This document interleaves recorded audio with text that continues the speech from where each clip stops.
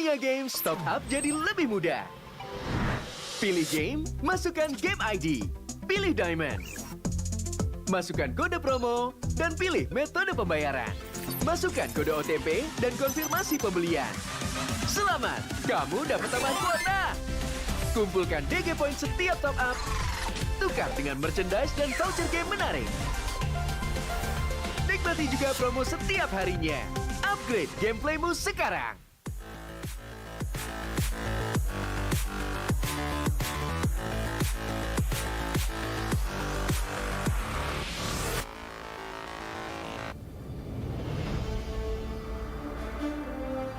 In the previous guide, we learned the basics of the new emblem system. This time, we'll take a closer look at the core talents from the Mage, Assassin, Marksman, and Support emblems.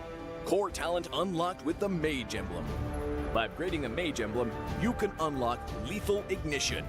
The new Lethal Ignition now deals adaptive damage, making it a great option for any hero with heavy-hitting combos.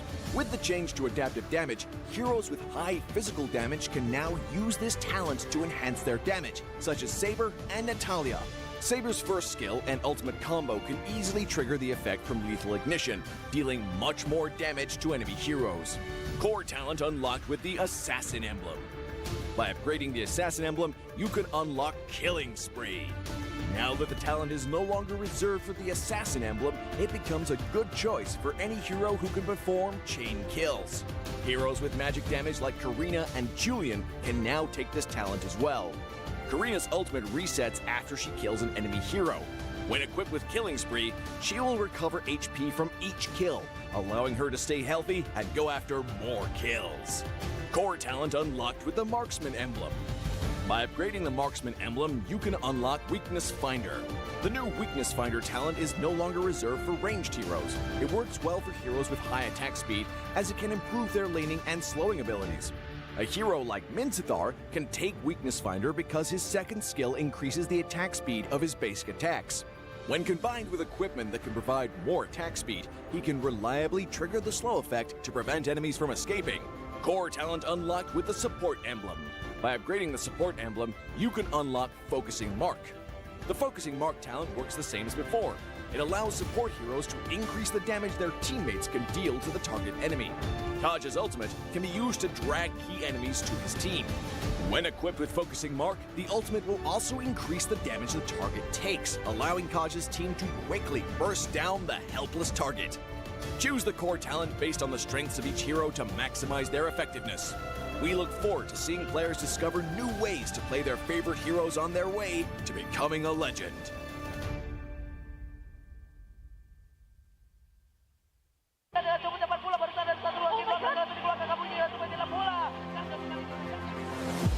Waktunya para caster juga mengaktifkan Inspire di mana sekarang ini dibuat Indomie, membuat EVOS langsung coba di zoning out.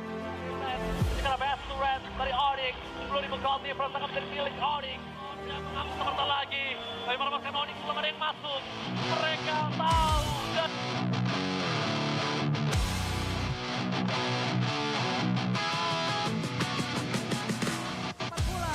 satu akan recall dari barusan. Lihat pergerakan Kimo Rela untuk menggila dengan coba cepat pula barusan dan satu lagi belakang langsung dikeluarkan kamu ini langsung menggila pula. Karena untuk kali ini lejap tapi sekarang double kill berhasil dicetakkan triple kill. Looking for bad yang untuk Hais akankah mereka berhasil bisa menorehkan satu poin kill lagi ataupun satu kemenangan.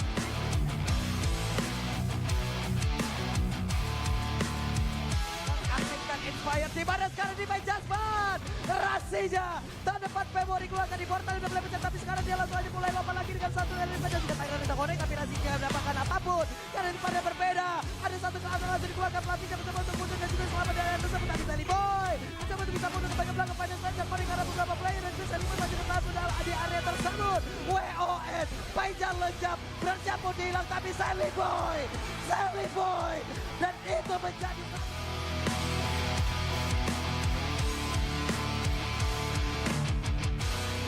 Dan seperti yang Pulung bilang tadi, kenapa dia pick Dewa, ada late game issue. Yap.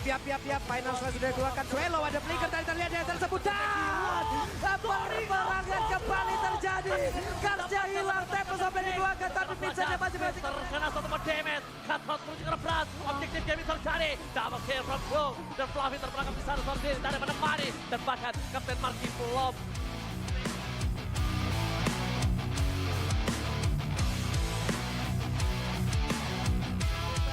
Karena best turret dari Onyx perlu dibegal difference akan terpilih Onyx, tapi di depan sana mereka tidak bisa mendefense bersama dengan seorang Pai. Kyrie, Tikti buka bermain, Tikti buka main spesial damage ya. Kyrie langsung menghilangkan Dino. Ini bencana. Onyx benar-benar memporak-porandakan.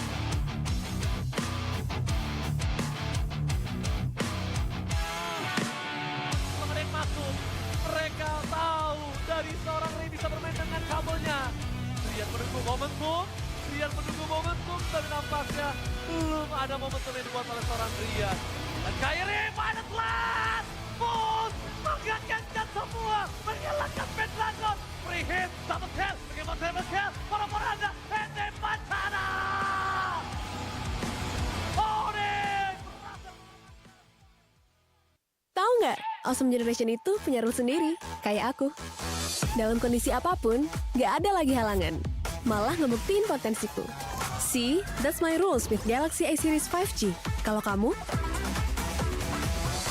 Hanya perlu melihat ke dalam dirimu. Dan kamu akan mengerti betapa berharganya nilaimu. Percaya pada dirimu. Bukan dengan tergesa-gesa, namun dengan caramu yang beda. Tunjukkan kilau kisahmu sendiri. Dan ciptakan emas dalam setiap karyamu. Trust in gold.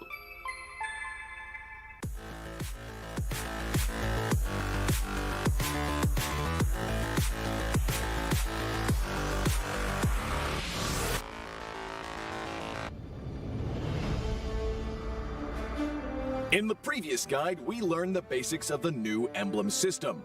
This time, we will take a closer look at the core talents unlocked with the basic common emblem, tank emblem, and fighter emblem. Core talents unlocked with the basic common emblem. By upgrading the basic common emblem, you can unlock two core talents, Impure Rage and Quantum Charge. Both are suitable for most heroes. The new Impure Rage talent now deals adaptive damage, making it a good damage-enhancing talent for a variety of heroes, such as Eve, Nathan, and Diggy. Eve is a hero with great poke and control abilities. She can use the extra damage and mana regen from Impure Rage to constantly wear down enemies.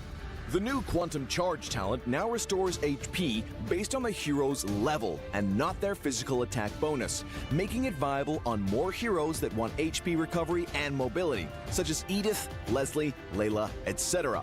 When equipped with Quantum Charge, Edith in both forms can use the movement speed bonus triggered by her basic attacks to keep a safe distance from the enemy and the extra HP regen to stay in the fight.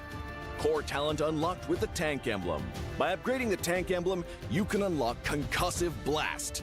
Concussive Blast works the same as before, providing an extra source of AoE damage for high HP heroes, such as Johnson, Baja, and Hilda. Hilda is a high HP hero who can tank a lot of damage when equipped with a full set of defensive equipment. The Concussive Blast talent will not only enhance her survivability, but also boost her damage. Core talent unlocked with the Fighter Emblem. By upgrading the Fighter Emblem, you can unlock Brave Smite. Brave Smite is no longer triggered by inflicting CCs. It now takes effect upon dealing skill damage and is suitable for most fighters and tanks that need more HP regen. Ruby, Lapu Lapu, Tigreal, and similar heroes can choose this talent. Ruby can trigger Brave Smite repeatedly by casting skills, and with her own regen abilities, she'll have even greater durability in teamfights. Choose the core talent based on the strengths of each hero to maximize their effectiveness. We look forward to seeing players discover new ways to play their favorite heroes on their way to becoming a legend. Dari dua emblem yang selain Weapon Master sangat berguna lah di early game. Di laning phase malah jadi rajanya lah istilahnya.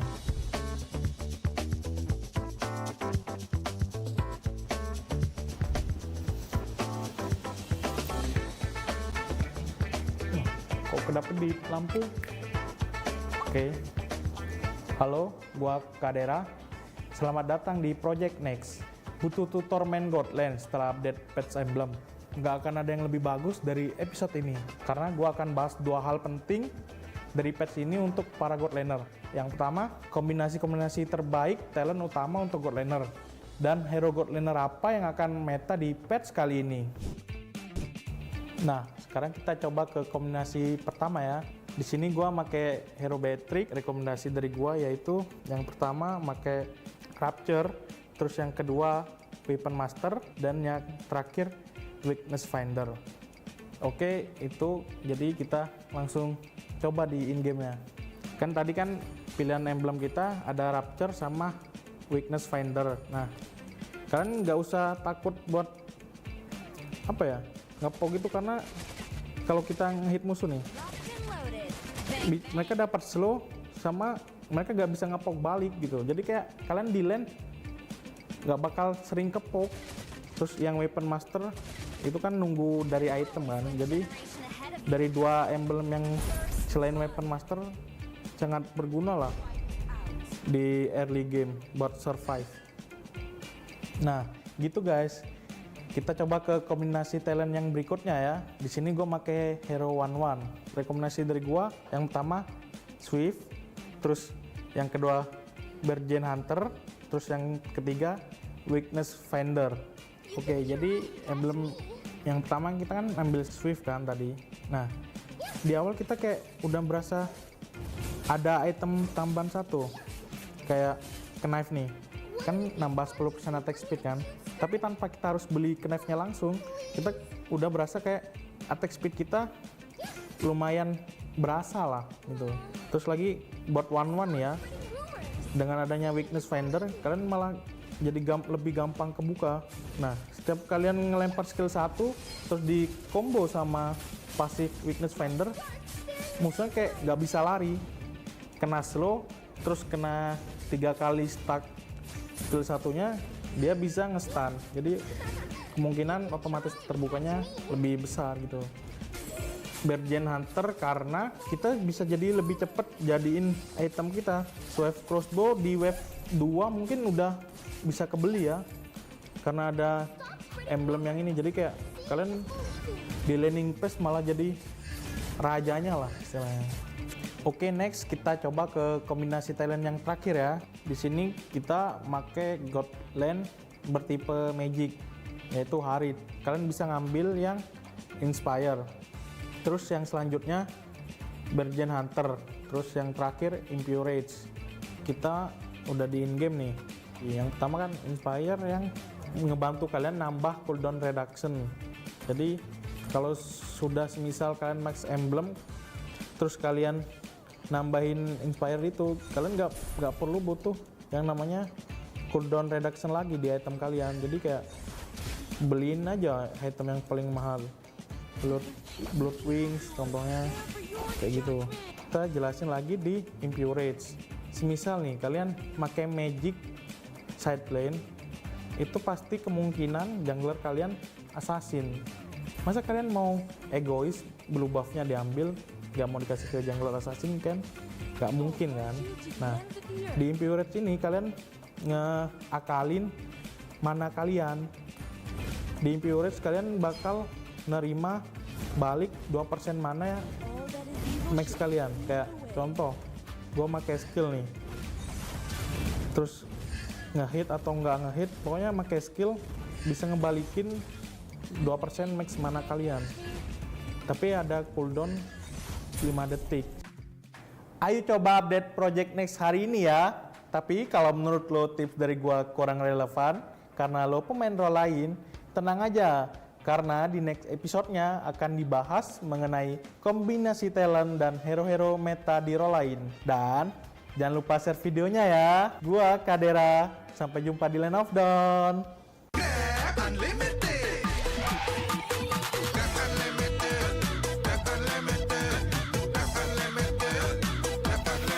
Modal gratis, untung berkali-kali.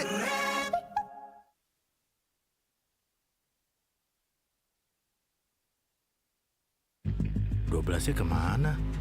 12-nya ada di Blibli 12 tahun anniversary. Beli apa aja ada gratis ongkir 12 kali, cashback 12 kali, dan flash sale Rp12. Ayo belanja di Blibli sekarang.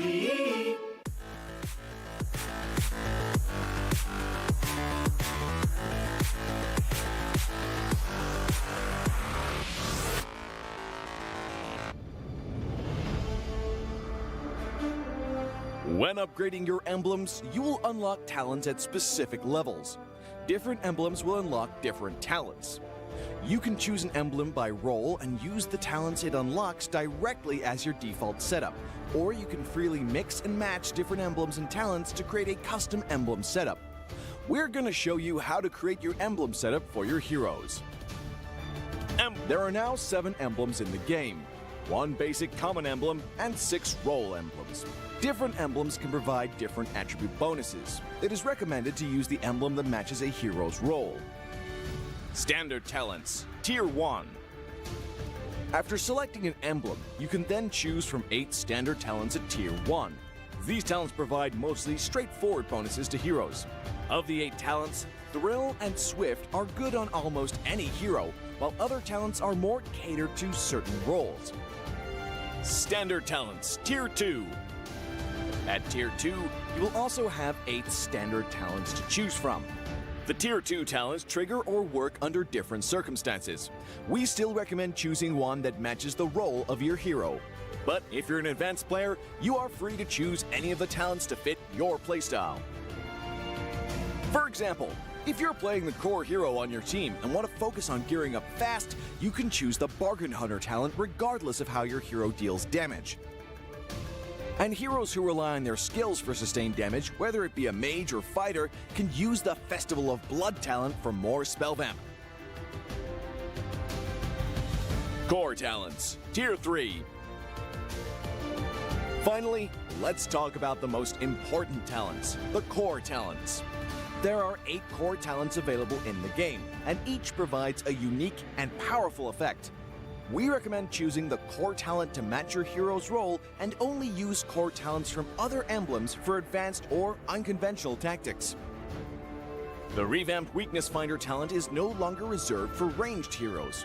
This talent is now a viable option for any hero that relies on basic attacks and wants better laning and the ability to slow enemies.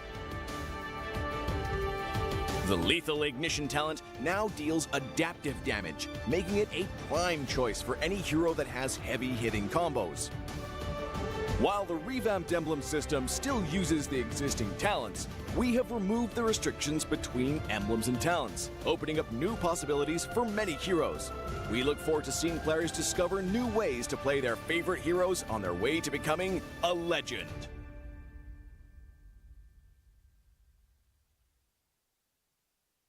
Menurut gua sih update enemy ini sangat membantu kita para fighter ya, karena kita bisa lebih fleksibel dalam pemilihan hero nantinya.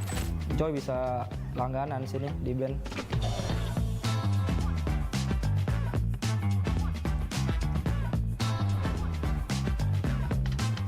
Hai, gua Sorizo. Selamat datang di Project Next. Explorer setelah update patch bukan lagi cuma sekedar jago adu otot, karena kita juga harus memutar otak buat combination talent dengan emblem terbaiknya. Yuk tonton video ini agar lo bisa jadi explorer yang lebih hebat. Nah, sekarang kita coba kombinasi pertama nih. Dari yang gue pakai adalah Yuzong. Buat talent pertama, yang gue pakai adalah Agility. Yang kedua, yang gue pakai adalah Festival Blood. Yang ketiga, gue pakai Killing Spree. Jadi yang pertama kenapa gue pilih Agility adalah buat movement speed. Menurut gue Yuzong ini sangat butuh movement speed guys, karena ketika lo mengejar musuh, kayak speed lu lebih kenceng gitu lah dibanding mereka. Yang kedua kenapa gua pilih Festival Blood, karena buat lifesteal. Lihat ini gua belum ada item lifesteal, tapi gua tetap bisa dapat lifesteal guys. Yang ketiga kenapa gua pilih Killing Spree. Killing Spree ini tujuannya ketika lu bunuh musuh lu dapat lifesteal serta movement speed. Ketika lu bunuh musuh,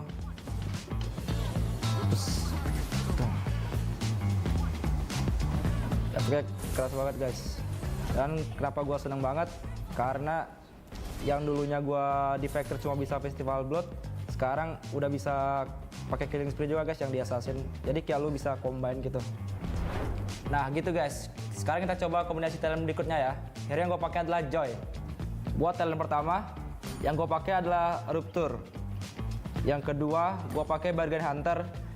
Yang ketiga adalah Killing Spree. Nah, sekarang kita bakal coba langsung ke in-game-nya ya guys. Buat talent pertama, kenapa gue pakai Rupture?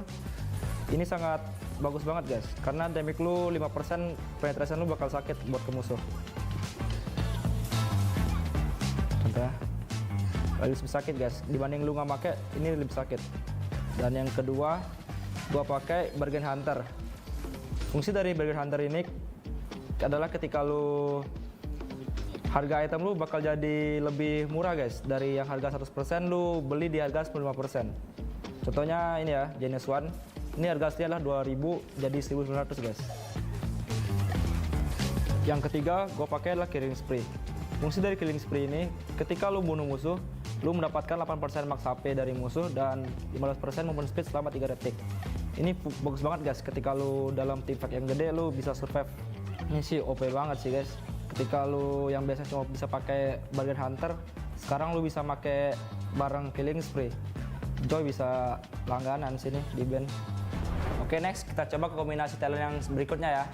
Hero yang gue pakai nanti adalah hero Esmeralda. Itulah hero favorit gue juga. Yang pertama, talent yang gue pakai adalah Agility. Yang kedua, Bargain Hunter. Yang ketiga adalah Constructive Blast. Oke, kita langsung coba ke in-game ya guys. Yang pertama, talent Agility. Kenapa gue pakai Agility? Fungsinya tuh menambahkan 5% movement speed guys. Jadi ketika lu ngezoning atau nge-cover teman lu, itu sangat bagus guys. Lebih kenceng lah jalan lu. Dan dikomboin dengan skill 1 Esmeralda, lu lebih cepet lah buat lu kemana-mana gitu, move lu. Yang kedua, kenapa gua pakai Bargain Hunter? Esmeralda ini early-nya membutuhkan item yang lebih cepat guys. Jadi gua pakai Bargain Hunter biar lu bisa beli item lebih murah lah di awal. Yang ketiga, kenapa gua pakai Constructive Blast? Ini ketika lu basic attack ada kayak efek ledakan gitu yang mengandung magic damage. Jadi ketika lu clear wave jauh lebih cepat dibanding yang lain guys. Contohnya kayak gini. Nih, tuh. Lebih cepat guys jadinya. Dengan ada stats baru ini gue makin suka sih main Esmeralda. Nah, dari 3 kombinasi itu, kalau yang paling cocok ke gameplay gue sih Esmeralda ya, dengan talent Agility, Bargain Hunter, dan Constructive Blast. Nah, menurut gua sih update enemy ini sangat membantu kita para fighter ya. Karena kita bisa lebih fleksibel dalam pemilihan hero nantinya. Gimana nih para XP-laner? Udah siap main meta terbaru belum? Yuk langsung update ke Project Next dan cobain ya. Nah, buat kalian yang main role selain XP, tenang aja. Karena di next episodenya akan dibahas mengenai kombinasi talent dan hero meta di role lainnya. Jangan lupa share videonya ya. Gua Sorizo, sampai jumpa di Land of Dawn.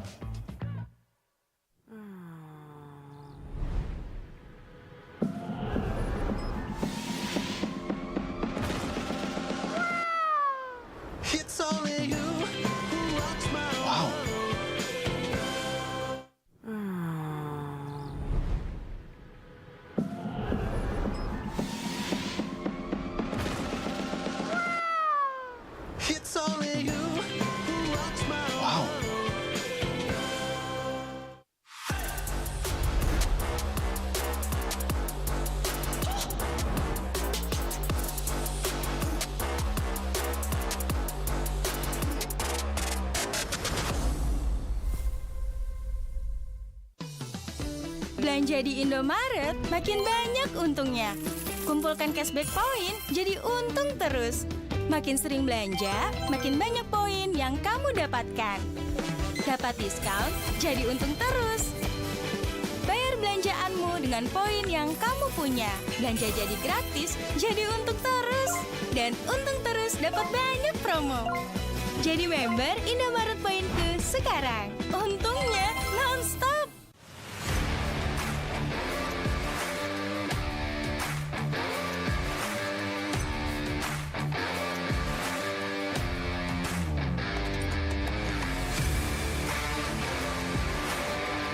Karena Lancelot itu tipe jungler yang harus fleksibel keluar masuk team fight, dan gua rasa Killing Spree ini cocok banget di gameplay Lancelot gua.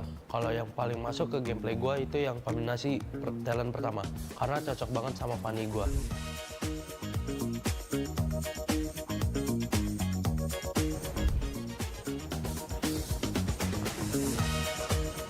Hai, gue Super Ken. Selamat datang di Project Next. Kali ini gue mau ngasih beberapa rekomendasi kombinasi talent setelah update patch emblem nih. Dan gue yakin kalian bisa tiru ini biar rank kalian naik terus. Di sini gue akan bahas hal terpenting dari patch ini untuk pemain jungler nih. Nah, tonton sampai akhir ya guys. Nah, sekarang kita coba ke kombinasi pertama nih. Hero yang gue pakai, hero andalan gue yaitu Fanny. Emblem yang pertama di hero Fanny gue pakai Rapture. Emblem ini berfungsi untuk menambahkan physical penetration.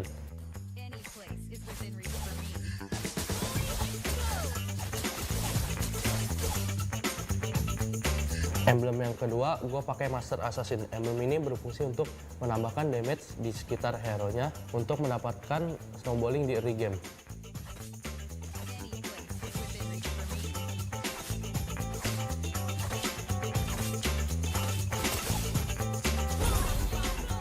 Emblem yang ketiga gue pakai Killing Spree. Emblem ini dapat memulihkan HP dan movement speed untuk bisa keluar dari team fight.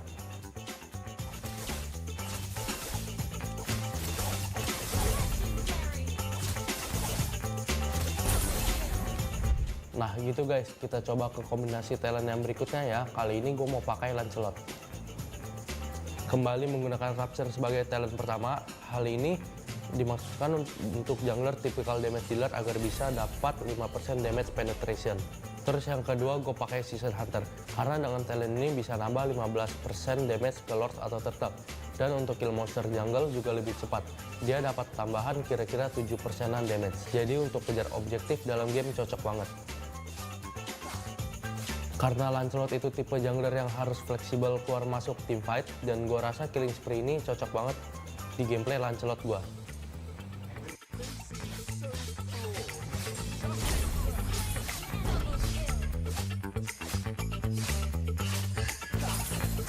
Oke, next kita coba ke kombinasi talent yang terakhir ya guys. Gue di sini pakai Fredrin. Untuk talent pertama bisa diisi oleh talent Agility yang memberikan extra movement speed 5% untuk bisa clearing minion jungle lebih cepat, dan mobilitas lebih cepat juga dalam setup objektif maupun ganking. Season Hunter akan memberikan benefit damage tambahan sebanyak 15% untuk objektif, baik itu Turtle maupun Lord. Untuk ke minion jungler, damage tambahan hanya berlaku setengahnya saja atau sekitar 7,5%.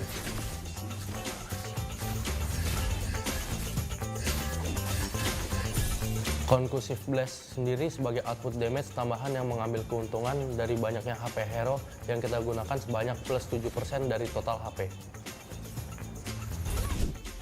Jadi dari 3 kombinasi itu, kalau yang paling masuk ke gameplay gue itu yang kombinasi talent pertama, karena cocok banget sama Fanny gue. Langsung praktekin aja ya guys, dan jelas patch baru ini bikin kita makin seru mainnya, karena kita lebih bisa fleksibel dalam menyesuaikan ke hero yang kita pakai nantinya. Yuk langsung update Project Next dan cobain. Dan jangan lupa tonton juga episode tentang role lainnya guys. Jangan lupa share videonya. Gua Super Ken, sampai jumpa di Land of Dawn. Di dunia game, top up jadi lebih mudah. Pilih game, masukkan game ID. Pilih Diamond. Masukkan kode promo, dan pilih metode pembayaran. Masukkan kode OTP dan konfirmasi pembelian. Selamat, kamu dapat tambahan kuota. Kumpulkan DG Point setiap top up. Tukar dengan merchandise dan voucher game menarik. Nikmati juga promo setiap harinya. Upgrade gameplaymu sekarang.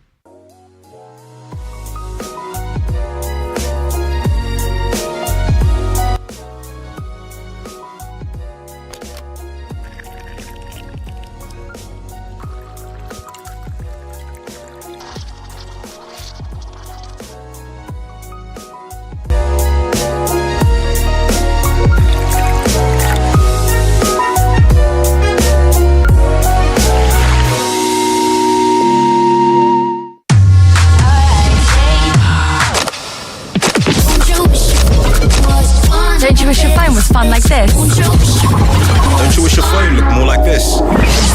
Don't you wish your phone could flex like this? you wish your phone could fit in here? Don't ya? Samsung Galaxy Z Fold 5 and Z Flip 5. Pre-order now.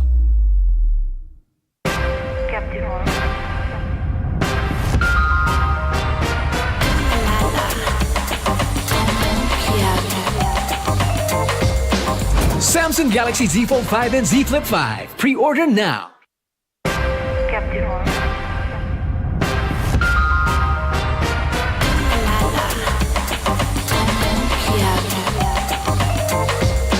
Samsung Galaxy Z Fold 5 and Z Flip 5. Pre-order now. Look who finally showed up. Unload your weapon and return the goods. And if you ask nicely, I just might let it go.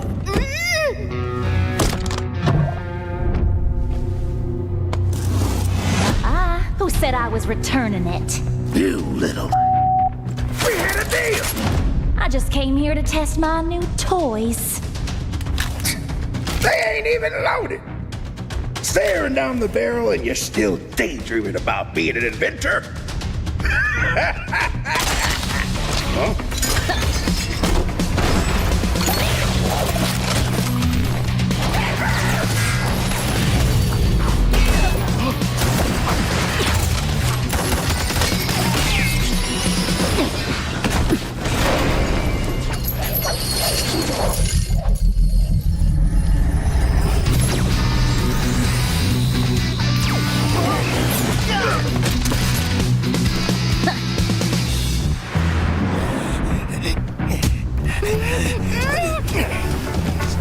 Or she gets it, then you'll have to answer to Erudicio. Erudicio? Well, isn't that perfect? I got a bone to pick with them. So how about I just blast you both? You're crazy! Leave me out of your squabbles!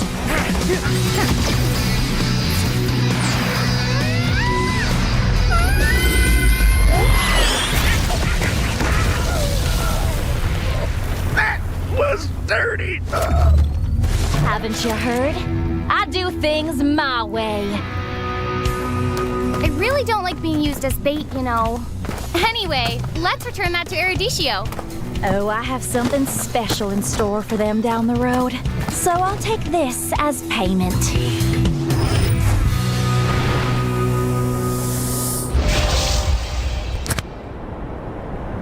Di dunia games, top up jadi lebih mudah. Pilih game, masukkan game ID. Pilih Diamond. Masukkan kode promo, dan pilih metode pembayaran. Masukkan kode OTP dan konfirmasi pembelian. Selamat, kamu dapat tambahan kuota. Kumpulkan DG Point setiap top up. Tukar dengan merchandise dan voucher game menarik. Nikmati juga promo setiap harinya. Upgrade gameplaymu sekarang.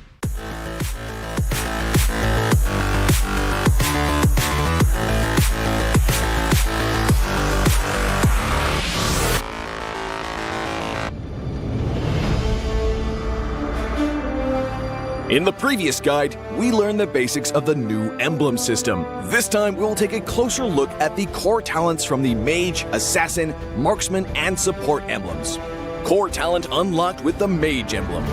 By upgrading the Mage emblem, you can unlock Lethal Ignition. The new Lethal Ignition now deals adaptive damage, making it a great option for any hero with heavy-hitting combos.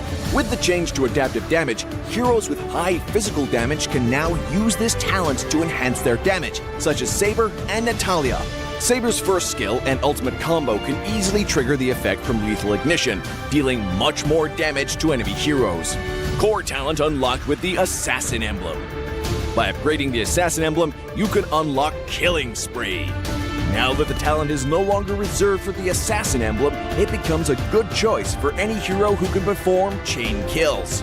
Heroes with magic damage like Karina and Julian can now take this talent as well. Karina's ultimate resets after she kills an enemy hero. When equipped with Killing Spree, she will recover HP from each kill, allowing her to stay healthy and go after more kills. Core talent unlocked with the Marksman emblem. By upgrading the Marksman emblem, you can unlock Weakness Finder. The new Weakness Finder talent is no longer reserved for ranged heroes. It works well for heroes with high attack speed, as it can improve their laning and slowing abilities. A hero like Minzathar can take Weakness Finder because his second skill increases the attack speed of his basic attacks. When combined with equipment that can provide more attack speed, he can reliably trigger the slow effect to prevent enemies from escaping. Core talent unlocked with the Support Emblem. By upgrading the Support Emblem, you can unlock Focusing Mark. The Focusing Mark talent works the same as before. It allows support heroes to increase the damage their teammates can deal to the target enemy. Kaj's ultimate can be used to drag key enemies to his team. When equipped with Focusing Mark, the ultimate will also increase the damage the target takes, allowing Kaj's team to quickly burst down the helpless target. Choose the core talent based on the strengths of each hero to maximize their effectiveness. We look forward to seeing players discover new ways to play their favorite heroes on their way to becoming a legend.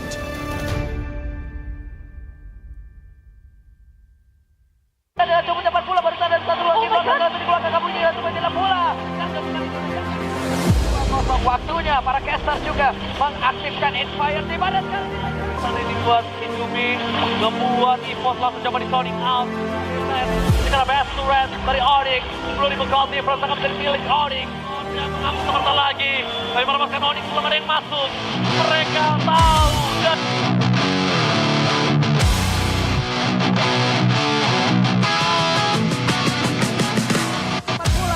satu agar recall dari barusan. Dengan pergerakan Kimurela untuk menggila dengan coba dapat bola barusan dan satu lagi belakang langsung dikeluarkan kabunyi untuk menggila bola. Karena untuk kali ini lejap tapi sekarang dapat kill berhasil dicetakkan triple kill. Looking for medium untuk Hais akankah mereka berhasil bisa menorehkan satu poin kill lagi ataupun satu kemenangan.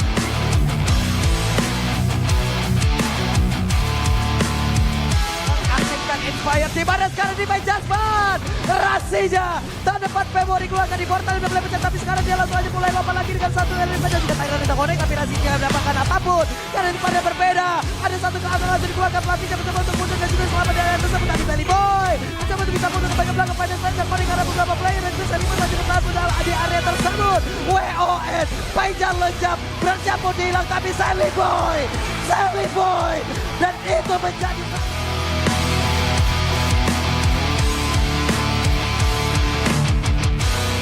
dan seperti yang Kulung bilang tadi, kenapa dia pick Dewa, ada late game insure. Yap. Final sudah dikeluarkan. Suelo ada flicker tadi terlihat yang tersebut dan peperangan kembali terjadi. Karsnya hilang, tempo sampai dikeluarkan tapi Vincent masih terkena satu damage. Cutthroat menuju ke berat. Objektif game terjadi. Double kill from Blue dan Fluffy terperangkap di sana sendiri. Tak ada menemani dan bahkan Kapten Marky belum.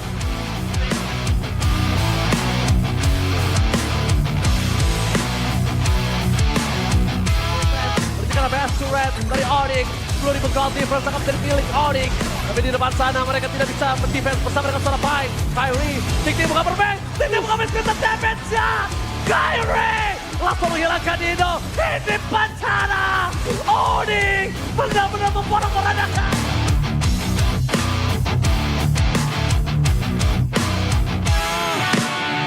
Mereka masuk, mereka tahu dari seorang Ray bisa bermain dengan kabelnya. Rian menunggu momentum, tapi nampaknya belum ada momentum yang dibuat oleh seorang Rian. Dan Kyrie pada telat, Moon menggagalkan semua, menghilangkan Pendragon. Free hit, double kill, bagaimana double kill, para-paranda, Ende Pantana.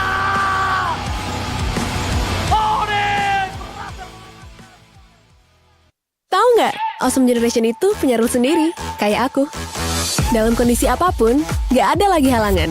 Malah ngebuktiin potensiku. See, that's my rules with Galaxy A Series 5G. Kalau kamu?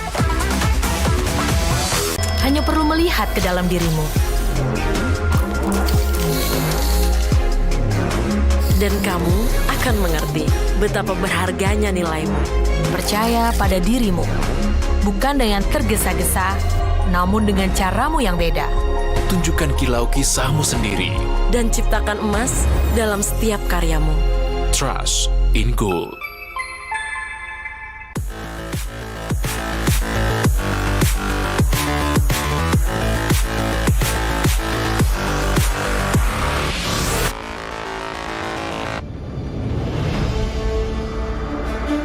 In the previous guide, we learned the basics of the new emblem system. This time, we will take a closer look at the core talents unlocked with the basic common emblem, tank emblem, and fighter emblem. Core talents unlocked with the basic common emblem. By upgrading the basic common emblem, you can unlock 2 core talents, Impure Rage and Quantum Charge. Both are suitable for most heroes. The new Impure Rage talent now deals adaptive damage, making it a good damage-enhancing talent for a variety of heroes, such as Eve, Nathan, and Diggy. Eve is a hero with great poke and control abilities. She can use the extra damage and mana regen from Impure Rage to constantly wear down enemies. The new Quantum Charge talent now restores HP based on the hero's level and not their physical attack bonus, making it viable on more heroes that want HP recovery and mobility, such as Edith, Leslie, Layla, etc. When equipped with Quantum Charge, Edith in both forms can use the movement speed bonus triggered by her basic attacks to keep a safe distance from the enemy and the extra HP regen to stay in the fight. Core talent unlocked with the tank emblem. By upgrading the tank emblem, you can unlock Concussive Blast. Concussive Blast works the same as before, providing an extra source of AoE damage for high HP heroes, such as Johnson, Baja, and Hilda. Hilda is a high HP hero who can tank a lot of damage when equipped with a full set of defensive equipment. The Concussive Blast talent will not only enhance her survivability, but also boost her damage. Core talent unlocked with the Fighter Emblem. By upgrading the Fighter Emblem, you can unlock Brave Smite. Brave Smite is no longer triggered by inflicting CCs. It now takes effect upon dealing skill damage and is suitable for most fighters and tanks that need more HP regen. Ruby, Lapu Lapu, Tigreal, and similar heroes can choose this talent. Ruby can trigger Brave Smite repeatedly by casting skills, and with her own regen abilities, she'll have even greater durability in teamfights. Choose the core talent based on the strengths of each hero to maximize their effectiveness. We look forward to seeing players discover new ways to play their favorite heroes on their way to becoming a legend.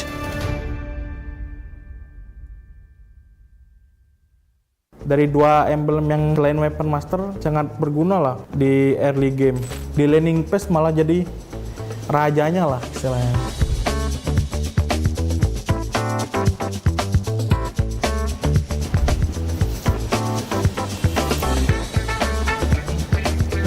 Kok kedapet di lampu? Oke. Halo, gua Kadera. Selamat datang di Project Next. Butuh tutor main God Lane setelah update patch emblem. Nggak akan ada yang lebih bagus dari episode ini, karena gue akan bahas 2 hal penting dari patch ini untuk para God Laner. Yang pertama, kombinasi-kombinasi terbaik talent utama untuk God Laner. Dan hero God Laner apa yang akan meta di patch kali ini. Nah, sekarang kita coba ke kombinasi pertama ya. Di sini gue pakai hero Beatrix. Rekomendasi dari gue yaitu yang pertama pakai Rapture, terus yang kedua Weapon Master, dan yang terakhir Weakness Finder. Oke, itu jadi kita langsung coba di in-game-nya. Kan tadi kan pilihan emblem kita ada Rapture sama Weakness Finder. Nah, kalian nggak usah takut buat apa ya, ngepok gitu, karena kalau kita ngehit musuh nih, mereka dapat slow sama mereka nggak bisa ngepok balik gitu. Jadi kayak kalian di lane nggak bakal sering kepok. Terus yang Weapon Master itu kan nunggu dari item kan. Jadi dari 2 emblem yang selain Weapon Master sangat berguna lah di early game buat survive. Nah gitu guys, kita coba ke kombinasi talent yang berikutnya ya. Di sini gue pakai hero 1-1. Rekomendasi dari gue yang pertama Swift, terus yang kedua Bergen Hunter, terus yang ketiga Weakness Finder. Oke, jadi emblem yang pertama kita kan ambil Swift kan tadi. Nah, di awal kita kayak udah berasa ada item tambahan 1. Kayak knife nih. Kan nambah 10% attack speed kan. Tapi tanpa kita harus beli knife-nya langsung, kita udah berasa kayak attack speed kita lumayan berasa lah gitu. Terus lagi buat 1-1 ya. Dengan adanya Weakness Finder, kalian malah jadi lebih gampang kebuka. Nah.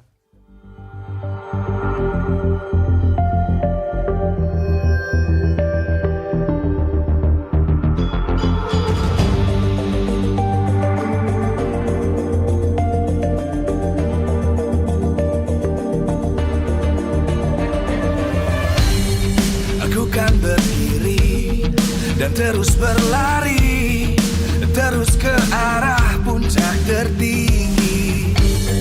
Ku takkan berhenti, hanya sampai di sini. Kemenangan abadi menanti. You know we won't miss if we unite our focus. And if you haven't noticed, we all live. Nyalakan apimu, hadapi semua tantangan, hadang semua serangan, jatuh bukan halangan. Bakar semangatmu, janganlah engkau menyerah. Kita akan buat sejarah. We all this, we won't miss. We all this, we won't miss. Saatnya beraksi, jalani ambisi. Aku kan menyawakan hari ini. You know we won't miss if we unite our focus. And if you haven't noticed, we all live. Nyalakan apimu, hadapi semua tantangan, hadang semua serangan, jatuh bukan halangan. Bakar semangatmu, janganlah engkau menyerah. Kita akan buat sejarah. We all this, we won't miss. We all this, we won't miss. We all this.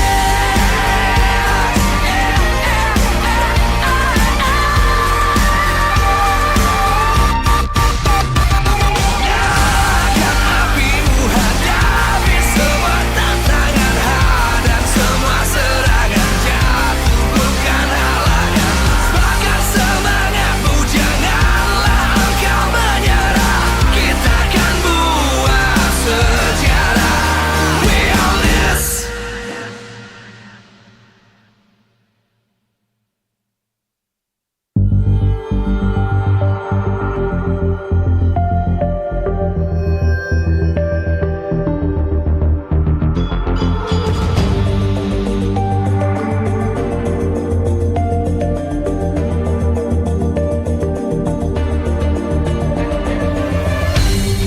Aku kan berdiri dan terus berlari, terus ke arah puncak tertinggi.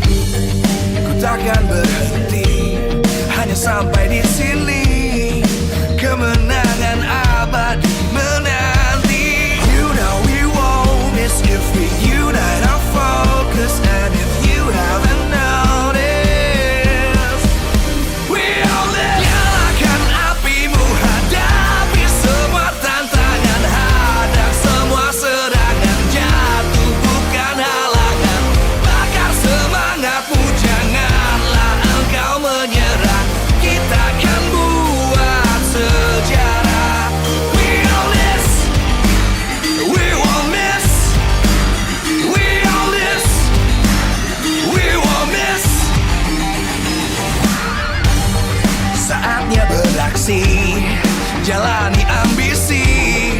Aku kan menyawakan hari ini. You know we won't miss if we unite our focus. And if you haven't noticed, we all live. Nyalakan apimu, hadapi semua tantangan, hadang semua serangan, jatuh bukan halangan. Bakar semangatmu, janganlah engkau menyerah. Kita akan buat sejarah. We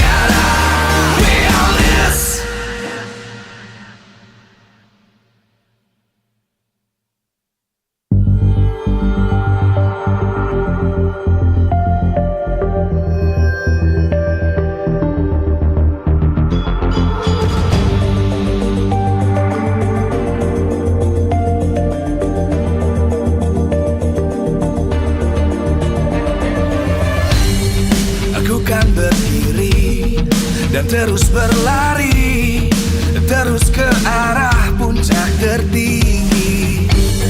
Ku takkan berhenti, hanya sampai di sini. Kemenangan abadi menanti. You know we won't miss if we unite our focus. And if you haven't noticed, we all live. Nyalakan apimu, hadapi semua tantangan, hadang semua serangan, jatuh bukan halangan. Bakar semangatmu, janganlah engkau menyerah. Kita akan buat sejarah. We all this, we won't miss. We all this, we won't miss. Saatnya beraksi, jalani ambisi. Aku kan menyawakan hari ini. You know we won't miss if we unite our focus. And if you haven't noticed, we all live. Nyalakan apimu, hadapi semua tantangan, hadang semua serangan, jatuh bukan halangan.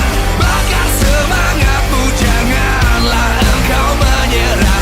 Kita akan buat sejarah. We all this, we won't miss. We all this, we won't miss. We all this.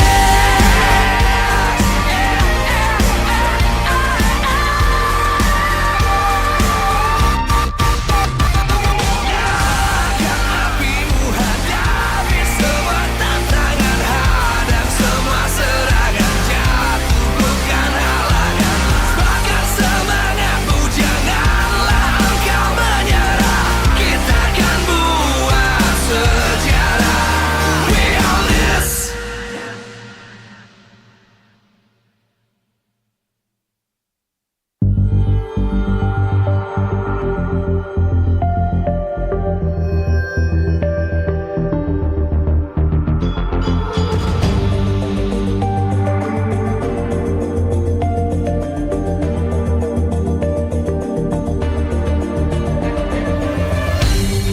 Aku kan berdiri dan terus berlari, terus ke arah puncak tertinggi. Ku takkan berhenti, hanya sampai di sini. Kemenangan abadi menanti. You know we won't miss if we unite our focus. And if you haven't noticed, we all live. Nyalakan apimu, hadapi semua tantangan, hadang semua serangan, jatuh bukan halangan. Bakar semangatmu, janganlah engkau menyerah. Kita akan buat sejarah. We all this, we won't miss. We all this, we won't miss. Saatnya beraksi, jalani ambisi. Aku kan menyawakan hari ini. You know we won't miss if we unite our focus. And if you haven't noticed, we all live. Nyalakan apimu, hadapi semua tantangan, hadang semua serangan, jatuh bukan halangan. Bakar semangatmu, janganlah engkau menyerah. Kita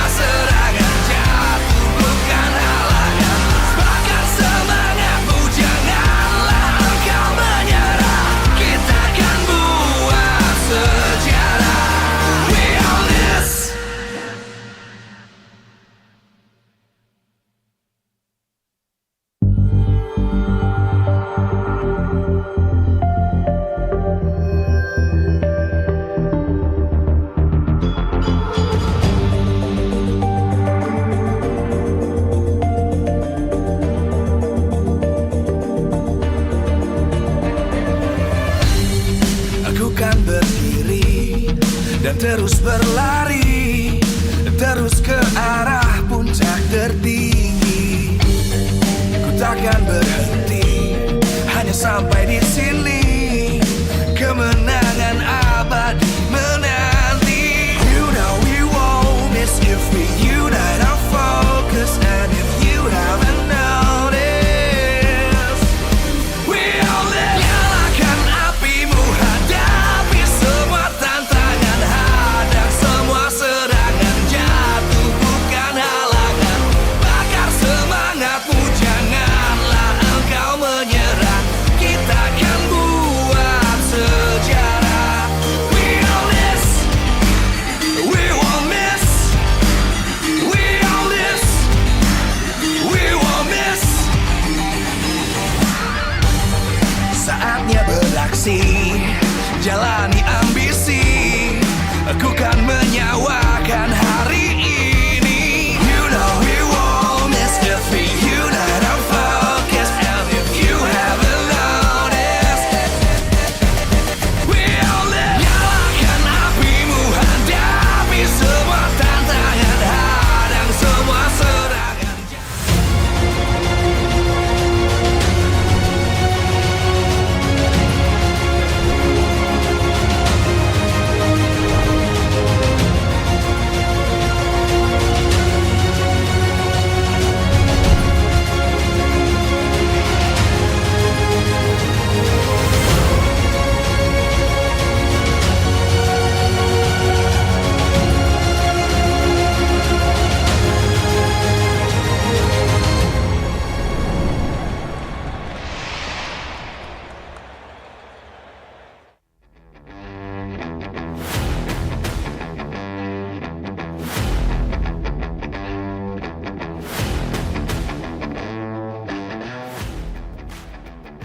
Live from MPL Arena Jakarta, MPL Season 12, powered by Moonton.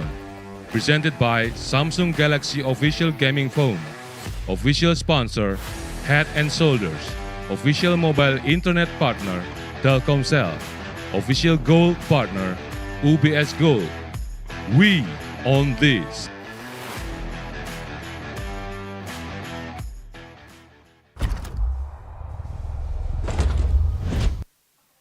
It is Thursday, my dudes, and that means another MPL Indonesia Season 12 action coming in your way. This time around, it's Pikachu Alpha versus Aura Fire, and also Dewa United versus EVOS Legends that has some few players there that fresh off WCG Championship. But before that, we're gonna shout out our sponsors first.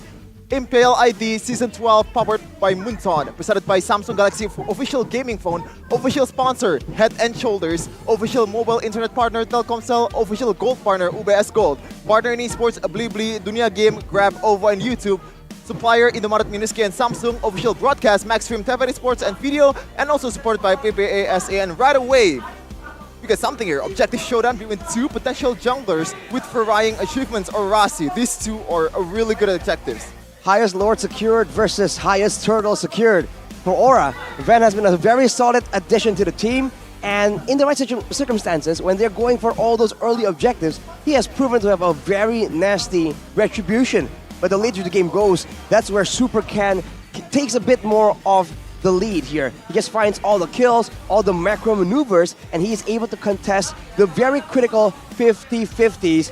And this is why it's a bit of a showdown. Can Aura Fire get enough objectives and snowball past Pikachu Alpha in the beginning of the game, or will Pikachu Alpha be able to just delay the game long enough for them to actually outmaneuver and outsmart Aura in the late game?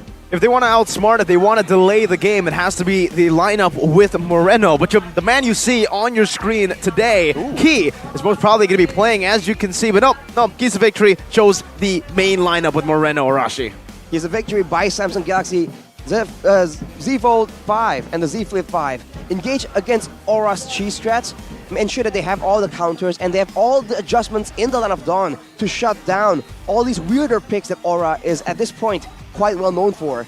And along with that, more adaptive plays for Vin and Ken. Every single time now, we've seen that teams have been trying to study their movement patterns. Yes, they're efficient. Yes, they're very systematic. But at the same time, that means they're also quite predictable. If they can try and use that expectation against their opponents, that could be a bit of a, surprise factor that can help them, like Moreno earlier. Whoa. Jump scares, man.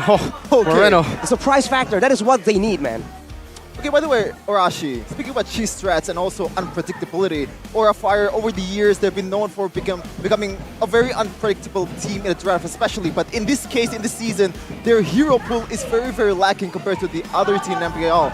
And we're going to have a keys to victory here, set to you by Samsung Galaxy Z Fold 5 and Z Flip 5. Rashi. Deny dive composition from Bigatron Alpha, especially if they want to try and get that lead in the early game. They must ensure the 3-man roaming squad from Bigatron does not get to orchestrate all these dives that can put their side lanes in jeopardy. Along with that, aggressive team play with objectives in mind. They've been improving in that department, but they can still be a lot sharper. And speaking of sharpen the calculations in teamfight decision makings. Know who to target, know who to protect, right? And know what they can take after the fight has ended. If they can sharpen and be a bit wiser in the decision making department here, they could just confuse Bigatron enough so that they can't recover if Aura are able to take the lead in the early game. Well, yeah, Aura Fire, like, a lot of games that we've seen over the weeks this season, they have been lacking in anticipations, as you said, Rashi. Last game, Kimura using that Grok, like, the lack of anticipation is very, very evident, Like, when you're going in, checking the push, and even the checking push from the high itself, from the roamer of Aura Fire itself, doesn't seem to be well calculated, especially if you're using a hero that's very, very squishy, like Selena, like Novaria. Hai really likes to play those heroes, and I hope it's gonna be different this match. They have to be more than just ready here. They need a few new tools in their arsenal, Sheffin. Ooh, new tools though. New tools, just like Samsung Galaxy Z Flip 5 What? and Z Fold 5. Oh, this is a phone? Oh, man. Oh, wow. I'm kind of new about this tech thing, man. I've never seen this kind of phone before, or at least I'm not familiar with it. But if you want to always, have victory and or to also flexing on social media while gaming, this is the way to go. Like, imagine you're playing a game and you just flip-flop your phone with your friends. Like, your friend's not going to be focused on the game. He's going to be focused on your phone. Imagine this, right? You win the game, you fold your phone, you're done and dusted. Boom. That's the biggest flex you can do. And right now, this is the best that you can get around the world. I mean, Arashi is a tech man himself. He's the analyst, the book boy. He could probably take us through the specifications. Well, they have the grid processor, right? The 4nm thin Snapdragon processor. That is what's up, bro. So you can have 2 screens, but wait a minute, on the stage right now. Yeah, speaking of technology, this is Bigatron Alpha coming in your way with their red shirt, with the home attire, and also their fans here are very, very caught in MPL ID, very, very excited to see what's in the future for this team. The future is bright, but speaking of the future, Aura Fire. Wow, coming in with their new lineup. Aran making his debut in his first week ever, in his first match ever. Ladies and gentlemen, the Indonesian Hydras, Aura Fire!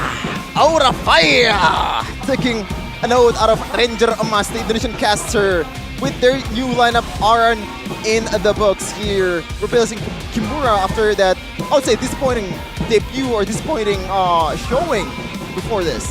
Well, there's one thing to say, damn. I mean, there was a lot of criticism towards Kimura, but instantly the swap happens 1 week, Arashi. Do you think this is a bit too premature from Coach St. DeLucas and Palevi?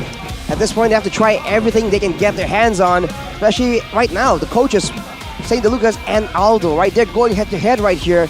And for Aldo, he's definitely already thinking up of a strategy, but I think him and along with all of us, we were expecting Samuel HT to make an appearance right here. A huge name in the league so far in the previous seasons. He will not be making an appearance, so will that be a bit of a wrench in the machine for Coach Aldo, who maybe was thinking up some countermeasures against a different roamer? Well, yeah, that's also an option here for Aura Fire, but they decided to go for Hai here. I'd say I'm kind of disappointed with St. DeLucas as well, because he's known for coaching RCSG, right? Yeah. And Aura Fire, they've known for their cheese picks. I think they're gonna bring out the Batang or maybe those kind of weird heroes. Well, yeah, this is what I'm talking about. Like, don't be afraid to cheese. Pull out those Freya EXP just for like lane pressure. Pull out those Soon Petrify just to kill off one hero. the opposing team, I expect Saint DeLucas to pull those off, but apparently not. Well, I mean, look at the team head-by-head and shoulders right here. 28 hero pool compared to the 21 heroes in the hero pool for Aura Fire. Their reputation for being a cheese pick team, a team that uses picks that no one was thinking of, really hasn't lived up to its expectation. And now other teams have been trying to take advantage of the new emblems, the new patch as well. If Aura don't try and do that, then they have to clean up in the execution. That's what we've been talking about, right? They can't have it all. If they want to try and invest in one, they have to pick something that works right here. They can't expect to just go with default picks, go without any cheese strats either, and still do well against all these teams in the MPL right now. They must try and find that X factor. Speaking of that X factor, they are utilizing the X factor in Bigatron Alpha. Key, a new member.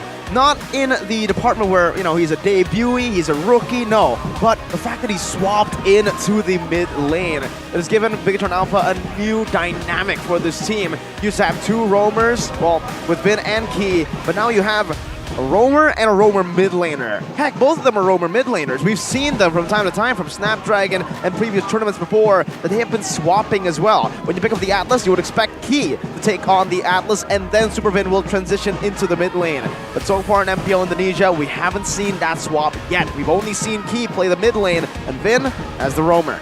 Well, what we've seen is the expectations being maneuvered around with by Coach Aldo. You see Key in the roster, you expect big engage, aggressive mid laners, and before you know it, out of nowhere, they pull out a Diggy pick. So this kind of expectations against their team right now, we're just doing very well, by the way. Only a single loss for Bigatron. This can very easily be used by Coach Aldo to just really mind game their opponents, especially in the drafting phase. You can't really expect Bigatron to just stay flat. You have to expect a very dynamic, a very adaptable drafting phase from Bigatron Alpha. That has been the problem for Bigatron Alpha, right? Very, very flat, very, very predictable, especially versus RRQ. The last match there, Naomi just mirroring every kind of movement coming in from Super Ken, especially. He has to adjust that pattern of jungling. He has to adjust the engage, the gankings to the side laners. But here we go, the drafting phase for both of these teams. A lot of reds in this arena. A lot of reds. And in the drafting phase, you can see a lot of purple in the bands for Bigatron Alpha.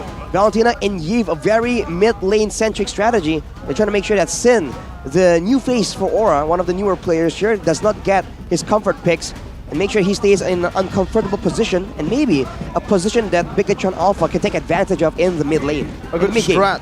It's a very good strat to try to lock Sin down. We've seen that Sin in his one match or the two matches that he played in MPL Indonesia. Whenever he doesn't get his comfort pick, he tends to make some mistakes that ultimately give their opponents a chance to win it and come back in the game. I think Banana actually was able to outplay Sin on that Farsa, and that's why Bigatron Alpha are letting him go on the Farsa. They've only banned the Valentina and the Yves. They want Aura Fire to put this rookie on a vulnerable mid laner. And just like that, from Aura, it's still the typical bans going up against Bigatron Alpha. We've seen this formula from time to time again. You want to take out the Fanny, the Joy, maybe sometimes the Link, but in this case, Melissa for Socket out. Interesting bans coming in from Coach Aldo. Yes, you're right, Mirko. I think this is not a matter of respecting the hero pool coming in from Sin. It's just locking his potential down. But it goes both ways also. When you have two quote-unquote mid laners on your team for Coach Aldo, you can kind of play crazy strats, right? We've seen Fredrin in the mid lane for Supervin, especially the last game. He's been playing really good as well, those kind of tank mid laners. But you can also expect a very, very peculiar mid laners as well from Super Key too, because he has also a really, really wide hero pool. And speaking of really wide, Paquito, wide variety of uses. Well, Paquito can be flexed around, but for Bigatron, the Kadita is available. It's been a very menacing pick, but no, they go for the Faramis instead, going for something a bit more passive. And like you mentioned, Shevin, they bring out the Fredrin. Both these heroes in the current meta can be flexed around. It's unlikely that we're going to see a Fredrin mid, but against Coach Aldo, you never know, man. And that's the thing, the lingering impact of what they were able to achieve last week. Putting the Fredrin, flexing it, not to the XP, not to the jungle, but in the mid lane, like you mentioned. Vin was able to utilize it, and then they went for a Diggy Mage, something we've never seen before. Well, we have technically, just for the emblems, but the fact that he played it that way was very interesting. But yeah, this is something that Bigatron Alpha have kind of stayed away from. Putting Super Ken on the utility junglers, now they're going back at it. They understand that, hey, maybe it's not the best to give Super Ken these assassins, especially up against opponents who are as good at taking objectives like Van here. And Aura Fire, surely enough, they will utilize that Paquito as a flex, and they will pick up the signature Beatrix Farsa. Ooh, two solid backliners here for Aura. Like you said, Mirko, but maybe in this game, Assassins could be the answer against two very long-range heroes in Beatrix and Farsa. But for Bigatron, they take the Grok as well, so potential to open up the map without getting punished for it. And in the late game, you can best be sure that this Grok will be looking to try and find opportunities to make his way in the backline. If he lands a wild charge on the Beatrix, on the Farsa, that could be the end of the team fight for Aura Fire. And it's still a flex pick, right? Fredrin and Grok as well. Hell, we can even see Joy getting picked up by Bigatron Alpha here because the Fredrin can be flexed towards that jungling area, and Fredrin in the hands of Super Ken is very, very good. Vin also plays a great Grok, especially when you have a solid backliner in Aura Fire, especially that Beatrix. If you use that Vengeance on that Joy, it's gonna spell trouble for Aura Fire. But I believe Super Sorizo is not really known for Joy as well, and he's not really a typical Joy man, I'd say, because Joy is not very good at cutting lanes, and most of the time Sorizo, he wants to cut the lane, he wants to be really, really fast to engage or to rotate into the team fights. And I don't see Joy getting picked by Bigatron just for that factor. Yeah, I mean, it's already banned out anyways, right, in the first phase. Oh, I'm sorry. So, I missed that. Yeah, for Bigatron Alpha, I don't think they're really concerned about that. When you see a Grok, usually it's almost confirmed that it's going to go to Sorizo for Bigatron Alpha. They ban out the Martis. Wow, they're really nailing Van down in the second phase. They're denying all these picks that Van can use to contest, to go with a 50-50. His Retribution at this point is a bit of a worry for Bigatron. If you're not sure that you can consistently win out against it, whatever, just ban all the heroes that allows Van that playmaking potential. So for Bigatron right now, without all these mobile, card control immune assassins and fighters for the side of Aura, they can try and look for something. You know, they can try and get a pick that can just punish those tankier fighters or those immobile assassins for the side of Aura. And I like the fact that the ones that get it banned is Martis and Lancelot, right? Those two are really good at objectives, especially if you're up against Fredrin and Grok, which can also stunts you in objective team fighting, in objective 50-50s. If you're using a hero like Bashia or other utility junglers out there, it's gonna be harder for you to execute those retries. And Aldo knows that Van is one of the best retry user in MPL Indonesia, might be the best too. Might be, I would agree. Especially considering now, with the Lancelot and the Martis ban, it's most probably going to be the Fredrin in the jungle. They'll pick up a 1-1 here, as I would actually expect, right? With the Melissa and Claude ban, you would expect the Claude first, but then those two are banned out against the Farsa. The 1-1 is tough to play against, but it's really the only option. They cannot go for the carry here. And then later, they can Saken on the Harith, I would say, makes sense, but they still lack a little bit of physical damage coming in. The Fredrin's going to be utility. Anyways, for the last pick, I honestly feel like this could be a Khalid game, looking at how much backline presence Aura have. It seems like for Aura, it's going to be Novaria and Akai, so doubling down on the long range and the crowd control, having an Akai will ensure that this dive comp from Bigatron will not be able to find Aura, but that's only if Bigatron are only approaching from one direction. If they try and flank around, it's going to be a very difficult game for Aura to try and keep their distance with only a Paquito and an Akai as a protection tool. In the fights though, like you mentioned, Mirko, this 1-1 is going to be zoned out by so much long-range spells. For Bigatron, I think they need something more in the cash department, because otherwise Aura is going to try and avoid as much as possible. Well, you're going to go for a catch. You can also go for a peel or healer here. Florid and Estos is still open for Bigatron Alpha, but I doubt they'll go for that route. Franco? And going for more of a lockdown hero. Oh! And they go for a sustain here. Interesting, because I would say Paquito does quite well against Uranus, but other than that, I don't think this is a good comp against a Uranus. Against the Uranus, man, it's not a long-range poke, and Uranus is actually very well adapted, very well designed to deal with all this long-range poke damage. So I think it's a great pick for Bigatron and for Aura right now. If they want to make sure that they get a pick off, they must ensure that there's enough damage, that they're snowballing hard enough, or they have to ensure that there's some kind of lockdown. They might be forced to use the Akai and its heavy spin in a more aggressive manner, which means that Bigatron will have more chances to dive towards that backline. So it's a bit of a rock, paper, scissors situation. But this is Kabuki we're talking about here, Arashi. Probably one of the best micro players in that gold lane area. Almost second to none. We're gonna see here tenacity. As you said, Arashi, a lot of potential engage towards Kabuki without any peel whatsoever. It's gonna be forced to create on its own. But we're gonna go into the first match of week 3 of Bigatron versus Aura Fire. Ooh, this matchup. 0-3 up against 3-1. Number 2 up against the 8th place team in MPL Indonesia Season 12. It's Supervin on the Grok here. Rashi, anything interesting in the emblem department? Well, he has a focusing mark, so he's going for more of the pick-off style here, even though technically his hero is more designed to be a bit of a teamfight initiator. On top of that, you can see Super Sorizo having the Purify, having the Brave Smite.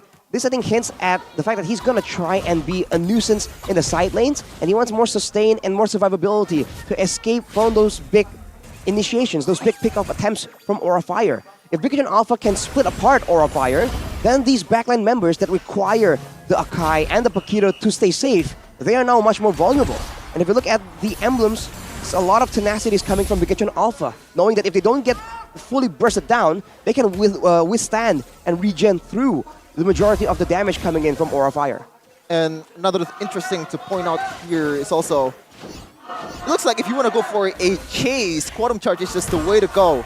Van, like, it's a bit weird, you know, when we see Quantum Charge on an Akai, usually you go for other stuff, but Super Ken also with that utility jungler, Quantum Charge. A lot of Quantum Charges here. Everything, just Quantum Charge. I think this is the most flexible emblem that you can take right now, and Bigatron Alpha are definitely utilizing it here. Though I do want to talk about this focusing mark. We've seen it time and time again. Wait, Super Kendall able to lock Aran down for a bit, this new rookie from the MDL. But yeah, focusing mark on the Grok, Arashi. Focusing on the Grok means that if you just go in with the wild charge on one of the members of Aura Fire, you mark him and allow your teammates to do 6% more damage to the guy. So against the jungler especially, maybe they can try and go for a strat to go on to Van. Wow, wild charge coming down there, but it doesn't matter. Van still able to secure it with a heavy spin, and good zoning from this rookie. All the way from the MDL, Aran was able to push Super Ken back. And now, Bigatron Alpha, they have the red tree advantage. They're looking for an invade. Super Ken already walking them down. And Sorizo tries his best to distract up top. Super Ken with a taunt now for the airstrike coming down. Van gonna be able to knock Super Ken up, but that's the Appraiser's Wrath. Taking Van really low with the Ionic Edges. It's enough, and Super K takes first blood for the Red Terminators. Looks like the lack of feel here is not only evident for Kabuki, because we haven't seen that, but the lack of frontliners from Aura Fire kind of kills the objective department as well, because the only one that is going to contest, that is going to take all the damage, is Van and Van only. Even Arn is not there because he's getting chunked quite low versus Sorizo. For Aura Fire right now, they can't really afford to just be forced into those objectives. I mean, I know they want to contest the purple buff and ensure that Van has it, but against the composition of Bigatron Alpha right here, all the fighters, all the sustain and the cold altar, you can't go in all in against this team. But look at that, that's gonna be Mirko against everyone. But keep in mind, Mirko has something extra going on. No, at this point it's over, man. The Mirror Bless era lasted like, what, 2 weeks? It was Snapdragon, and then 1 week of MPL ID, and then everything turned back again. So right now, we gotta do that. We gotta turn it around again. I don't even know how I'm in top 3, but Arashi is number 1. What's the secret here, Arashi? 21, 6 more than everyone else here. Might just be instinct, man. I have no idea. But look at that, Van goes in. Oh, wow. Supervin is able to escape there with the power of nature somehow. Super Key with a good cold altar gets them out. Now Saken is looking for the Weeze. Oh, yep, nothing you can do out of there. Van used up the heavy spin, and it becomes just a free kill over to the Terminators. Good use of the wild charge. Like we're saying, if you're forced to use the heavy spin aggressively, now you have no defense mechanisms for yourself. If they keep shutting down Van like this means that the next few objectives is going to be a lot easier to contest for Bigatron Alpha. So Aura Fire, they need to be a bit more careful in who they sacrifice in the situations. Well, there's already a little bit of a skirmish there for the XP laner. Super Cerezo on his comfort pick, this Uranus that we've seen before. He takes it away from Van. I don't know if Aran actually took it away, but still, it's value. You take it away off of the jungler from the enemy team, and look, he's still there! Uranus, what a nuisance! There's no way there's enough damage in the hands of Aura Fire to try and deny that, but look at that, Super Key forced to flicker away, but immediately, Super Ken already trying to find ways to push Van even further behind.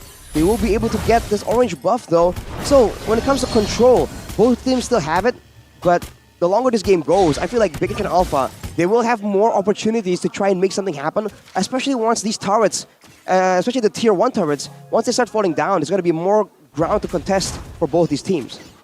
Total take is still equal, but you see the gold lead here is actually taken by Aura Fire, 400 gold lead, even though Bigetron Alpha already has 2 kills on their favor, but Vin getting locked down. Heavy spin, locking him down. Cole Ulster saving him and giving him so much more resources. Wild charge onto the back right now. Super Saiyan has a crossbow attack, but it's only on to Van. Aura Fire have a beautiful pick here under their wing. High flickering out. Super Ken with the retribution slows him down. Shadow Stampede brings him back for Super Ken to slice High out of this land of dawn. Meanwhile, Sin and Kabuki, does seem like Super Ken is trying his best to delay these recalls, but the Terminators are just looking for the objectives now.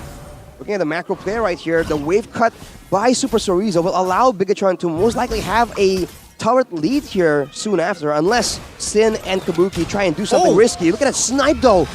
Whew. Which snipe? The Render's Apathy? Yep. Yeah, the Feather Airstrike didn't connect though. Unfortunately for Sin, I don't know. Sin hasn't really been able to fully utilize the Sparsa. He's been roaming, all right. He got 1 kill on the board, but it isn't the level of impact you would expect.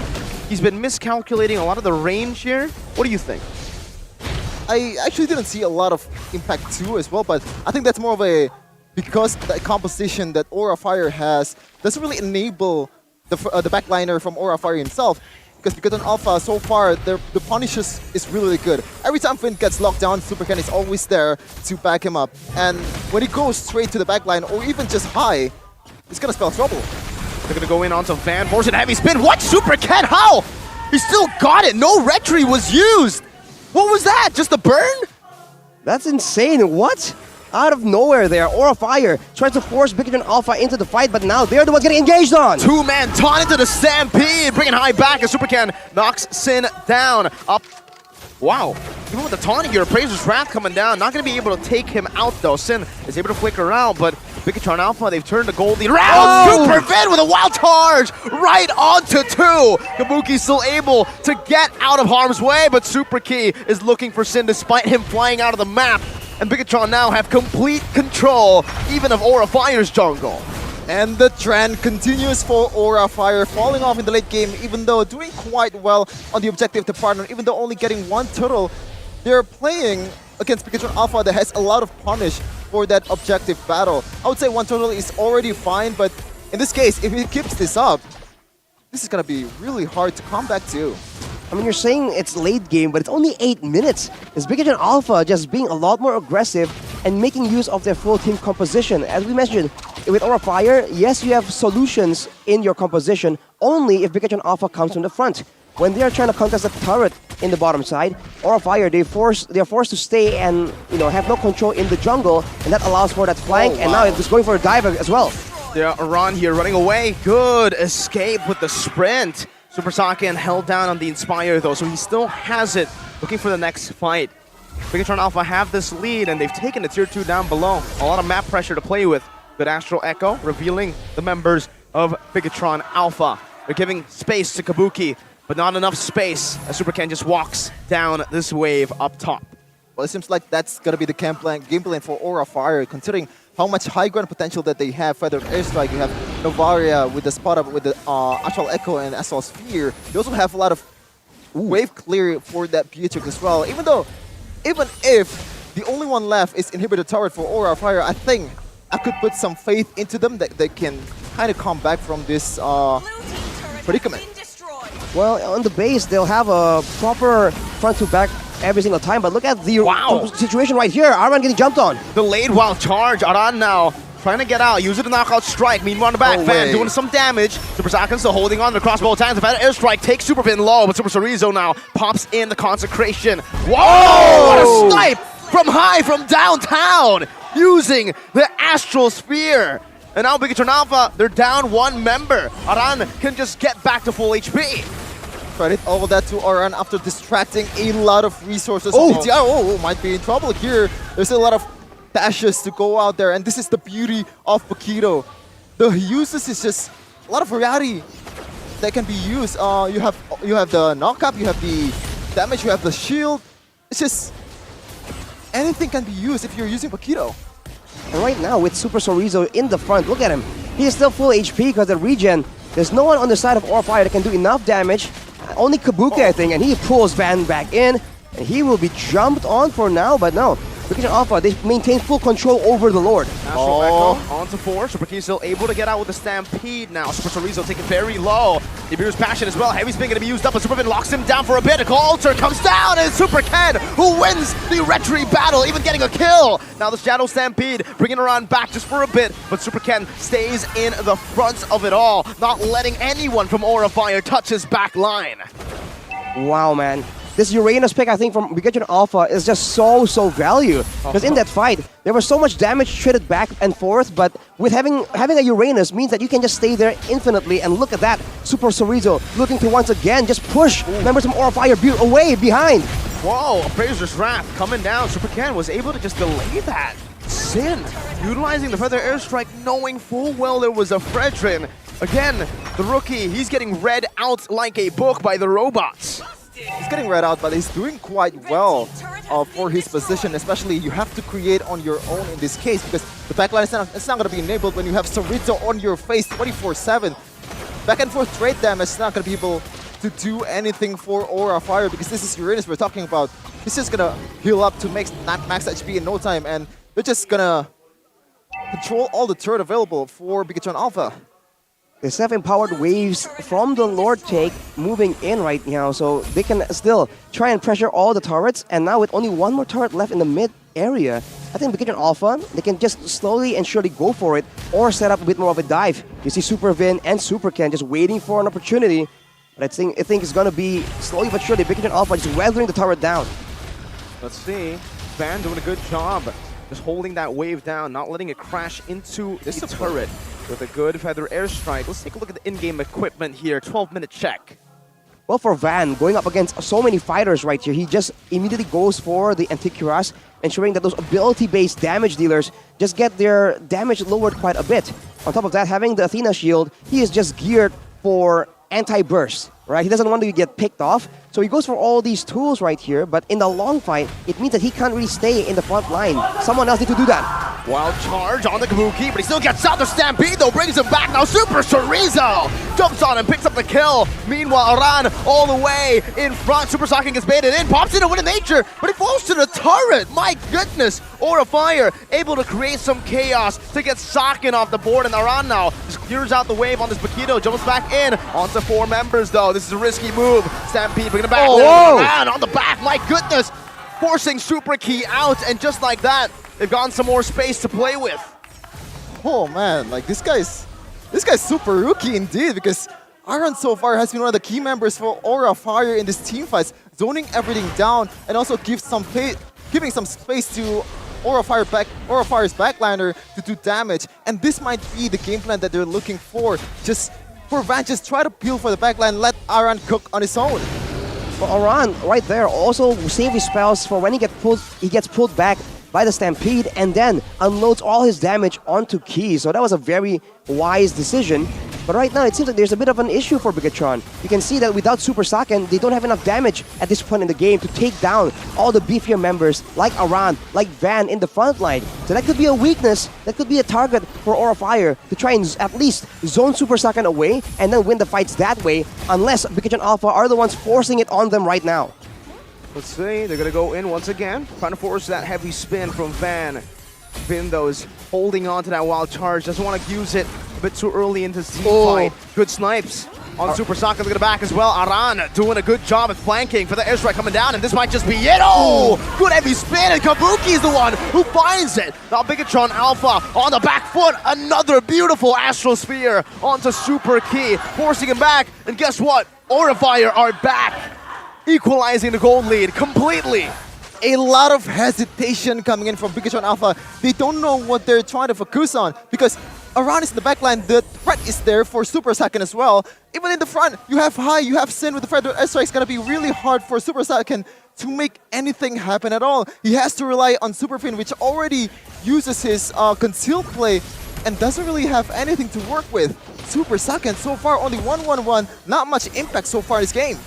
Super Saiyan pressure to be more of a damage dealer right now. He's forced to move forward and take a lot of poke damage, and Bigatron Alpha cannot do that. They need Super Chorizo to stay in the front and be that main tank soaking up all the poke damage. With the Lord, Aura Fire has one more extra front line. They can look to try and just flank around, get the poke damage onto Key and Super Saiyan before the fight even begins. Oh, this is where it gets scary for the Terminators.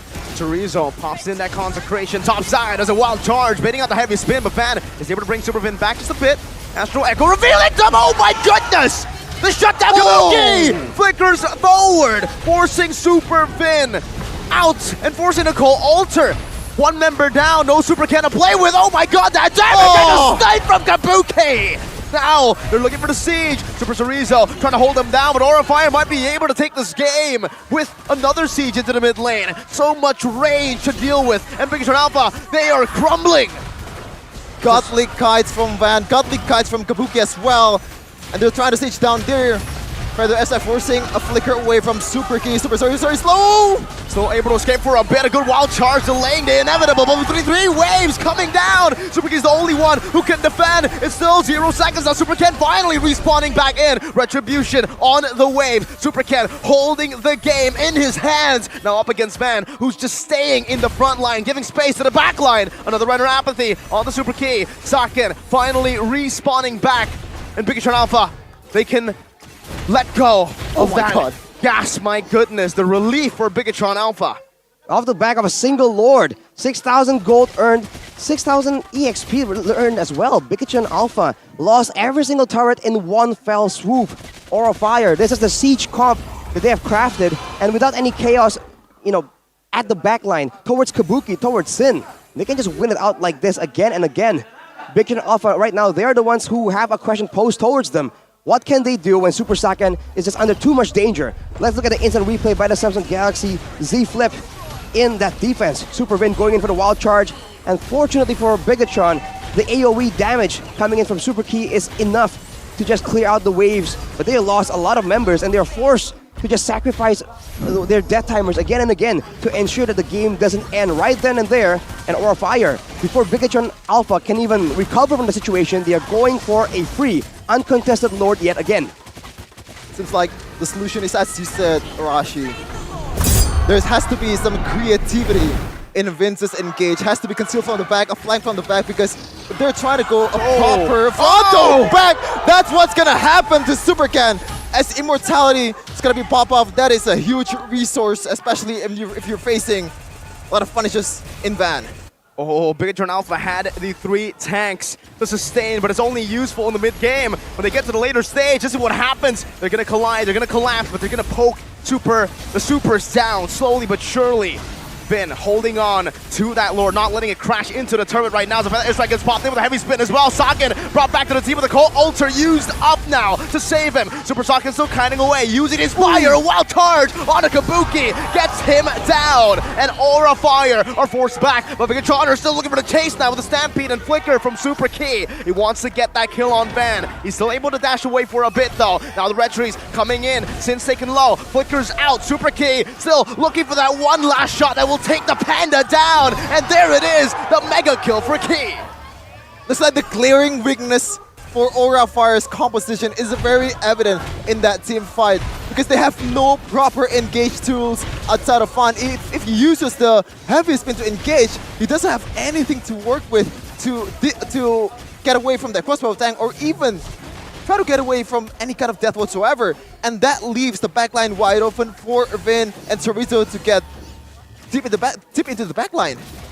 Aura Fire right now, they cannot just go for the usual strategy of engaging with the Lord and going for a team fight. They have poke damage, they have burst. We've seen that even Supercan, even a Fredrin falls victim to this long-range burst damage.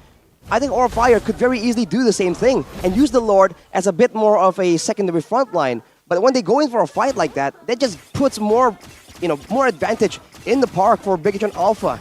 And with that huge fight right here, Bigatron Alpha now have more control around the map, but they still have no turrets. So it's still going to be a very tough situation.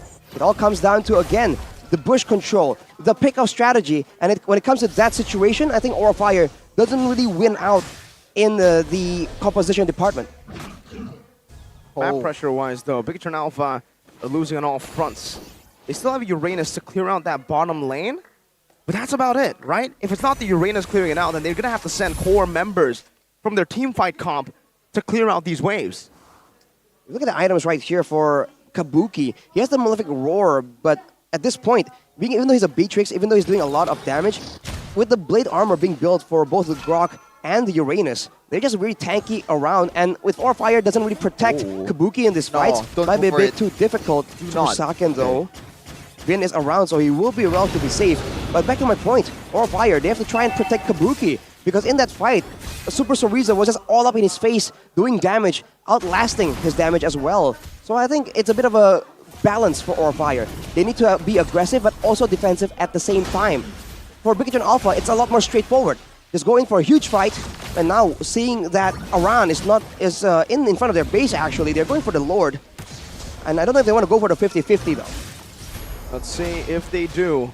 Soriza's gone to a point where, whoa, he flickered. He flickered for nothing. A big mistake already, a blunder, and I don't think did Aura Fire notice it. Meanwhile, though, you got to take a look at Aran. This guy from the MDL rookie, already playing in the MPL with no jitters, no sign of nervousness. He's able to bait in the marksman all the way into the base. Look at the space that he's got enough, and Soriza loses his immortality into the Menace Rage. There's still a Cold Altar to save his life, though, able to escape for a bit. The Astral Sphere connects. Meanwhile, Aran, he's still able to escape for a bit longer. He finally gets his immortality pop, but no! They leave it away! And now, Bigatron have lost everything! Aran! Holy moly, what a play from the new Dragon! Who let this guy cook? Oh my goodness, and he's still alive with immortality intact. This is the almost full tank build for Pakiro is 4. No damage whatsoever. You get the tankiness, you have the disengage, you also have the dashes to get away. And they're trying to siege the base here. No way. They might actually look for the end right now. It's an Evolved Lord in the 22nd minute, and Aran again is just menacing in the back. Super Key just playing in the back. Vin still acting as a front line, eating up the whole Bennett's Rage. Now though, the Lord has been cleared out, and Bigatron Alpha can breathe out a breath of relief once again. Immortality bought from Super Ken. It's off cooldown. Another wave coming down, but it's going to come in one by one. First in the mid lane, Van locked up.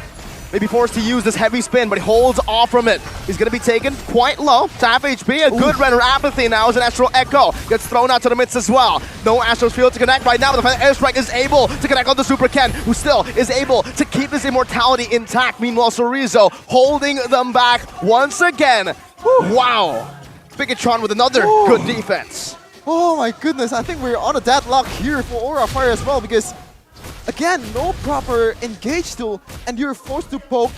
And when you have a solid frontliner in BTR that can heal up in no time, like what's that gonna do? You have to rely on the micro plays from your backlines and hope they'll get somehow they'll get Saken or Super Key out of the picture.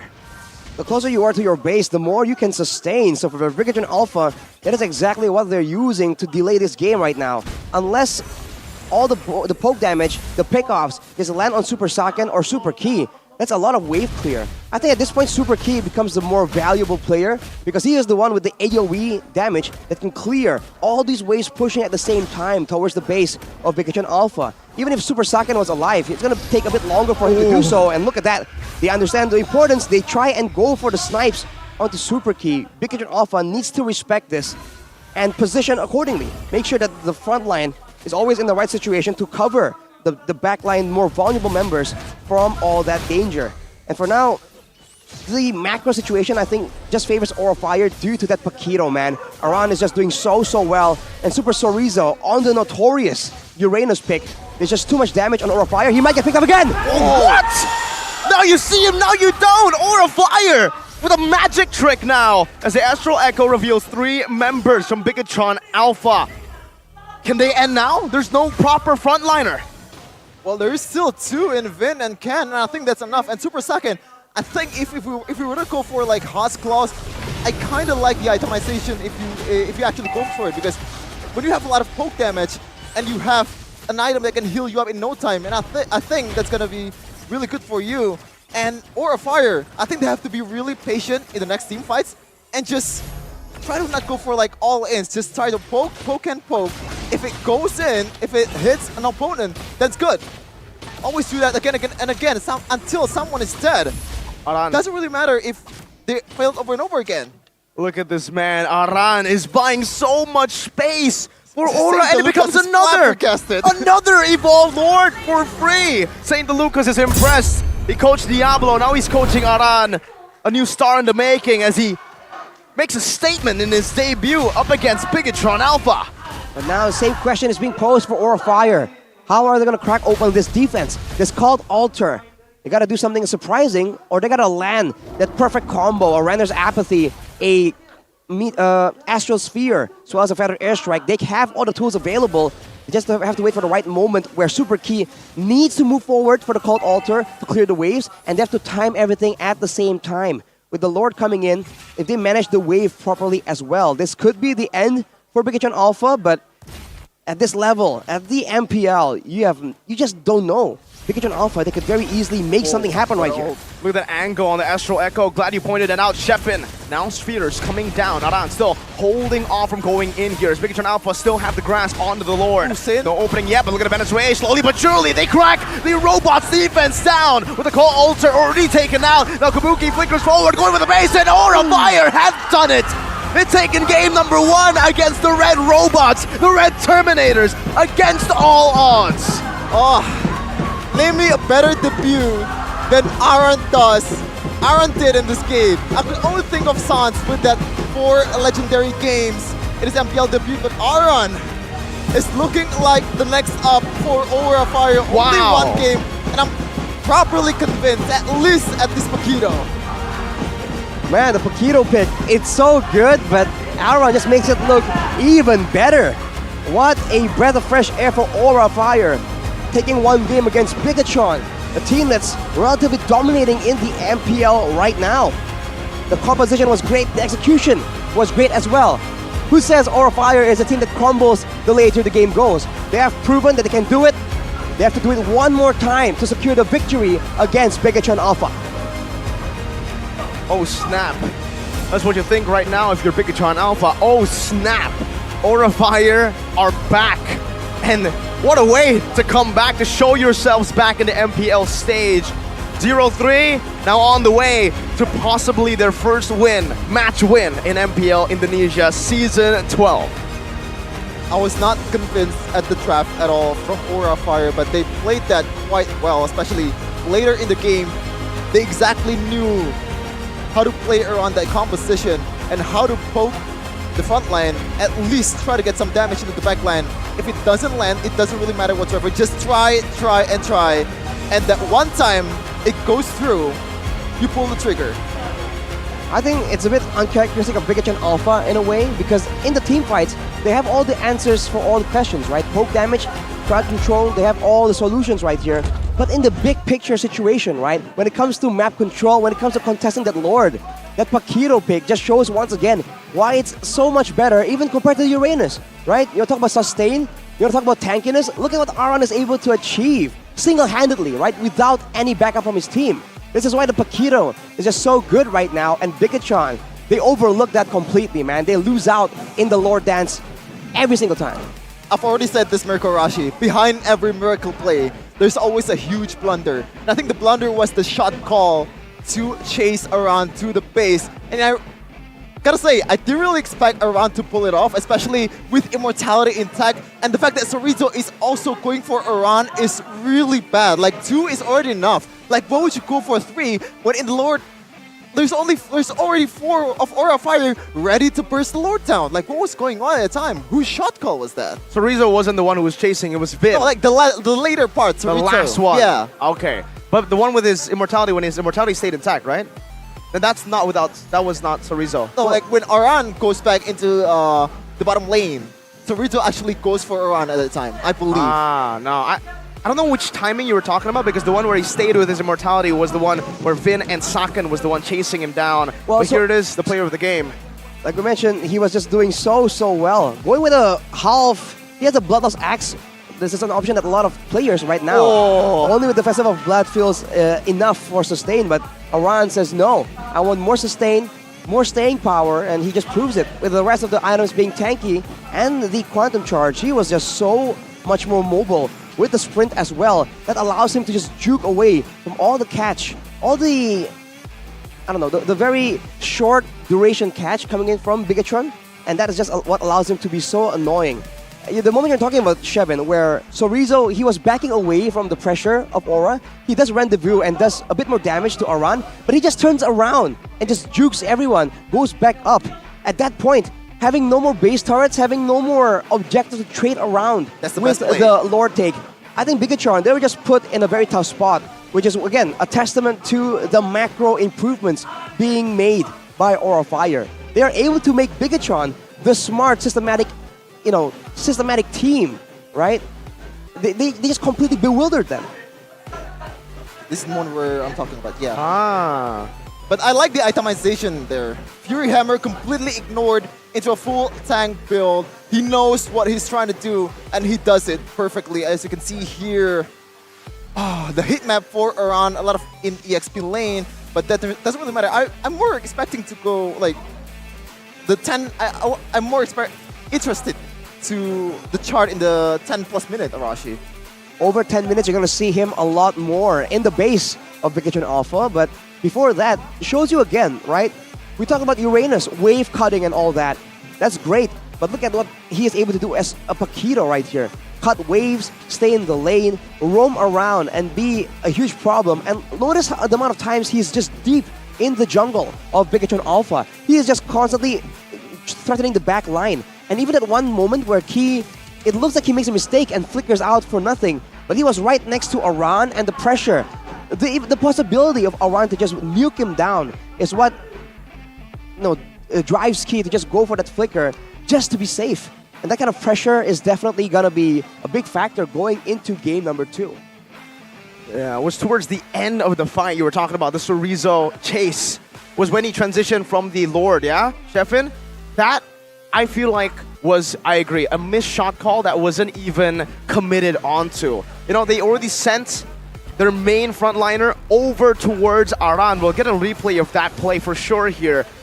But then they stopped. They didn't even want to go for that immortality. They instead forgot about Aran, which was the main shot call, and then they moved over. But let's take a look at the highlights once again. Bigatron Alpha, the fact that they were able to control the early game quite well, but they lost out on that grasp. I feel like they were actually a bit too aggressive, and they made a few mistakes of their own. Because you see that they can have the advantage when it comes to the aggression, but look at that. You cannot just give out free kills like that to the snipes of Aura Fire. And then again, they were playing essentially for Aura Fire's game plan, right? The 5v5. Because initially, the idea for Bigatron Alpha is to use the Uranus, have the more macro-oriented gameplay, and have the Cult Altar just in case if Aura Fire wants to go for that big fight. So I think whatever they want to do, they can do it fine, but they just have to try and have a bit more consistency in what they're trying to achieve here, especially when Aura Fire is just showing so many different looks. They're doing macro split pushes, they're going for huge team fights, they're doing a lot of different things, and Bigatron Alpha just looks so much more one-dimensional, and maybe it's due to the composition in the first place. Does this count as a cheese for Aura Fire? I don't think so, no. We've seen this as Snapdragon and the Varia roam with the Beatrix and the Farsa. I don't think it's cheese. I think it's one of their pocket strats that just wasn't really able to be utilized in the first week, but now they're like, you know what? We're desperate. We're getting desperate for this win. We need this win. Well, you can see, though, in the late game, right? The only times Bigatron Alpha is able to win is when they get a pick off or they get a shutdown on Kabuki. Ooh, this one. And in the late game, in the final fight we're going to see later on, you see, Sin was being zoned away by Uranus, but Kabuki is left completely unchecked. And that is where he just goes in and ends the game. That is the danger of a Beatrix, right? We saw it before when in RRQ's game, where a split second is all it takes for Skylar to flicker in, hits the base 3 times with the Nibiru, and that does a lot of damage to structures. You're gonna see the itemization here for Aura Fire, both Aura Fire and Pikachu Alpha. You can see the boots already sold off for a Kabuki and Sin going for more damage. That's why a lot of times, like Sin and Kabuki getting chased by Super Sorizo was very evident. And I would say Sorizo in this game did quite well for his role, but other than that, I think one of the blames falls off to Finn because he doesn't really create well enough for Pikachu Alpha to have a good team fight. He was just trying to be a threat in the front line, absorb damage, but the focusing mark on he wasn't a pick-off hero, right? So going for the focusing mark, even though his team isn't really pick-off reliant, right? They're a team that can do very well in team fights as well. I feel like it was a bit peculiar. I feel like with a different emblem, he can potentially absorb more damage, sustain more, and stay in the fight longer for Pikachu Alpha to actually get a favorable fight. So maybe that can be improved on later on in game number 2. But along with that, you can see that for Sorizo, it's all about survival here. Tenacity and firmness. And yet, when he gets picked off, there's no huge crowd control. There wasn't a huge stun. But the sheer amount of damage coming in from the Farsa, Beatrix, and Novaria, it just completely deleted him in that late game. So for Pikachu Alpha, I think if the idea is to survive, I think Uranus isn't exactly the answer for this kind of situation either. And as we've seen from this Pikachu Alpha lineup, the one without Moreno, they bank on the early game to mid game. They need to end before the 15-minute or on the 15 at the 15-minute. After that, it gets really messy for BTR, and it happened here. Aura Fire were able to weather out the storm, slowly but surely pushing Pikachu Alpha to deep waters, and once they got him in their grasp, in the 17th minute, I believe, was when Aura Fire really came in clutch, taking out a Lord and taking out Pikachu Alpha. It's a huge power spike when Hai finally gets more items. Being on a roam position, in the initial early stage of the game, he's going to have very few items to work around with and still very little damage. But the longer the game goes, look at the damage taken, man. Pikachu Alpha broke through the 1 million damage mark, and you can see the difference. Twice as much damage taken than the side of Aura. So in the late game, against a Novaria, you need to be, I don't know, you need to just engage a fight or just have all the defensive items required, because otherwise, it's only a matter of time, man, before she withers you down like that. Also credit to Van as well, right? Because this is one we're talking about. It's in terms of punishes in the front line. When you're the only sole frontliner, it's going to be very hard for you to create something. And he played the kiting game quite well, even though there's some mistakes here and there. But he played around that dashes, that heavy spin really well. Even building that Winter Truncheon in the end just to evade that chain. But in terms of like, I can't really bridge that. I want to bridge chain to Head and Shoulders, but who cares? Head and Shoulders is the best shampoo in Indonesia, or maybe the word. Don't let your match become a mess because of Wet and Itchy Dandruff. Move on to Head and Shoulders, Garot Kaca, and be 100% confident. Wet and Itchy Dandruff will be wiped out, just like Aura Fire wiping Pikachu and Alpha. How do you feel, Mirko? It definitely hurts, especially considering, you know, the early game went so well for Pikachu and Alpha, but looking at their composition, it makes sense. Towards the later stage, this composition thrives. That range and that map control, right? I think the main win condition for Aura Fire in that game was, let's not let Pikachu and Alpha take any of our base turrets. If that happens, we're good, we're chill. And once you get to the late game, the gold doesn't really matter, right? Nope. But you know what matters in terms of gold? It's UBS Gold. Invest in UBS Gold X MPL ID Season 12 with prices starting from 500,000 rupiahs and get a free MLBB skin available at ubslifestyle.com, UBS Lifestyle e-commerce, and Blibli UBS Lifestyle. Well, gold is definitely a big factor in this game. It's a big factor in life as well, so don't miss out. And I believe they have some promos going on as well, so check it out, ladies and gentlemen, because it's only just started right here. We are gonna wait for game number 2 as well. And I expect improvements here, because honestly, the Uranus pick I was a bit iffy about, right? I expect a bit more crowd control or some more split push available for them. But along with that, they also feel like they just need more data to try and go up against Aura Fire, man. Yeah, and you can get your data in Dunia Glam, Dunia Games, and Telkomsel. watching your favorite team play, you must be like wanting to play too, right? And make sure you all look cool using your favorite heroes and skins. And don't forget to check your data quota before playing so you don't ruin your experience in the middle of the game. Well, if you're in luck, because Dunia Games also has a promo for you. Every purchase of MLBB vouchers or items using Telkomsel will give you extra savings and additional 3 gigs of data quota. And hurry up, buy at duniagames.co.id or through the Dunia Games app if you haven't installed it yet. I mean, they installed it. Come on, there's no way they didn't install it. People who watch the English stream are smart, you know? They obviously have that already. Just like the Aura Fire fans. And hey, even the Bigatron Alpha fans in the building right now. Take a look at the hair cam, though. My goodness. Okay, hair cam, dude. That's the kind of hair you need to be top tier. And Head and Shoulders will definitely enable you to reach such levels of hair. Mirko, why are you a Bigatron Alpha fan? Good question. Good question. We'll leave it at that. I'm just admiring in silence. Sheffen's just enjoying the screen a bit too much, getting way too close to the screen. Hey, I'm trying to focus. Sheffen, I'm trying to focus. Okay? I know you love Head and Shoulders, but come on, man, you know, get into the game, man. Sheffen just loves Head and Shoulders. Wait, okay. Okay, I'm tempted to go for to become a Bigatron Alpha fan right now, Mirko, but no, I'm still staying for the other team. But this is the star of the match, Aaron the Dragon Rider. The Dragon Rider. Ooh. Interesting nickname. That's if he cool. uses Yu Zhang, it makes sense. Yeah. But it's Paquito. He's a boxer.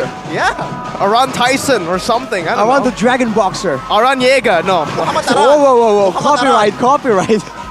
Muhammad Aran. Muhammad Aran? Muhammad Aran?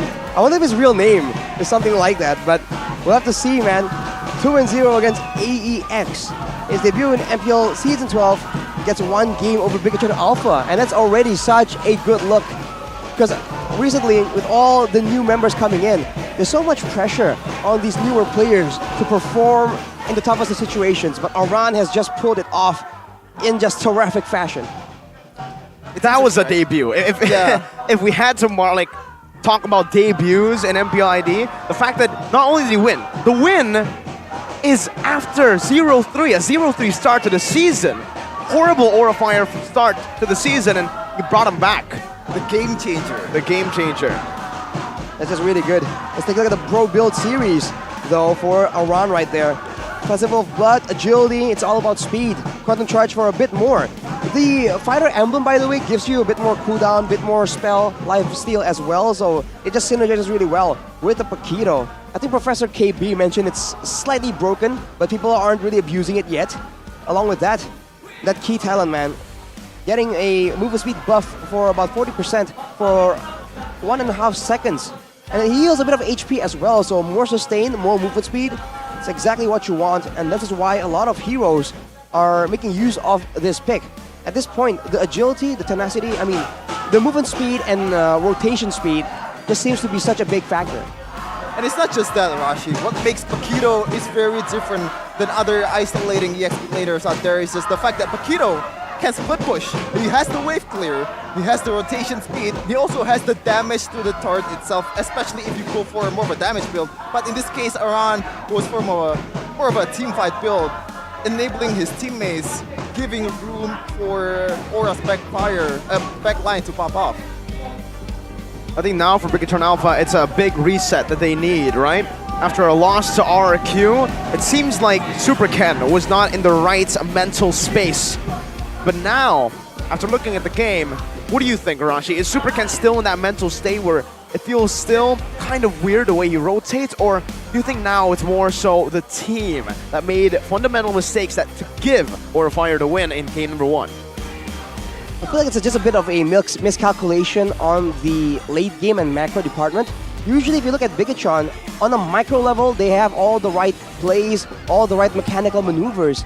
And in the macro department, they also have a bit of an edge. They have the right game plan that's just solid and hard to counter. But in this game, it's just a bit one-dimensional. And I already mentioned it. Maybe it's because Aura Fire are one-dimensional themselves, so one-dimensional in fact, that to counter it effectively, Bigatron Alpha needs to be as one-sided as well. This could be the weakness that teams require to try and crack open the code of Bigatron Alpha, but we'll have to see. to make that such a bold statement, we have to see how Bigotron Alpha can adjust in game number 2 first.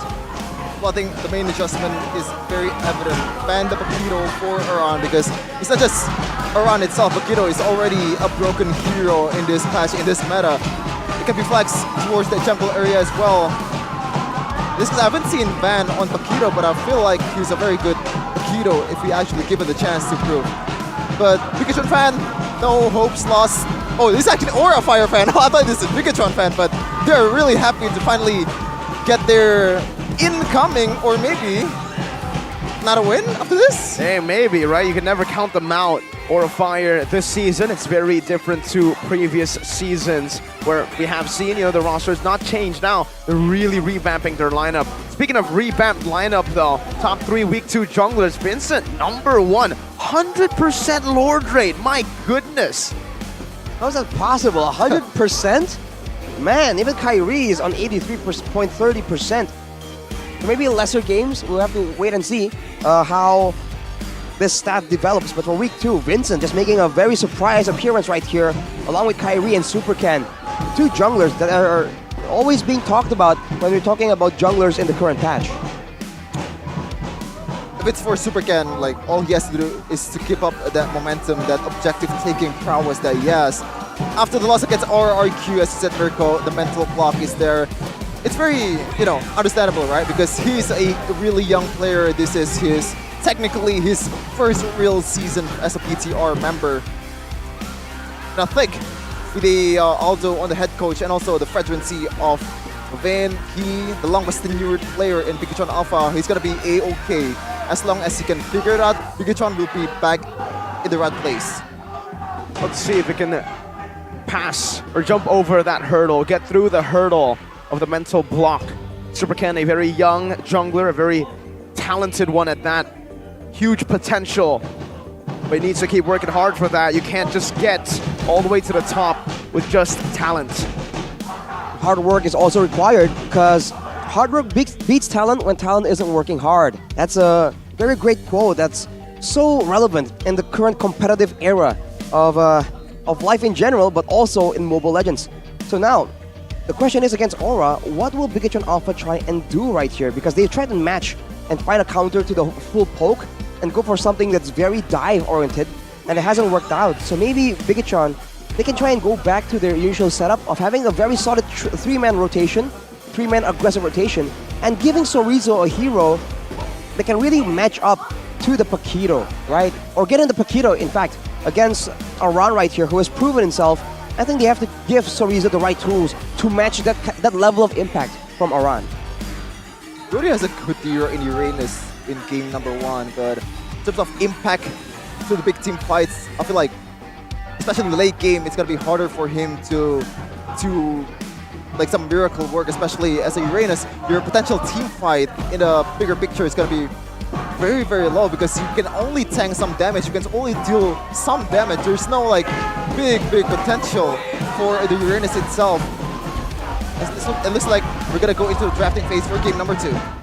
Rather than a Uranus, I feel like if you want tankiness, you want team fight prowess, you can go for the Tarizla as well. I believe it was still left open.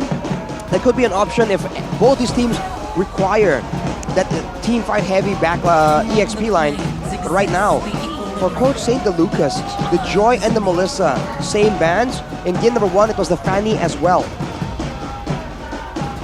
Let's take a look at how Bigotron Alpha wanna get through this game. I mean, again, with no changes, it just feels like maybe for Coach Aldo and Razeboy, they were happy with the draft, and I think I agree. In the early game, it was great. They just need a bit more in the later stage of the game. Or maybe this time around, they're going to go for the same exact bands, but this time they'll pick up an assassin to deny the 3 backline members from Aura Fire to come through again. Right. In a way, that was the perfect game for an assassin to make an appearance because the only peel potential is the Paquito and the Akai. We mentioned the vulnerability of the backline if there was someone that can be that mobile. So that could be a counter. If they want to go for a different way, they can actually go for a different gold laner as well, something a bit more aggressive, a bit more long range. But for Coach Aldo, it's going to be banning away the Paquito and letting go the Faramis without a Valentina to match the Cult Altar. is to trick the Teamfight potential is there already for Aura Fire, so it's already a different game plan for Aura Fire from the get-go. BTR, will they respond to more of a pick-off composition, or they will try to match that intensity in a 5v5 teamfight? But it looks like it's gonna be an Angel-Ling combo, should be possibly, or this is gonna be like an Angela tease first, because Ling is still open. See value in me For Fredrin. Okay. You should. Well, Angela plus a tanky fighter with good sustain has always been a huge problem. What comes to mind for me when I saw the Angela was the Boxia. Against the Faramis, there's some value to be had there as well. And it fits with Bigotron Alpha and how they want to just be so aggressive, so mobile around the map. The Fredrin can be used for that as well though. Now for Aura, having already a very team fight oriented ultimate right here, I feel like they have no choice but to go a bit more all in the team fights and maybe secure something else for the EXP lane. They're going to go for the Uranus this time and still have Kabuki getting that Beatrix. Still very confident in that Beatrix pick, even though over the course of MPL ID Season 12, Claude has been the better pick, has been the more popular pick, especially in the first few phases of the draft. But they're still going for the power hero, that Beatrix. But Aran on Uranus, looks like the tables have turned.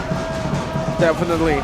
Aura Fire have a chance to do what Bigotron Alpha wanted to do with this front to back composition, but there you go. As expected, the Ling will come through. Placing Fredrin still at a flex pick.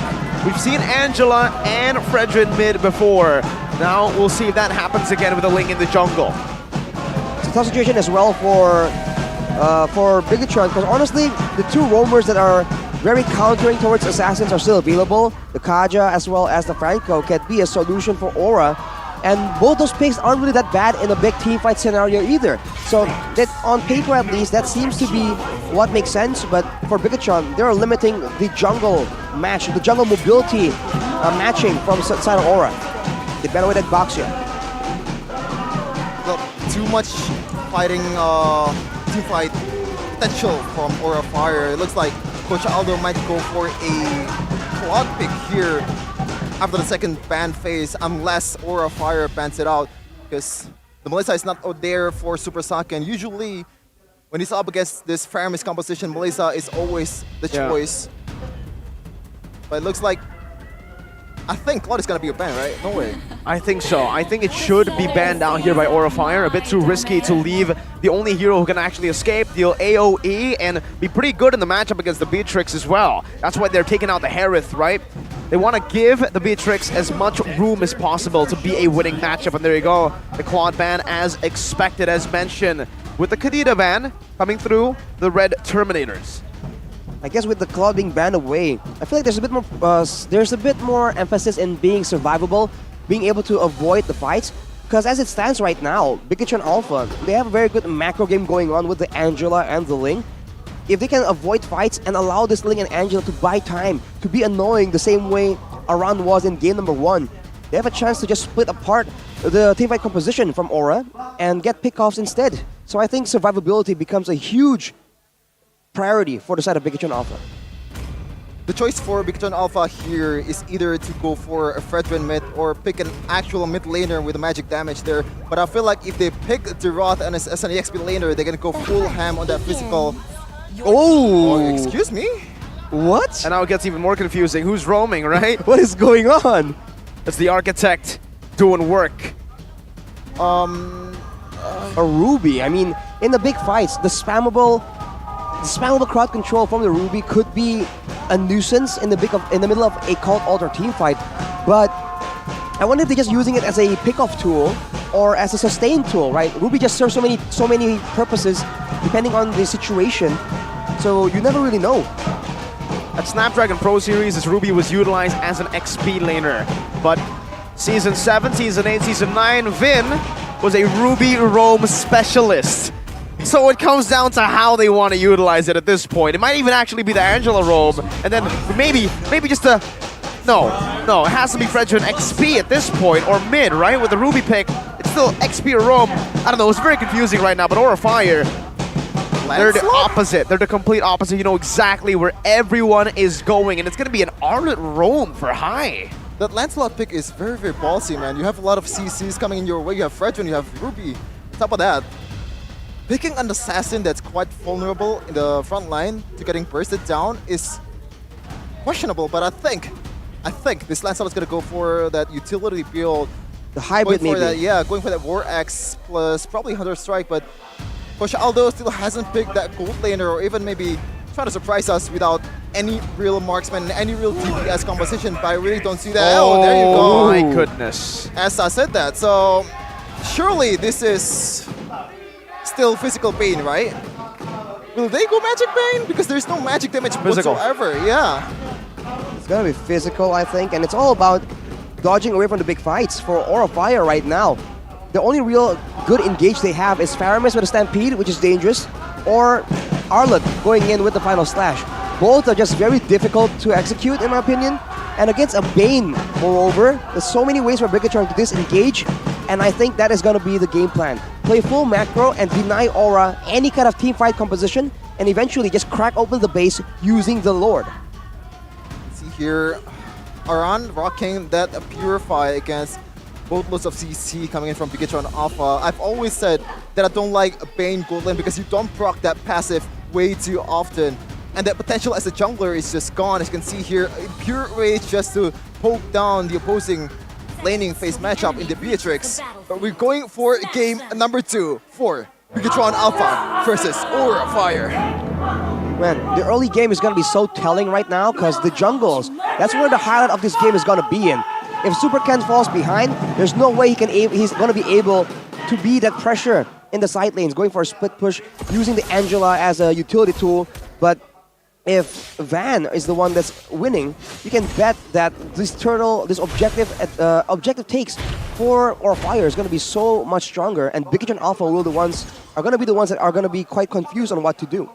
Interesting emblem here from Aran. He goes for Brave Smite. If I were him, I would go for Impure Rage for more damage because there's not much damage that can burst you down in the opposing composition, especially when there's no real DPS and there's only physical damage. You can go ham on that damage a bit more than that durability.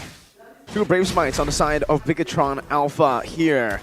With Super Vin on that Fredrin and Chorizo. So it is really a battle of sustain, isn't it? Bigatron have 2 frontliners proper, Aura Fire. Technically also have 2, but the Arlott with the Brave Smite as well. This is what's going to give them a lot of problems. In early game, Van already with a puncture. Now Super Vin getting chunked quite low, force a flicker out, but Van goes in with the Thorn Rose. One more hit, high dives in deep, but Super Vin is able to sustain. Sin as well, but Super Vin is still alive for a bit. It's a trade-in, 1-for-1. Roamer traded in for the mid laner. High now taken low, still able to utilize the Vengeance. And Super Ken jumps in again and attempts a blaze to secure the kill. Now Van with the Thorn Rose, but Super Ken jumps out. Wow, what a punish coming in from Super Ken. Like, every move that he does is just very, very precise, and there's no move wasted whatsoever. Only taking down Finn with a, a big room of error there, but still uses that micro prowess really, really good. It's going to be a mechanical battle right here, and Bigatron Alpha, they have given 1 kill over to Super Ken already. Now with the purple buff being contested though, ooh, hang on. Oh, 1v1, now Retry battle coming in, and it's still going to be Super Ken who secures it as Van actually utilized the Retry onto Ken. Chorizo in the midst of it all, now getting sniped down, the damage, everything collapsed onto him, even under the turret he falls. Hard guard though is right here, the Tempest of Blaze used up, good flicker out from Kabuki as Vin is now all alone. He gets into taunt, he's against 4 members, the final slash isolates him and takes him out. Oof. A big team fight right there, and the Cult Altar just shuts down any chance for Bigatron Alpha to actually strike back in that fight. Looking at the talent prediction by the Samsung Galaxy Z Fold 5 and Z Flip 5. It's going to be Shevin against everyone right here. What happened, bro? Well, I'm a Uranus user, and I think even if I replace Aran in this kind of situation, I can still kind of play good. I'm sorry for bragging a bit, but I think I know Uranus more than you guys here, and there's no, I would say, real danger from Uranus, but Super Ken waits out and that Restitution as Fan gets it very easily. No chain there. Chorizo wanted to try to change the I'm offended to give Bigatron Alpha a better chance at going for that 50-50, but Aura Fire bursted it a bit too much. But you were saying, yeah, why the Impure Rage, or maybe why not the Brave Smite? Where did Aran actually go for the Brave Smite? think this wants to be a solid frontliner right here. With Impure Rage, he'll have a bit more damage. But like you mentioned, Shreven, without a lot of burst damage available on the side of Big John Alpha, he might as well be even more unkillable. Because on the worst case scenario, they try and target him in the split push or try and pick him off. They have solutions. He has solutions to try and stay alive. Oh, this gets really, really... Oh, final slash. Tempest Blaze used up. The Appraiser's Wrath as well. Superfin now brought back to the team. And no one's there to follow it up. Now the Phantom Execution at the back. Van with the puncture, with the Thorn Rose. Superken gets taken low. Now Van is in the midst of it all, trying to go for the steal right now, but he loses all of his HP. And Super Saiyan just takes his life. Now it's a complete reset back. 2 team fights in a row when Vin made a very questionable engage, and Super Saiyan having a pretty good time in the gold lane here against Kabuki, but looks like it's gonna end now. It's a dive, 3-man, the damage reduction doing work right now, but it's not enough to save him under this turret. Kabuki gets a kill.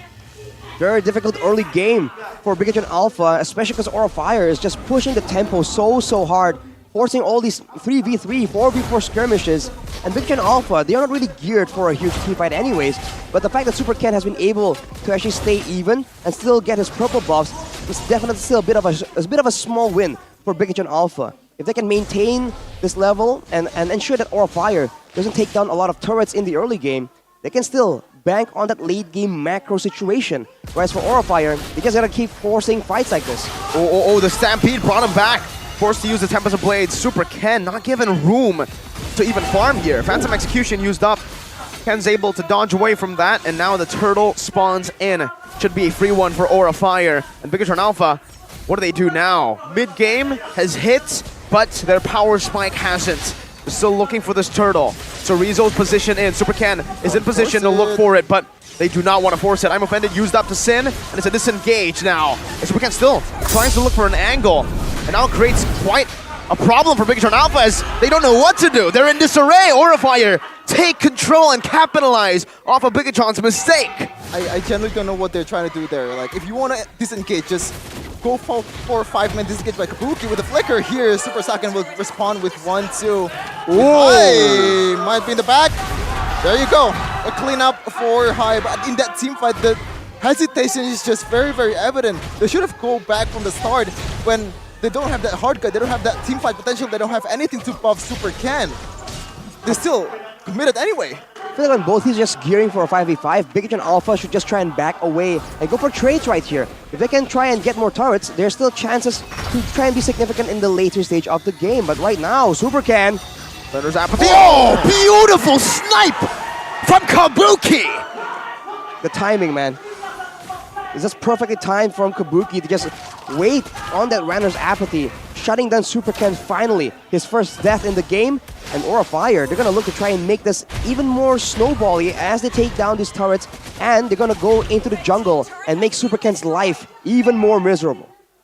Hai has been doing it all in this game, man. Like, the peel is there, the engage is there, also the punishes is there. For someone that hasn't really played that roaming area so much, he's done way more than enough for Aura Fire. But they're taking everything away from Big John Alpha. Even the little jungle creeps here, as Aran is much more menacing than Cerezo was in game number 1. It's a 4,000 gold lead, and for Big John Alpha, a composition that relies on the mid game. Do they have what it takes to contest Aura in the late game? In the late game, I mean, on paper, the Bane can still do some damage. Cerezo with more items on the Ruby can be a bit more menacing, but overall, against a Beatrix, right? I think that's a bit too much damage. And against the Faramis as well, there's a good mix of damage here from Aura Fire that Big John Alpha, they don't really have the same kind of AoE and the same kind of combination. They're going for a fight again, though. With a Cult Altar available, I think this is just such a tough situation for Big John Alpha. They can't contest for it right now. It's going to be a free one. Cerezo tries his best to disengage or to try to create some havoc in that skirmish earlier. Super Ken, I believe he still was able to secure the purple buff, though it was not easy with the Uranus there. But yep, it's still secure for Super Ken, and now he's trying his best to just split push to get farm on the other side of the map. Yeah, I like this. What Super Ken does is you have to completely ignore Uranus because you have no answer whatsoever unless you get into the late game and get that DHS, get that slows, get that also bit of a maybe Sea Halberd to top it off. You can kill the Uranus, but right now it's just no worth whatsoever if you want to go for that pickoff towards Aran. Wait, high. Creating a distraction now. Good final slash. He might be able to solo kill Super Key if it continues here. But it's a good disengage for now. Turrets still on the board for Aura Fire. They're looking really disciplined here after the change they made in the XP lane. Having a Beatrix on their team just allows them to be a lot more dangerous towards the turrets as well. Even though they don't really step up to try and hit the turret, that Renner will allow Kabuki to slowly but surely whittle them down. But look at that, Sin gets jumped on. Flickers out though, now Phantom Execution comes down, but the Tempest Blade is still able to connect. The final slash dodged away from right now, so Deadly Catch is used up. Super Vin taken very low, but I'm offended. Is able to bring her on back just for a bit. The Renner's apathy! From Kabuki again! Finds its mark, threading the needle to find Vin. How? A lot of Crowders there. Somehow, someway he gets to the perfect target in a Super Vin. So far 1-5-0. It's not the same showing as before with that Fredrin mid laner. Fun with the utility build. Very, very tanky. Doesn't really get punished at all by Bigatron Alpha. And you have that disengage mechanic with that Cold Altar from Sin. So what can BTR do at this point? They just have to defend, and they have to avoid fights as much as possible. And even if and as a big plus, right? If they really can, then get the purple buff, but I don't think they'll be able to. Around right now, look at that, being just so tanky. There is nothing Bigatron Alpha can do to ensure that he gets taken out right here. Still having that Purify available. Bigatron will move towards that Lord though still. This could be a chance for Aura Fire to find that winning team fight. Let's see. Good zoning once again for Maran. A Super Vin walks up, knocks in up now. Chorizo able to escape. Now going for the sustain once again, but the Renner's Apathy is charged up. He's looking for a good shot, possibly a Super Key, and if this does connect, it will deal a lot onto him. Fortunately for Key, it lands on Saken, who's able to get healed up all the way, and Bigatron Alpha will concede another neutral objective. The Dragons are feasting on Lords. Well, the plus side is they know when to disengage. They know when they cannot take the Lord. And a huge item for Kabuki in that Wind of Nature. And right now, Super Ken can just recklessly dive towards Kabuki, which is the main damage dealer for Aura Fire. Interestingly enough, oh, he actually has that Malefic. I thought he rushed that Wind of Nature before Malefic. You can see for the side of Bigatron Alpha, there's just Dominance Isis and also the Necklace of Durance built up by Super Key. But at this point, they're just so behind that their damage looks non-existent. And considering their composition and the way they've been playing out these fights, it's just so difficult to expect them to do anything. With the Lord coming in with a Cold Altar available, Aura Fire are going to go aggressively here. Deadly Catch used up as well. Now Van is using the puncture styling on Bigatron Alpha. Super Vin gets brought back to the team with a final slash. Still able to disengage though as he dashes forward. No map control at all. Not even the side lanes here can be threatened by the Ling. There's another Renner's Apathy. It's being charged up. He wants to land it on a Prio member. Connects on a Vin, and my goodness! Renner's Apathy and a basic attack with that Renner is enough to take Super Vin down. Now in the mid lane. It's cracked wide open. I'm offended, used up high, brought back to the team. Not enough to take him down with the Call Altar now placed down. It should be Aura Fire with another siege onto the base turret up top. Bigatron Alpha looking bleak for them as they've lost 2 base turrets for nothing. Super Vin, he has the Dominance Ice and a Radiant Armor, I believe. So the lack of physical defense just means that with one ultimate and a basic attack, Kabuki, 4-0 right here, can just instantly delete him. And when your main frontline, when your main roamer, that should be opening up the map and having wrestling away control for your team, gets deleted just like that, how are you supposed to try and find anything of value? Super Chorizo, once again, tries to output some aggression towards Aran, but this Ruby pick really hasn't been showing any significant impact. Well, when your target is very, very tanky, both the jungler in Fan and also Aran, also Kabuki has been kiting away or just keeping the distance really, really good. He's not going to be able to do much anyway, unless you have that flicker from Super Chorizo, which we haven't seen yet, and maybe that's gotta be the turning point for BTR. But so far, I've seen Super Key and other Angela users actually build a damaged Angela. Does that actually work with penetration choose too, Rashi? It won't be as... See, when you build more magical power, you do have a bit more healing as well, so it makes sense in a way, but you can't really rely on it as a damage output tool. Maybe in combination with Super Ken when you're going with a hard guard, but on your own, you're not going to be that significant of a damage dealer. So So for Bigatron, I think they really have to try and bank on the fact that Sin isn't really using a Purify, right? They can try and jump on him and shut him down before he can get the Cult Ultra open.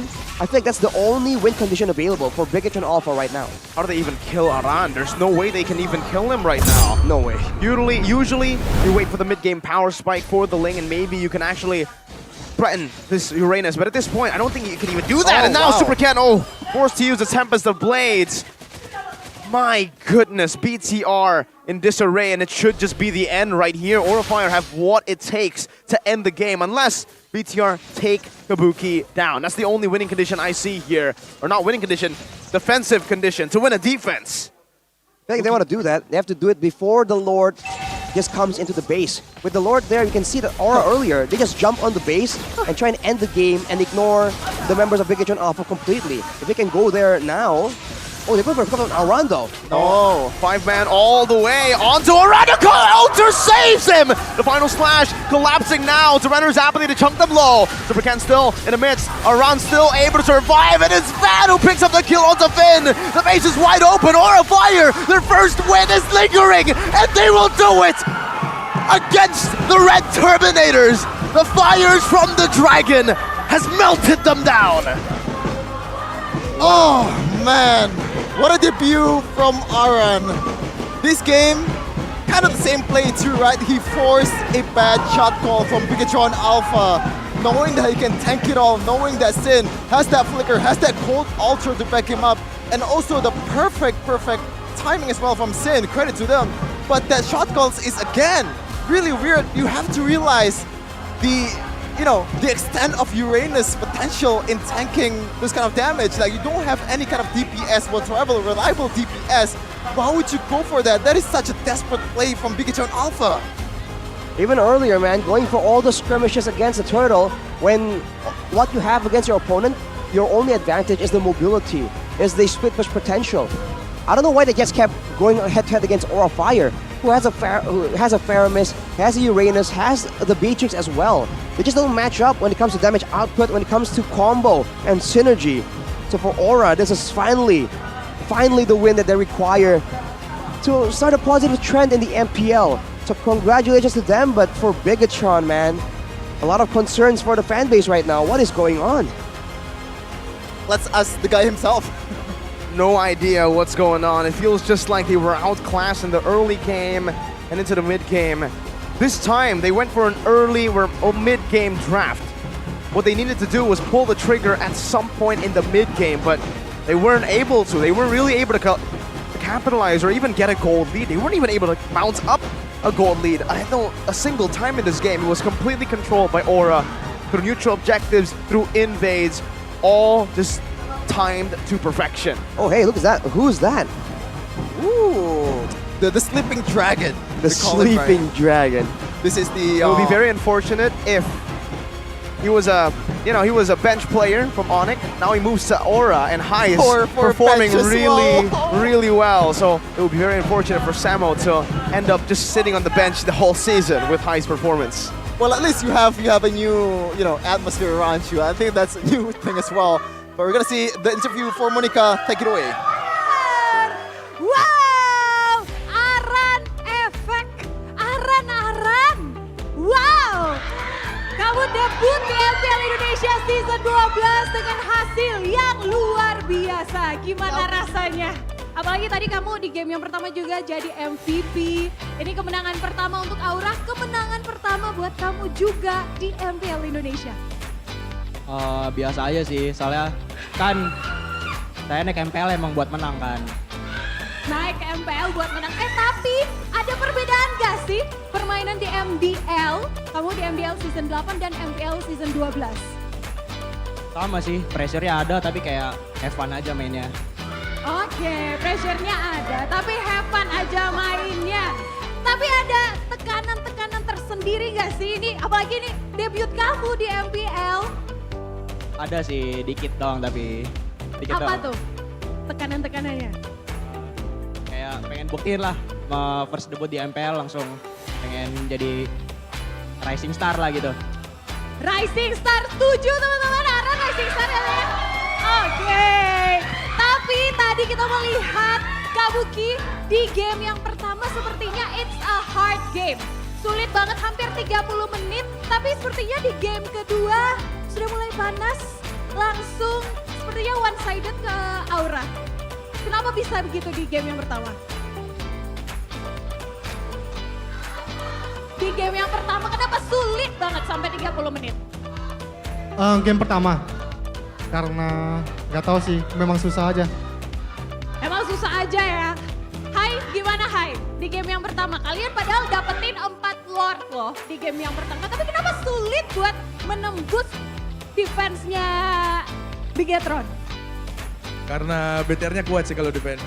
Oke, BTR-nya kuat. Dan selain Aran juga tadi kita lihat Fan. Gimana? Tadi kan awal sebelum match kamu ngomongnya nilai buat Super Ken katanya 11. Masih sama nggak nilainya buat Super Ken? Masih 11 nggak? Masih dong. Masih dong. Tapi gimana tadi kamu adu jungler dengan Super Ken? Jago banget ya?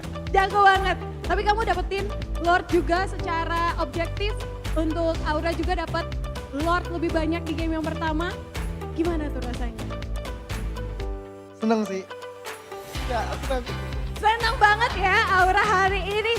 Dan juga kalau kita lihat hari ini line up-nya antara line up kombinasi rookie dan juga pemain lama. Apakah ini kombinasi yang tepat untuk bisa end lose streak kalian? Hai, kombinasi line up dari rookie dan juga pemain lama. Iya mungkin. Itu mungkin ya. Anyway, Aura sekarang ada yang baru di Aura ya. Ada Samo HT di Aura. Apakah Samo HT udah memberikan tips-tips buat kamu Hai atau untuk Aura? Banyak yang gue belajar dari dia. Banyak pelajaran ya? Iya. Bisa jadi salah satu kunci kemenangan kalian kah? Pasti sih. Oh pasti. Tapi yang terakhir ada pesan-pesan kah untuk teman-teman Aura fans?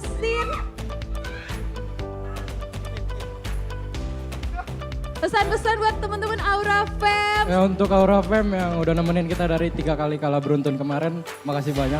Kita sekarang baru bisa menang itu juga berkat dukungan kalian. Anyway, Sin juga ini kemenangan pertama kamu ya di MPL Indonesia. Gimana rasanya? Rasanya senang banget banget. Senang banget. Dan langsung saja kita lihat siapakah player of the match kali ini adalah Syabasya Aran. Wah, Aura fans di sana senang banget nih. Wow, Aran gimana Aran? Ya seneng lah, first debut langsung bisa match. Langsung jadi player of the match. Senang. Sesuai dengan harapan kamu nggak? Ya, sesuai. Sesuai. Wow, sekali lagi teman-teman, mana suaranya untuk Aura Fire? Dan langsung saja untuk mengupas lebih tuntas bagaimana match hari ini antara Aura Fans dan juga Bigetron Alpha. Langsung saja kita tanyakan kepada para caster di sana. Casters, back to you.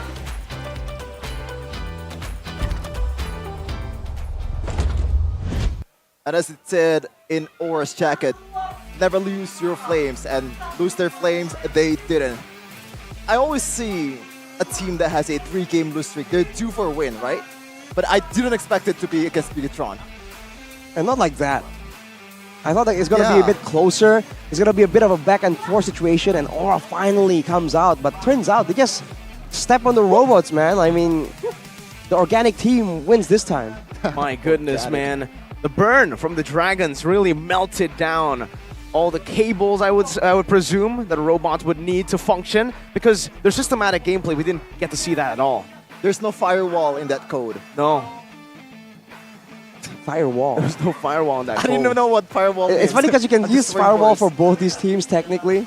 But yeah, I mean, where was the trading? Where was the the smart maneuvers, right? The GPS. We don't see that happening in this game.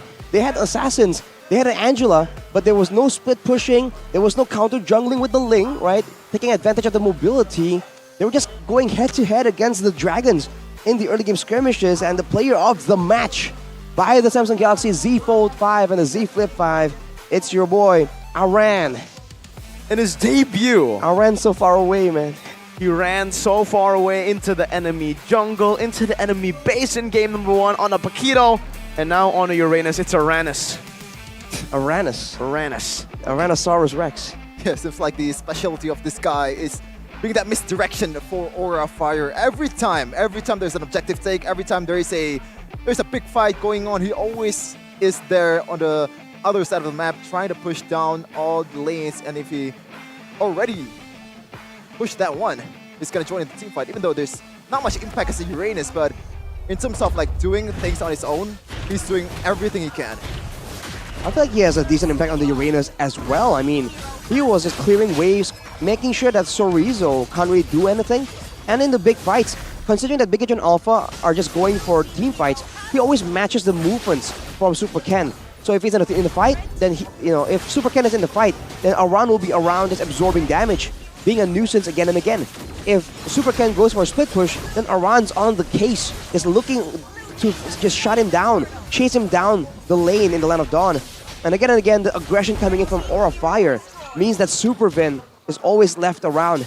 And you can see that everyone is just on tip-top shape, and this is that moment, man. Kabuki. So good on this Beatrix as always. And afterwards, you can see that despite their best efforts, kiting backwards, look at that, threading the needle. Oh, man. If it didn't hit Super Vin, I think it would have hit someone else there. Saken, yeah. It would have taken out Saken as well, so Super Vin just put in a tough situation overall. Luckily for Bigatron, Renner's Apathy is not AoE, because if that was a Astral Sphere, yeah, say goodbye to 2 members. Yeah. Fate of Universe on the line. If, one of the players of Mobile Legends has to land a Renner shot, I would pick this guy, Aura Kabuki. Really? Not Skylar? Nah. What? Well, that's bias, bro. That's bias. Okay, recency bias is true, but Kabuki is still one of the best gold laners in Indonesia, especially micro-wise. And in this case, the build just shows you. He goes for Blade of Heptasis instead of any items there because he knows that he's going to be in the back doing those Renner shots, and it's effective as hell.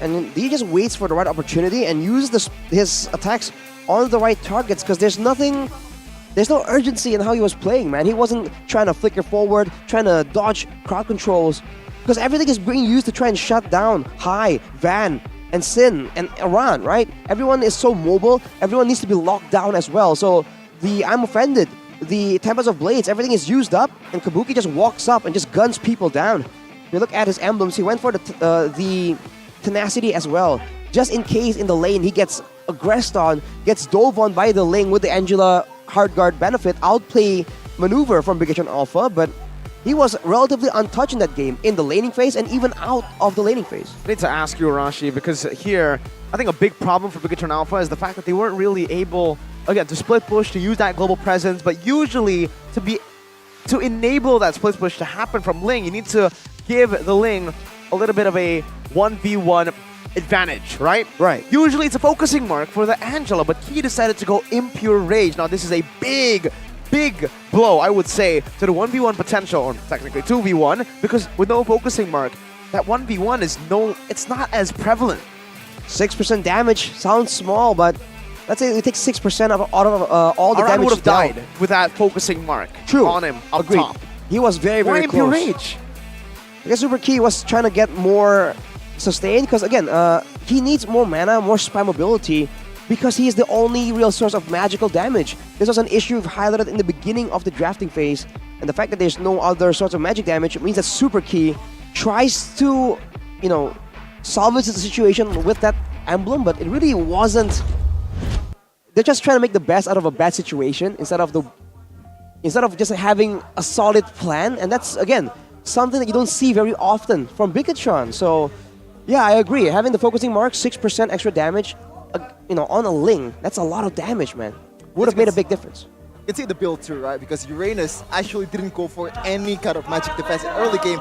Only that tough boost just to kind of get away from that CCs. He didn't even rush the Oracle, which usually is a very, very important item for Uranus because you scale with your healing, right? But he just goes for physical damage through and through. There's no one that can kind of burst it down with that magic damage, and that's just a lot of trouble to deal with. a bit too much trouble because when you have a Uranus who's that tanky, and when the guy playing the Uranus is Mr. Iran himself, Arashi, keys to success, man. It's Mr. Iran with the map control. Mr. Iran. Moran. Well, in the first game, it's all about Iran and his map control, map presence. It just just destroyed the macro movements from Bigatron Alpha. In game number 2, maybe a bit of that carried over because again, the macro gameplay wasn't working. Usually, we talked about how Aura, they don't really have good macro, they don't have good planning, right? They throw a bit in the late game, but now it's the exact opposite. They were just having a solid game plan, they stick to it as well. No one overextended, no one made a mistake and got picked off. And Bigatron, they're the ones who, just didn't do what we thought they would in this situation. So credit so much to Aura and their improvements, and for Bigatron, let's hope they come back even stronger, man, because aside from Iran, Kabuki being a solid player, especially on that Beatrix, the poke damage, the sieging to take down the turrets, everything was flowing so well because they have a solid core backliner in the form of Kabuki as well. I really don't see why that Bane was picked, but the skin was good though.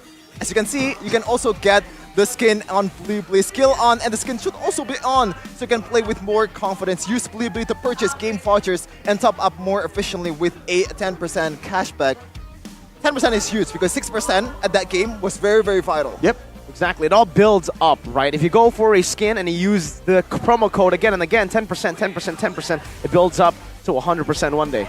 Yep. One day. And you already flex with your skins on Blibli. Time to flex your device with Samsung Galaxy Z Flips and Z Fold 5. Oh man, like flipping phone? I mean, flex it literally, right? Just literally flex it. Hey, you want to play Mobile Legends?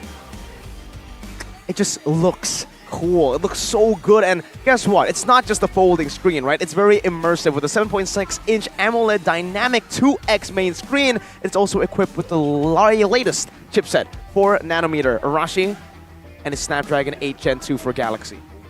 Wow. It's smooth performance, man. For gaming, watching videos, right? Working, you gotta edit something, you gotta sign documents. You can have 4, I think you can have more than 4 apps at once on the Z Fold because of how big the screen. It's basically like a phone and a tablet in one. I was gonna say that. One device. Isn't it like, especially a laptop, you turn the half of the screen for keyboard and you just... No, I think you can do that though. You're right. You can actually do that. Oh, okay. See, once you go with dual monitors, in PC, that's normal, right? Going dual monitors. But once you have dual monitors on your phone, dude, you'll never go back. So can you play like 2 accounts at the same time, Mobile Legends? Well, hang on. that would be, I don't know if that is possible actually. Well, this is the perfect phone for like the old days, dude, split screen. Like split screen gaming. You play on the bottom screen, I play on the top screen.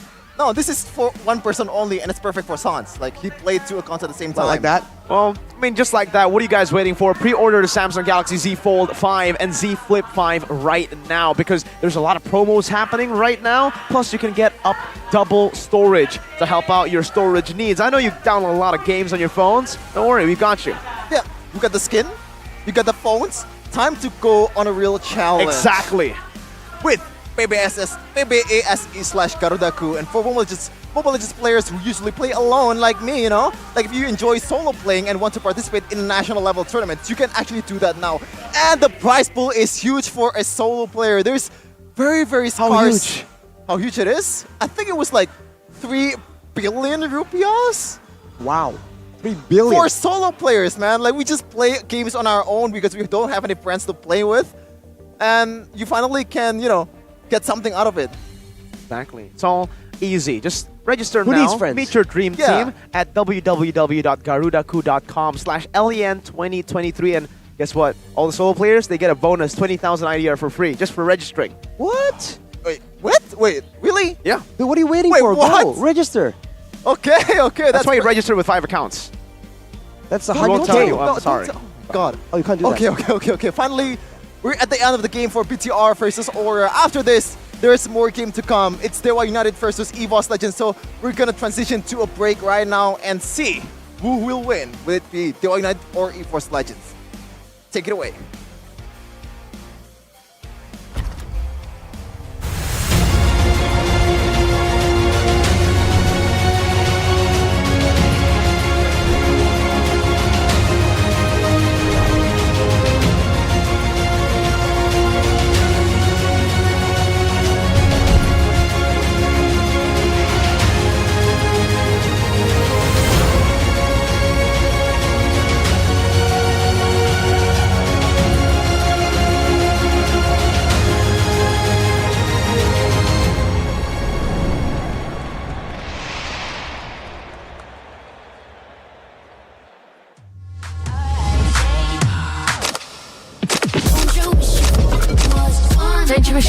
fun like this. Don't you wish your phone looked more like this?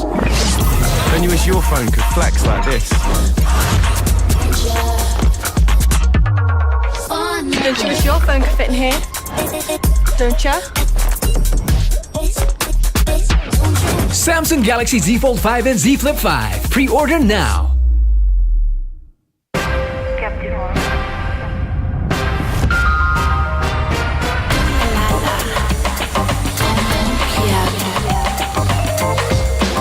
Samsung Galaxy Z Fold 5 and Z Flip 5. Pre-order now.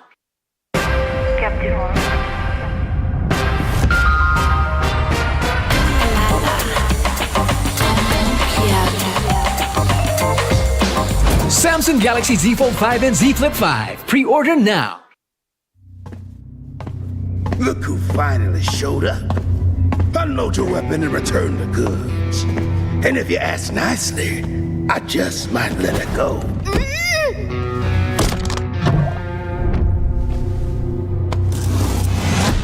Who said I was returning it? You little... We had a deal! I just came here to test my new toys.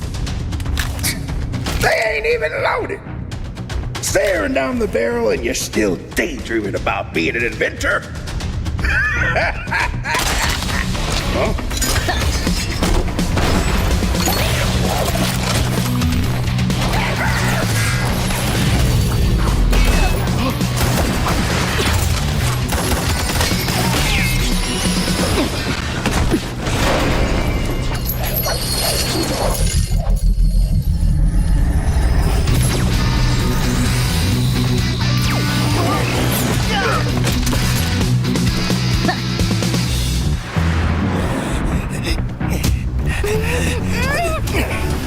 Stop, or she gets it!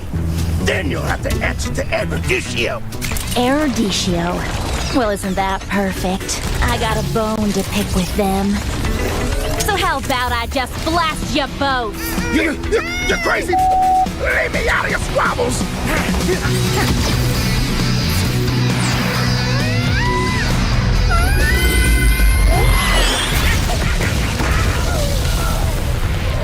That was dirty! Haven't you heard? I do things my way. I really don't like being used as bait, you know. Anyway, let's return that to Eruditio. Oh, I have something special in store for them down the road. So I'll take this as payment.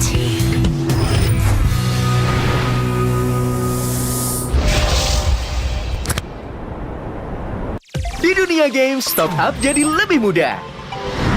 Pilih game, masukkan game ID. Pilih Diamond. Masukkan kode promo, dan pilih metode pembayaran. Masukkan kode OTP dan konfirmasi pembelian. Selamat, kamu dapat tambahan kuota. Kumpulkan DG Point setiap top up. Tukar dengan merchandise dan voucher game menarik. Nikmati juga promo setiap harinya. Upgrade gameplaymu sekarang.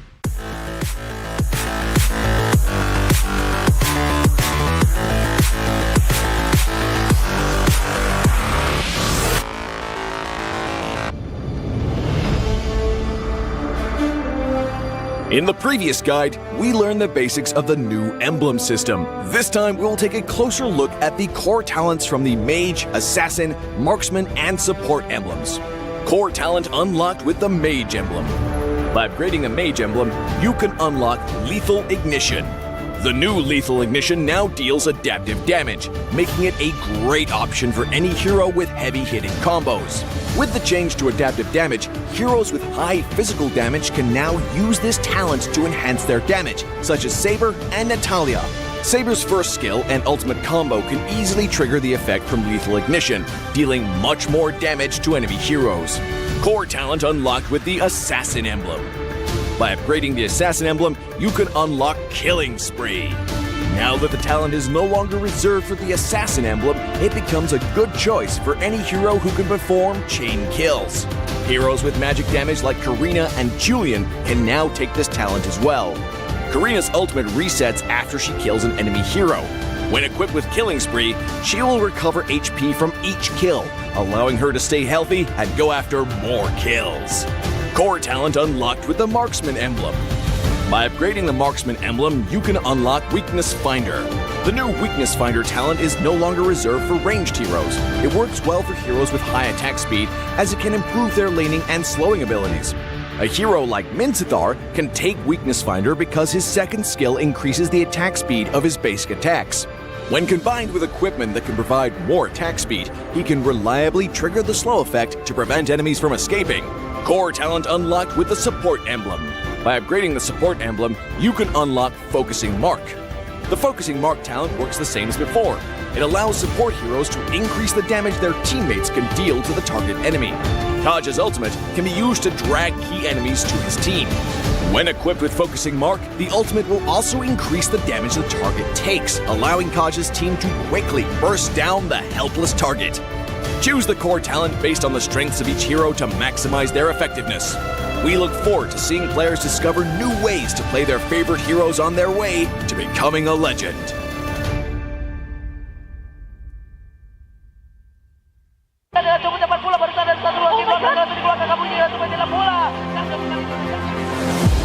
Waktunya para caster juga mengaktifkan Inspire di mana sekarang.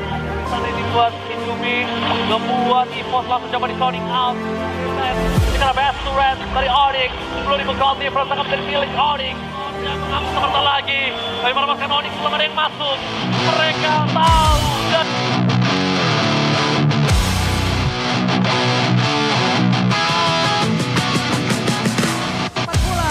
satu akan recall dari barusan. Dengan pergerakan keyboard Rela untuk menggila dengan cukup cepat pula barusan dari satu lagi belakang langsung dikeluarkan kamu ini untuk menggila pula.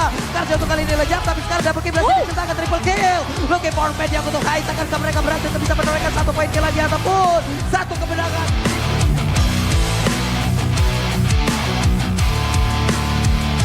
Aktifkan Inspire di mana sekarang di main Jasmine. Rasinya tak dapat memori keluarkan di portal udah mulai pecah tapi sekarang dia langsung aja mulai lompat lagi dengan satu element saja juga Tyron bisa connect tapi Rasinya mendapatkan apapun karena di pada berbeda ada satu ke atas langsung dikeluarkan pelatihnya mencoba untuk mundur dan juga selamat dari tersebut tapi Sally Boy mencoba untuk bisa mundur ke bagian belakang finance saja connect karena beberapa player dan bisa Sally Boy masih bertahan di area tersebut. WOS Paijan lejap bercampur dihilang tapi Sally Boy dan itu menjadi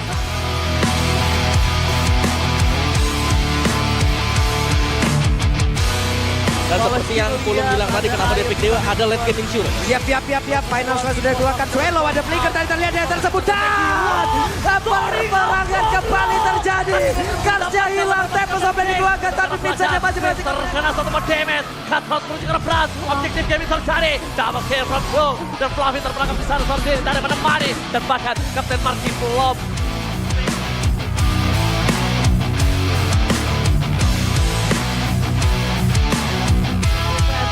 Best turret dari Onyx, 10.000 gold difference akan menjadi milik Onyx.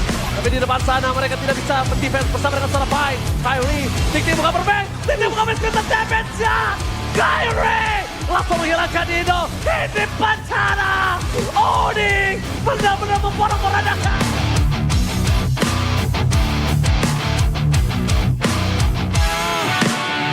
Mereka masuk, mereka tahu dari seorang Ray bisa bermain dengan kabelnya. Rian menunggu momentum, tapi nampaknya belum ada momentum yang dibuat oleh seorang Rian. Dan Kyrie pada telat, Moon mengagetkan semua, menghilangkan Pet Dragon, free hit, double kill, bagaimana double kill, para-paranda, Ende Pancana! Onyx! Tahu nggak, Awesome Generation itu punya rule sendiri, kayak aku. Dalam kondisi apapun, nggak ada lagi halangan. Malah ngebuktiin potensiku. See, that's my rules with Galaxy A Series 5G. Kalau kamu? Hanya perlu melihat ke dalam dirimu. Dan kamu akan mengerti betapa berharganya nilaimu. Percaya pada dirimu. Bukan dengan tergesa-gesa, namun dengan caramu yang beda. Tunjukkan kilau kisahmu sendiri. Dan ciptakan emas dalam setiap karyamu. Trust in Gold.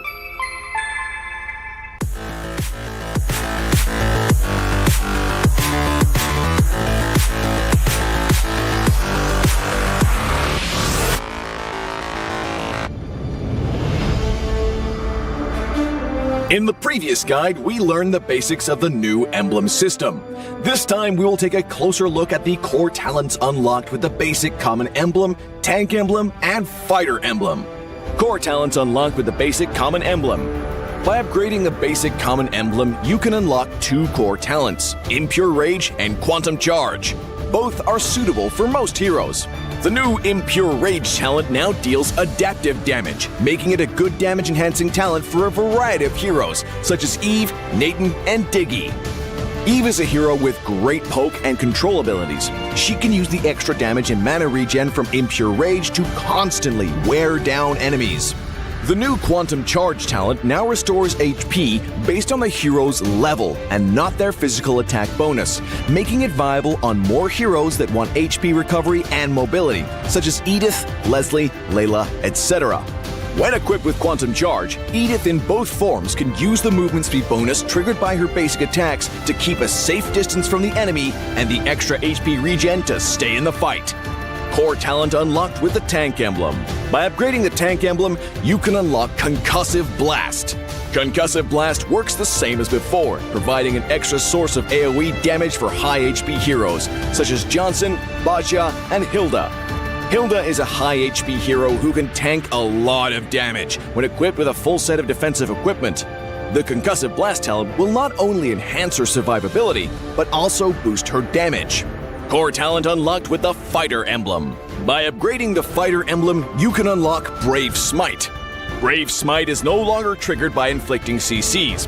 It now takes effect upon dealing skill damage and is suitable for most fighters and tanks that need more HP regen. Ruby, Lapu Lapu, Tigreal, and similar heroes can choose this talent. Ruby can trigger Brave Smite repeatedly by casting skills, and with her own regen abilities, she'll have even greater durability in teamfights. Choose the core talent based on the strengths of each hero to maximize their effectiveness.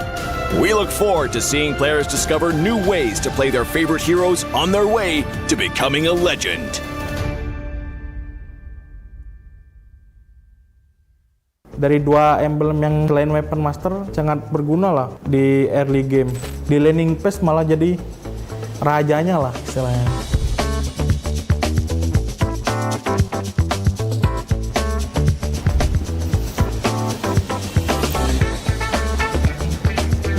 Kok kedap-kedip lampu? Oke. Halo, gua Kadera. Selamat datang di Project Next. Butuh tutor main God Lane setelah update patch emblem. Nggak akan ada yang lebih bagus dari episode ini, karena gue akan bahas 2 hal penting dari patch ini untuk para God Laner. Yang pertama, kombinasi-kombinasi terbaik talent utama untuk God Laner. Dan hero God Laner apa yang akan meta di patch kali ini. Nah, sekarang kita coba ke kombinasi pertama ya. Di sini gue pakai hero Beatrix. Rekomendasi dari gue yaitu yang pertama pakai Rapture, terus yang kedua Weapon Master, dan yang terakhir Weakness Finder. Oke, itu jadi kita langsung coba di in-game-nya. Kan tadi kan pilihan emblem kita ada Rapture sama Weakness Finder. Nah, kalian nggak usah takut buat apa ya, ngepok gitu, karena kalau kita ngehit musuh nih, mereka dapat slow sama mereka nggak bisa ngepok balik gitu. Jadi kayak kalian di lane nggak bakal sering kepok. Terus yang Weapon Master itu kan nunggu dari item kan. Jadi dari 2 emblem yang selain Weapon Master sangat berguna lah di early game buat survive. Nah gitu guys, kita coba ke kombinasi talent yang berikutnya ya. Di sini gue pakai hero 1-1. Rekomendasi dari gue yang pertama Swift, terus yang kedua Bergen Hunter, terus yang ketiga Weakness Finder. Oke, jadi emblem yang pertama kita kan ambil Swift kan tadi. Nah, di awal kita kayak udah berasa ada item tambahan satu, kayak knife nih, kan nambah 10% attack speed kan. Tapi tanpa kita harus beli knife-nya langsung, kita udah berasa kayak attack speed kita lumayan berasa lah gitu. Terus lagi buat 1-1 ya, dengan adanya Weakness Finder, kalian malah jadi lebih gampang kebuka. Nah, setiap kalian ngelempar skill 1 terus di combo sama pasif Weakness Finder, musuhnya kayak nggak bisa lari, kena slow, terus kena 3 kali stuck skill satunya, dia bisa nge-stun. Jadi kemungkinan otomatis terbukanya lebih besar gitu. Bergen Hunter karena kita bisa jadi lebih cepet jadiin item kita. Swift Crossbow di wave 2 mungkin udah bisa kebeli ya, karena ada emblem yang ini. Jadi kayak kalian di laning phase malah jadi rajanya lah istilahnya. Oke, next kita coba ke kombinasi talent yang terakhir ya. Di sini kita make God Land bertipe Magic, yaitu Harit. Kalian bisa ngambil yang Inspire. Terus yang selanjutnya Bergen Hunter. Terus yang terakhir Impurage. Kita udah di in game nih. Yang pertama kan Inspire yang ngebantu kalian nambah cooldown reduction. Jadi kalau sudah semisal kalian max emblem terus kalian nambahin Inspire itu, kalian nggak perlu butuh yang namanya cooldown reduction lagi di item kalian. Jadi kayak beliin aja item yang paling mahal, Blood Wings contohnya kayak gitu. Kita jelasin lagi di Impurage. Semisal nih kalian pakai Magic side lane, itu pasti kemungkinan jungler kalian assassin. Masa kalian mau egois, blue buff-nya diambil, nggak mau dikasih ke jungler assassin kan? Nggak mungkin kan? Nah, di Impurage ini kalian ngeakalin mana kalian. Di Impurage kalian bakal nerima balik 2% mana max kalian. Kayak contoh, gue pakai skill nih, terus ngehit atau nggak ngehit, pokoknya pakai skill bisa ngebalikin 2% max mana kalian, tapi ada cooldown 5 detik. Ayo coba update project next hari ini ya. Tapi kalau menurut lo tips dari gua kurang relevan karena lo pemain role lain, tenang aja, karena di next episode-nya akan dibahas mengenai kombinasi talent dan hero-hero meta di role lain. Dan jangan lupa share videonya ya. Gua Kadera, sampai jumpa di Land of Dawn.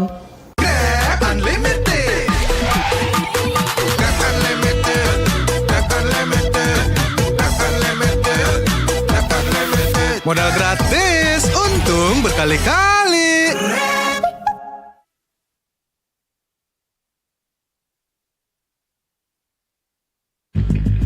nya kemana? 12-nya ada di Blibli 12 tahun anniversary. Beli apa aja ada gratis ongkir 12 kali, cashback 12 kali, dan flash sale Rp12. Ayo belanja di Blibli sekarang.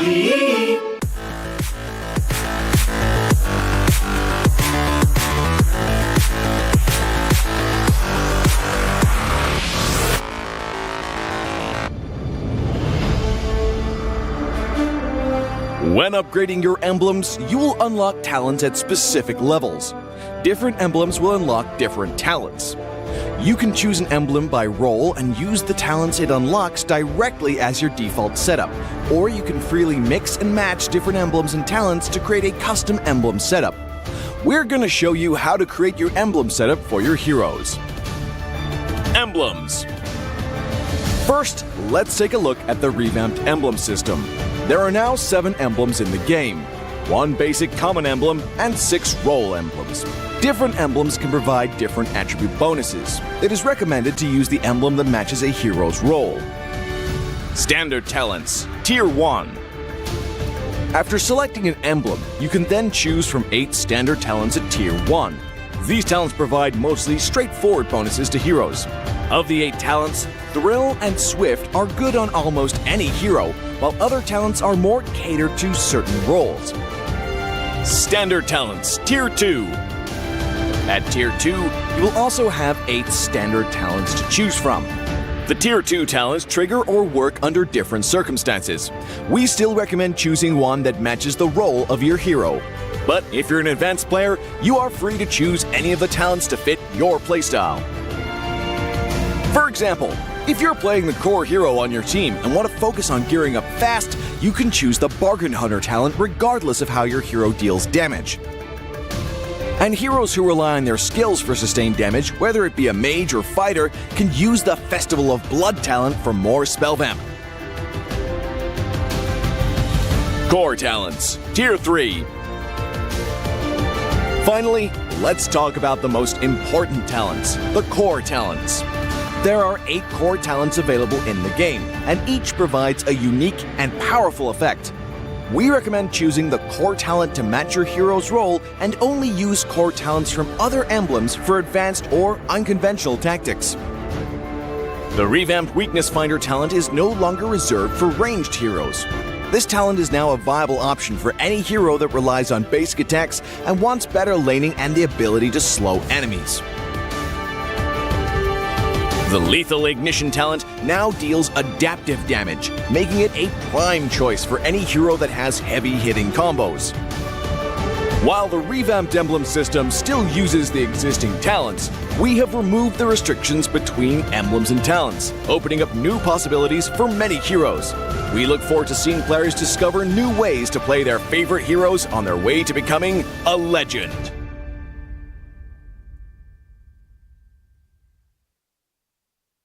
Menurut gua sih update enemy ini sangat membantu kita para fighter ya, karena kita bisa lebih fleksibel dalam pemilihan hero nantinya. Joy bisa langganan sini di band.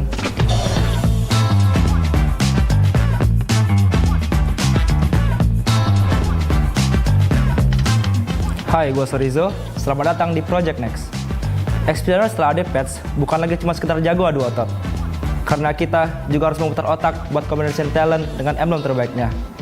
Yuk tonton video ini agar lo bisa jadi explainer yang lebih hebat. Nah, sekarang kita coba kombinasi pertama nih. Hero yang gue pakai adalah Yuzong. Buat talent pertama, yang gue pakai adalah Agility. Yang kedua, yang gue pakai adalah Festival Blood. Yang ketiga, gue pakai Killing Spree. Jadi yang pertama kenapa gue pilih Agility adalah buat movement speed. Menurut gue Yuzong ini sangat butuh movement speed guys, karena ketika lo mengejar musuh, kayak speed lu lebih kenceng gitu lah dibanding mereka. Yang kedua kenapa gua pilih Festival Blood, karena buat lifesteal. Lihat ini gua belum ada item lifesteal, tapi gua tetap bisa dapat lifesteal guys. Yang ketiga kenapa gua pilih Killing Spree. Killing Spree ini tujuannya ketika lu bunuh musuh lu dapat lifesteal serta movement speed. Ketika lo bunuh musuh,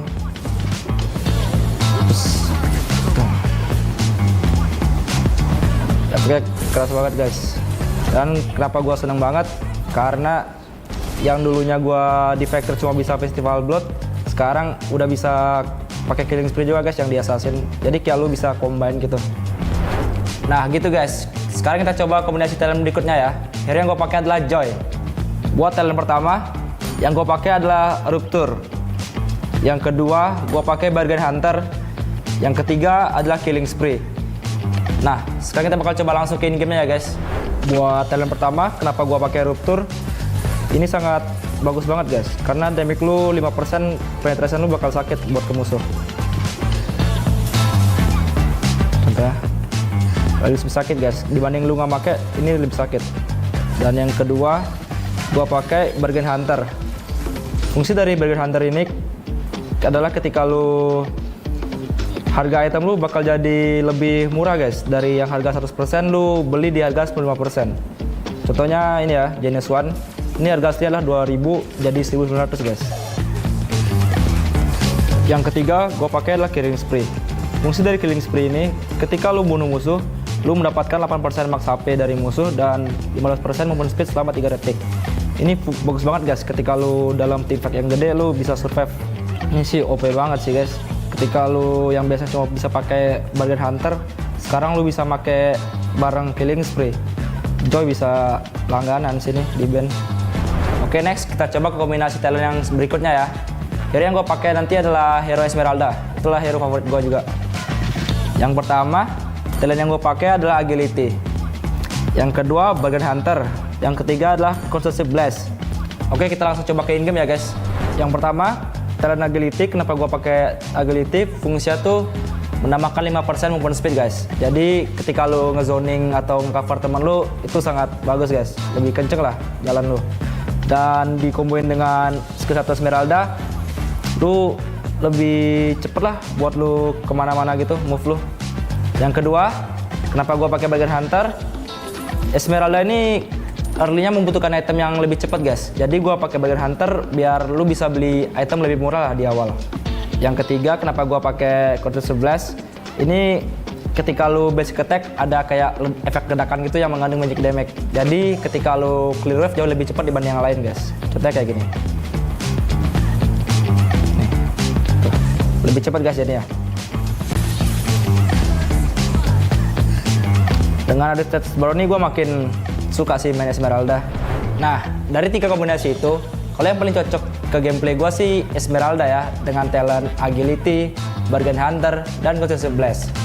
Nah, menurut gue sih update enemy ini sangat membantu kita para fighter ya, karena kita bisa lebih fleksibel dalam pemilihan hero nantinya. Gimana nih para explainer? Udah siap main meta terbaru belum?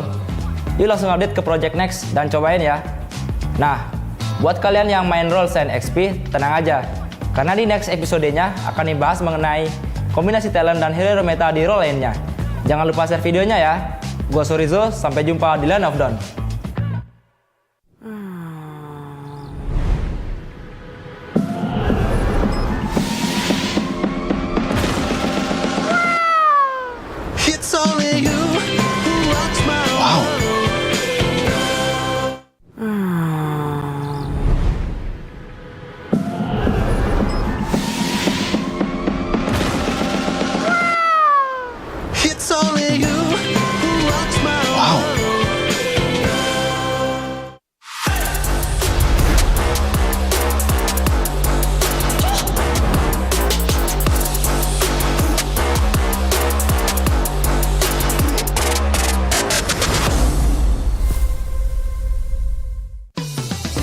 Belanja di Indomaret makin banyak untungnya.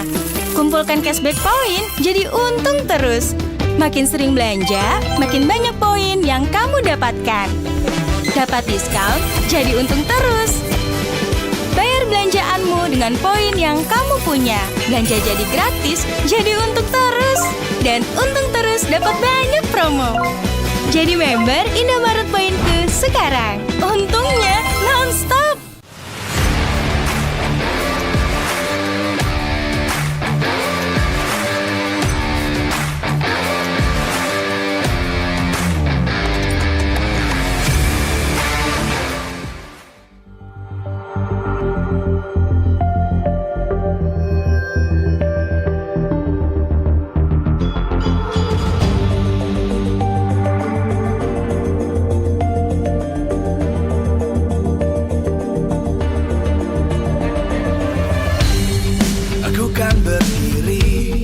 Dan terus berlari, terus ke arah puncak tertinggi. Ku takkan berhenti, hanya sampai di sini. Kemenangan abadi menanti. You know we won't miss if we unite our focus. And if you haven't noticed, we all live. Nyalakan apimu, hadapi semua tantangan. Hadang semua serangan, jatuh bukan halangan. Bakar semangatmu, janganlah engkau menyerah. Kita akan buat sejarah.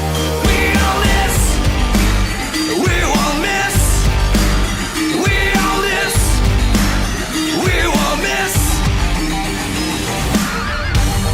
Saatnya beraksi, jalani ambisi.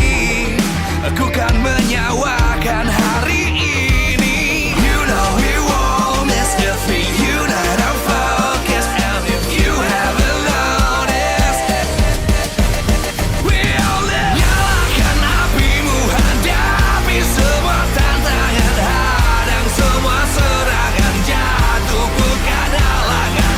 Bakar semangatmu, janganlah engkau menyerah.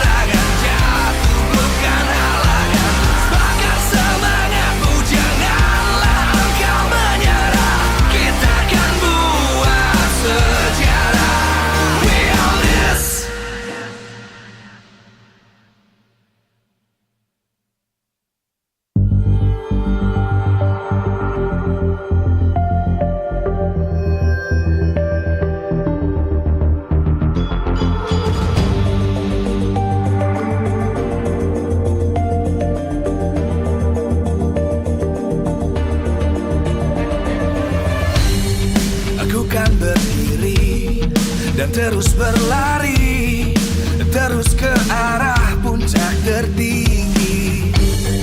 Ku takkan berhenti, hanya sampai di sini.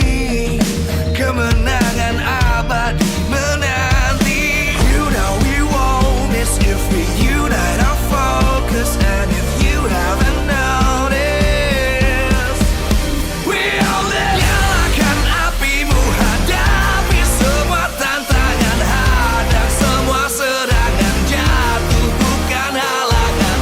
Bakar semangatmu, janganlah engkau menyerah.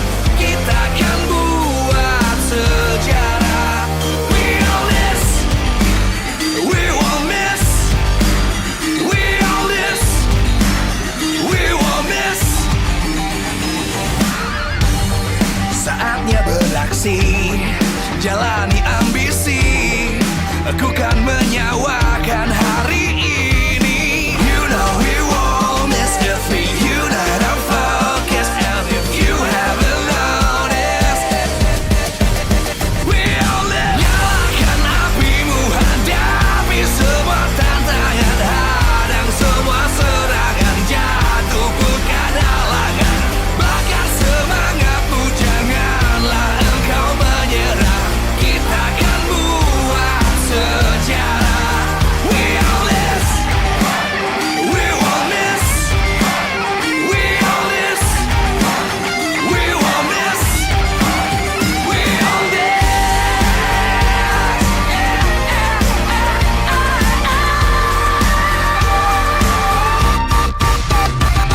Nyalakan apimu, hadapi semua tantangan, hadang semua serangan, jatuh bukan halangan.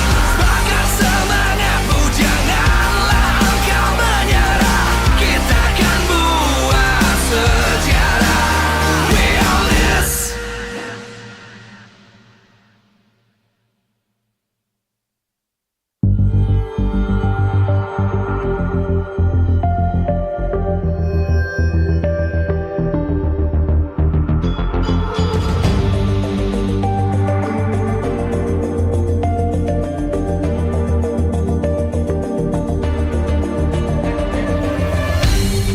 Aku kan berdiri dan terus berlari, terus ke arah puncak tertinggi.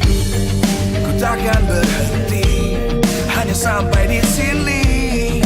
Kemenangan abadi menanti. You know we won't miss if we unite our focus. And if you haven't noticed, we all live. Nyalakan apimu, hadapi semua tantangan, hadang semua serangan, jatuh bukan halangan.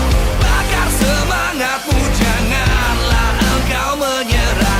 Kita akan buat sejarah. We all this, we won't miss. We all this, we won't miss. Saatnya beraksi, jalani ambisi. Aku kan menyawakan hari ini. You know we won't miss if we unite our focus. And if you haven't noticed, we all live. Nyalakan apimu, hadapi semua tantangan, hadang semua serangan, jatuh bukan halangan. Bakar semangatmu, janganlah engkau menyerah. Kita akan buat sejarah.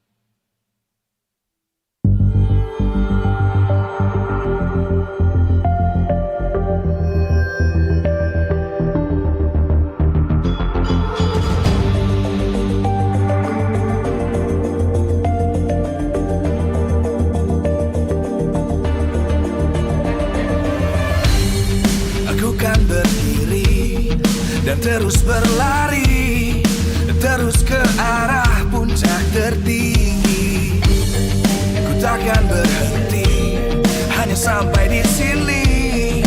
Kemenangan abadi menanti. You know we won't miss if we unite our focus. And if you haven't noticed, we all live. Nyalakan apimu, hadapi semua tantangan, hadang semua serangan, jatuh bukan halangan. Bakar semangatmu, janganlah engkau menyerah. Kita akan buat sejarah. We all this, we won't miss. We all this, we won't miss.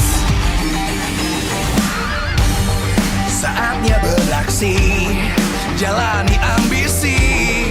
Aku kan menyawakan hari ini. You know we won't miss if we unite our focus. And if you haven't noticed, we all live. Nyalakan apimu, hadapi semua tantangan, hadang semua serangan, jatuh bukan halangan. Bakar semangatmu, janganlah engkau menyerah. Kita akan buat sejarah. We all this, we won't miss. We all this, we won't miss. We all this.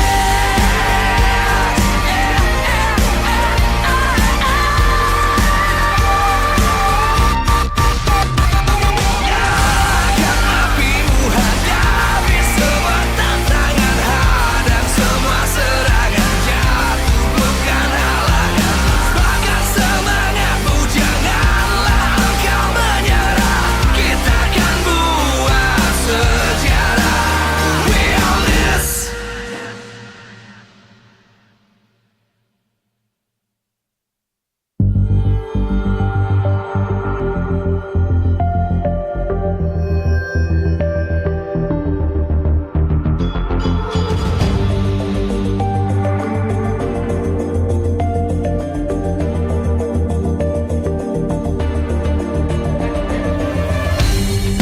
Aku kan berdiri dan terus berlari, terus ke arah puncak tertinggi.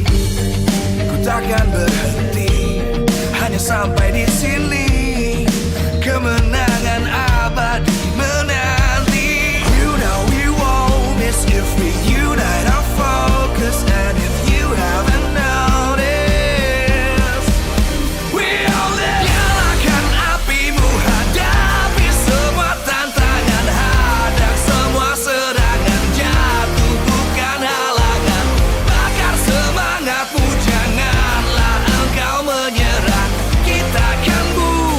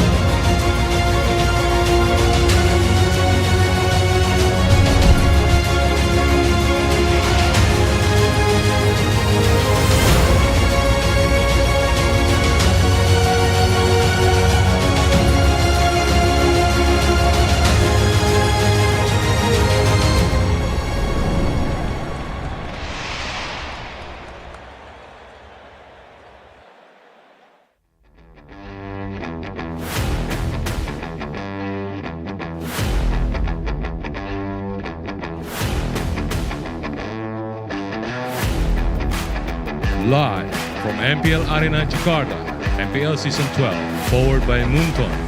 Presented by Samsung Galaxy Official Gaming Phone. Official sponsor, Head and Shoulders. Official mobile internet partner, Telkomsel. Official gold partner, UBS Gold. We own this.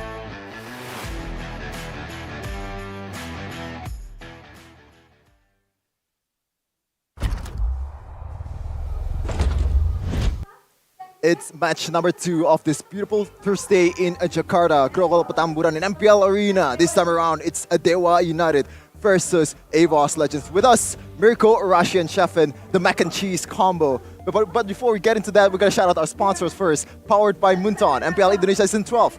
Presented by Samsung Galaxy Official Gaming Phone. Official sponsor, Head and Shoulders. Official mobile internet partner, Telkomsel. Official gold partner, UBS Gold. Partner in esports, Blibli, Dunia Game, Grab, OVO, and YouTube. Official broadcast, Maxstream, Tabata Sports, and Video. Our supplier, Indomaret and Minaski and Samsung. Also supported by PPASE. A pretty interesting storyline here for EVOS versus Dewa United. Both teams is still looking for that perfect lineup, perfect composition, perfect lineup. I said it again, for the playoff to come. I think it's great that you said it again because we've been saying this again and again for EVOS Legends. They have 2 trios now, and which one are they going to grab this time around? Just like they grabbed that WCG Championship, MPL Indonesia Season 12 has begun and Grab promotions are ready to be enjoyed. Use the promo code MPL ID Grab and get a 50% discount on Grab food and 90% discount. 90% discount, yes, I said that again.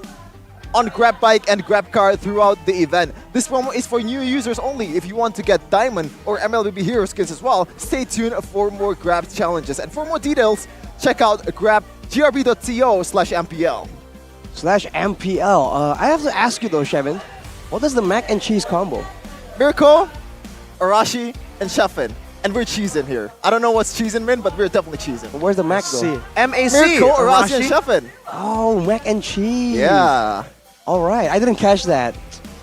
Cool. It's okay, Arashi. It's okay because a lot of people didn't catch that EVOS Legends actually had 2 trios as well. We didn't get to see Sutsujin, Krite, and Ivan here at all in week 1, not even in week 2. After SPS, they went to WCG, and like Jeffin mentioned earlier, they were able to take the title, WCG champs. They had their time in Korea, some natural beauty there. And also, tasting some of the local cuisines in Korea, and also, they actually ate some orcas there. Some what? Orcas. Some orcas. Oh, yo, okay. They ate 2 whole orcas. One of the big orca, even the smaller one, got eaten up by the tigers here. This trio, Sutsujin, Ivan, and Krite. Let's talk a little bit about them first here. What do they bring to the table, Arashi? Well, more importantly, what are their keys to victory? By the Samsung Galaxy Z Fold 5 and Z Flip 5. Fluffy and Brands, more adaptive with the early game play, right? They can't just rely on winning their own lane. It's more of a team-oriented game right now. And the trio mid, the mid that is rotating around so much more than the side laners, need to be paid attention to as well. And of course, prioritize on the fast farming junglers to ensure that they have the lead in the trio, and that lead can be translated to the side lanes, because that is the winning formula that a lot of teams have been experimenting with right now. If you look at the average game time, earlier it seems like Dewa United, despite the fact that they always go into that late game, they actually have a longer average game time compared to EVO, the shorter average game time compared to EVOs. So EVOs, they have a chance now to just play the patient game and outmaneuver Dewa later on. But for the deities as well, keys to victory by the Samsung Galaxy Z Fold 5 and Z Flip 5. Beware of EVO's 3-man movements, because that is deadly right now, especially with the all-new trio coming in to the roster. And don't be focused too much on Watt. Prioritize winning the mid lane matchup as well, because Watt is great, but Onyx has shown that they can leave Watt to his own devices. He is but one man, and this is a team-based game. There is no way, if he's the only one doing well, that your team can even get anywhere with any kind of success against a team that's decent at all. well, if you're a DPS, especially as good as WOD, you can carry the game quite easily, but you need some setups, you need some peels coming in from your teammate, you also need some control as well. You can just be at that one-man team that Dewa United expected WOD to do, and that is definitely a right keys to victory here by Samsung Galaxy Z Fold 5 and Z Flip 5. Wow. Zooming into the logo right now, I do believe Dewa United are your home team for today. We'll see how they'll perform here. Still with the same lineup, I presume. I don't know if it's going to be Pendragon, if it's going to be Dixon. Heck, if Lanaya and Shaco especially, might make his debut. I don't know. The lineups are very flexible for both these teams, and we still have yet to see the trio from MDL from both these teams. Shaco, Lanaya, Case, and Sutsujin, Krite, Ivan. Imagine, man, the reunion, the rendezvous of the MDL Season 7, I believe, finals. That time around, EVOS actually wins that matchup, but Lanaya and crew, they showed some flashes, especially Lanaya with that Assassins. He's really good, especially with the synergy in Shaco mode as well. I think they can bring something into the table, but I really don't think Leo Murphy's got a bench in this one. Whoa! Oh, excuse me, whoa! They have a new trio, the Tigers! It was the IESF trio, now it's the WCG trio all the way from Busan! Annyeonghaseyo! EVOS Lega! Oh man, oh the energy on this guys! Oh my god! But yeah, fresh from Busan, actually the last play of Sutsujin was a savage to echo MDL, so this is the perfect start for EVOS. Meanwhile, Dewa United, Pendragon in the XP. They have a new dragon in town. Let's see if the Dewas can ride this dragon to victory. Ladies and gentlemen, welcome Dewa United Esports. The deities descended from the sky and looking to catch the tigers on the earth. Let's see if they can do so against the young Tigers right now. What a matchup, man. Honestly, between these two teams, even the side lanes, we're talking a lot about the mid laners, but look at the side laners, man. Fluffy up against Dixon, as well as Brands against Watt. The King going up against the legend himself. Before all that, though, these are going to be the brains behind the entire operation. Jack Lee taking on Coach Age right here in a battle of wits. And Caleb finally getting some airtime with the MPL team after bringing that EVOS Icon team to the World Champions of WCG. I would say deserved. Deserved? I mean, looking at his performance, you gotta give him some props here. EVOS Icon have been a dominant team. Some even thinking that it's a team that is better than their Legends team, than their MPL team. We've seen this for quite a while now. But I'm just really surprised again that Dewa United, they're able to get a movie star, a kung fu star to be their coach, Mr. Jack Lee himself. I want to see what he can bring to the table aside from those kung fu moves. Hang on, that's a fusion character right there. Jack Lee. He's a good combination between I don't know if you can mention the names right. If you know, you know. If you know, you know. But for Dewa, that means you can expect all those flashy martial arts moves in the Land of Dawn. So expect a lot of crowd control, a lot of movement-based abilities, and in the current meta, that is so good, especially if you want to try and match up to, again, the WCG trio, because they'll be looking to just lead their team in the movements. And if it all goes well, this man right here, the King himself, has a chance to assert his dominance yet again. There's been a lot of criticism towards Brand, especially last week. After the, I would say, a bit of a subpar showing from Brands himself, in this case, he doesn't have to worry.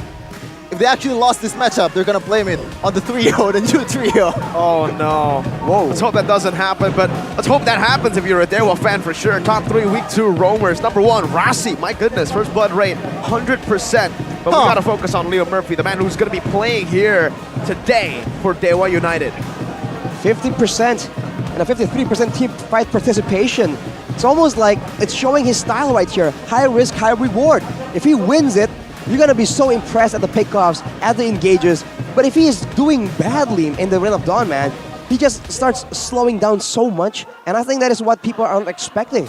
They thought that with Leo Murphy in the mix, it would lead this young team, Dewa United, with a bit more structure, with a bit more experience and wisdom.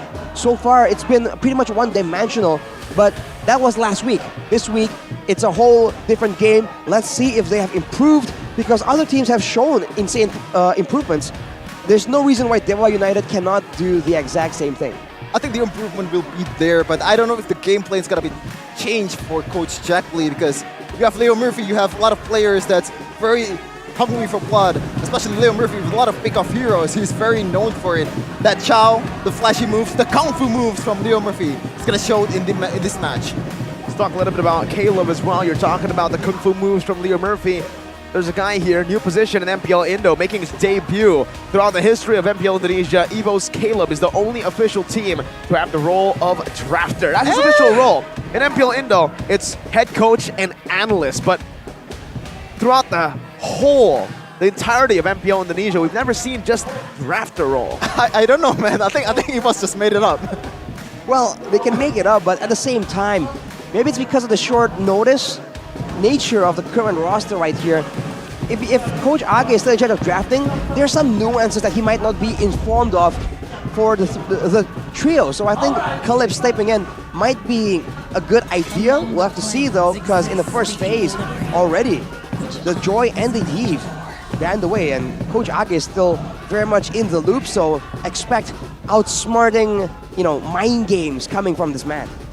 Looks like the Assassin bans is the priority here for Coach Jack Lee, especially after last week. Lanaya, first pick a Ling. We don't talk about that, but they clearly love the Ling or hate the Ling to play against. But Coach You said don't talk about it though. What are you talking about? Well, we don't talk about the result, Oh, I see. First Ling result is, not the discussion that you want to have, especially if you're a Dewa United fan. You don't want to talk about that. I think you want to avoid that conversation at all costs. A very weird draft to start it off.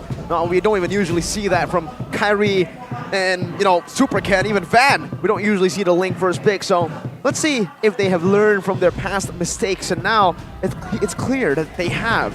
The Fanny and the Link both respecting Sutsujin, this boy wonder from EVO's Legends, and even a respect hero here, banned out towards Krite, a very volatile mid laner, I would say. It could be towards Krite, it could be towards Van Strong as well. The flexible nature of the Kadira is still very much, a consideration point for a lot of these coaches right here. For EVOs though, what do they want to do? Because if they want to try and go for the mid lane domination, it seems like they want to take away the second chance opportunity that the Cult Altar will bring for the side of Dewa. But without Faramis, Valentina gets sniped away from Dewa United. Interesting. A magical hero span coming in from Age, and also the quick response of Valentina in the first phase. Keys plays a very good Valentina, but it looks like an Angela first pick. There is no real assassin that you can combo with. Maybe they want to go for like a Pasha or like a Fredrin, and there you go, a standard pick for Coach Age. Very flexible, but we've seen the result in the previous match. Fredrin mid lane doesn't work against, what was the team again? Fredrin mid. You're saying Fredrin mid or Fredrin roam? Maybe jungler. Well, it could be in the jungle. But earlier we saw in the Bigatron match, it actually went in the hands of the roamer, so we'll see if Coach Age has a bit of a similar draft here. We have a fun fact earlier though. Two men with the same name, Arthur from Pendragon and who was the other guy? Sutsujin. So now you really know where Arthur got that Pendragon nickname of his, right? Ooh. The Legend of King Arthur. But for Sutsujin, I don't know where he got that. Arthur Sutsujin. Maybe it's the Japanese version of how you say Arthur. I don't know. Rashi would know. But let's talk a little bit about the draft here in Dewa United. Wow, securing a Lancelot and a Uranus. Yeah, they want to take it to the late game. They want to take it to where they thrive. Well, in the last match, it's Lancelot and Uranus also in the second and the third pick. Yeah, so exactly. Bit of a deja vu, but speaking of deja vu, let's see if Fluffy can make the same thing happen as Aran in his debut. But debut though, Caleb, how is he doing so far, Rashi? I mean, going for the flex on the Fredrin, securing the Angela, and getting this Paquito. I mean, Dewa just let it go as well. We just saw that the Paquito is a lot more flexible compared to the Uranus. And now they opt for the Uranus instead. So I assume that there's a particular requirement that the Uranus only can fulfill right here. Because Fluffy on the Paquito, this is a notorious pick for this player. He's been a signature pick for him all the way since he was in Aura, like you were mentioning. So the EXP lane is going to be a bit volatile here, and Age will ban away that Franco, trying to limit the catch potential from Dewa United. I think it's a very good ban, especially if you're using Paquito. You want to make that Paquito pop off, and without any control, without any suppress whatsoever, it's gonna have a good time. Like especially if it's Fluffy on this Paquito, I very much trust him with this hero. It can be flexed over to the jungle as well, keep in mind. And the Angela Paquito combo. I mean, we've seen Angela Fredrin, Angela Ling, but Angela Paquito in its own way is a very ferocious opponent, man. A lot of built-in sustain and shield from the Paquito himself. With an Angela, he is nearly unkillable, especially because right now for Dewa United, you haven't really seen the bulk of their damage output. There's Valentina and Lancelot, but there's no way just these two will be able to just one-shot the Paquito. For Dewa United, they're still trying to nail Krite down. A big threat in a lot of these pro players' eyes. Let's take a look at Pendragon's comment here. All Evil's players should be watched closely, especially the players from their MPL team, who could potentially change the gameplay and bring surprises from these new players. And I couldn't agree more for Pendragon here, who was an ex-Evos member. He knows the inner workings of the Blue Tigers. So he should know a thing or two up against this team. Maybe that's why they've chosen Mr. Penn, Mr. Arthur Pendragon, to play up against Evos. Mr. Penn. Mr. Penn, and looks like Kochaki is doubling down on that control plan. With Kaja banned out, it's go time for Fluffy, but in this case, Blood also banned, so Brands will not have this signature hero here. There's still a lot of options left on the table. Well, normally, if you want to go for a burst towards Uranus, carry is the option here, but I would say this Fredin will go to the jungle area just so EVOS Legends will have some magic damage from their mid laner, but there's still some option left on the table. It's gonna be Beatrix for Brands. Oof, picking up a gold lane early on, it's pretty good. Considering that Dewa has banned away the Claude as well, it seems like they want to go for something a bit more clumped up compared to Evos. Having the Beatrix, I mean, Beatrix is just so flexible. You can go for poke damage, burst damage, and you can still do a healthy amount of DPS against this Uranus. Brody Cho would be my prediction, but it's going to be Brody Kufra that they're hovering on. Kufra, a great choice here up against the Paquito. A bouncing ball can neutralize a lot of the dive, a lot even of the catch potential coming in from this Paquito. We'll see if it gets locked in here for Leo Murphy. One of his signature picks back in Season 6. And surely enough, it does get locked in. Brody and Kufra. Oh, we can get a glimpse of the emblems. Okay, I see you. What? Quantum Charge, Assassin emblem. Okay. Oh, wow. We'll see if that works out. That's a weird zoom in to the face of Van here. Ivan. Van Strong? Is it Van Strong or Ivan now? No, it's Van Strong. He changed his name again. It's fine. It's fine. As long as his gameplay stays consistent, unlike his name changes. All right, man. For Dewa, though, this is a very short-range situation, and they're up against a Beatrix, two solid crowd control heroes, and an Angela. So this is a bit like reverse Bigatron, right? They're the ones with range right here. And if they want to go for the mid lane Angela, they have the same problem. They have no output of magical damage. They will go for that Novaria. That is a very good solution. All that damage in an area will be so difficult for Dewa United to maneuver through. Now, Angela roaming. I've never really liked Angela as a roam, especially against a pick-off tank here in Leo Murphy Kufra. It's going to be very hard for you to open maps, but I do like the Novaria here just to give out more information on the bushes on where the enemies are. So in early game, I would expect this Angela to be more of a reactive pick, reactive team fight player. But in the late game, the one who takes the charge of that bush opens and map opening is gonna be Susujin with the Fredrin. Well, how do you know it's gonna be an Angela roam? It could very well be an Angela mid. Oh, it turns out it is gonna be the more default situation. If you look at the battle spells though, Sprint for Pendragon instead of the Purify, because there's not a lot of like solid crowd control lockdown tools in the hands of Evos Legends. For Evos, it's all Flicker, so they're not really respecting the pick-up potential like you're saying, Shevin. As we go into game number 1 for Dewa United versus EVOS Legends. Wow. So much chaos earlier that we didn't even... I don't know if you guys noticed, but it's Lanaya here who's playing, not Ray. All right, we'll get another version of Lanaya playing. This time, they will not first pick the Ling. And taking a look at the emblems, Arashi, anything you want to note down? Well, Lanaya is definitely going for something a bit more aggressive right here. And for everyone else, I mean, Van Strong has the focusing mark. Unlike unlike what we saw from Bigatron, so that is already a bit of a plus in our eyes, probably.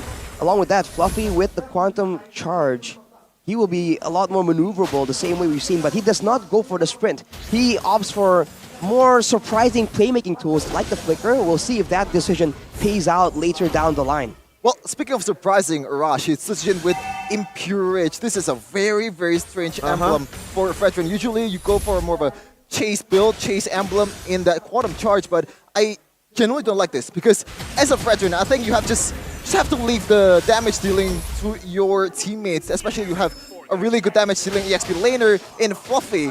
So you just gotta trust them, man. And for Pendragon, he also has the Impure Rage, but now Lanaya. Whoa! Instantly bursted down. Sutsujin was able to just stop him, hold him back, and right from the back with an Astral Spear, able to lock him down. Now Fluffy looking for some more. Onto Kaze, bringing him back with a knockout strike. A little bit of an invade going on here for EVO's Legends, but already you can see the pressure getting to Lanaya. It's definitely a very difficult game, especially if you fall behind right here. A fighter against an assassin will always have a bit more of an advantage, so Lanaya will have to look for situations where he can get an advantage, like right now. That's a Phantom Execution, no kill though.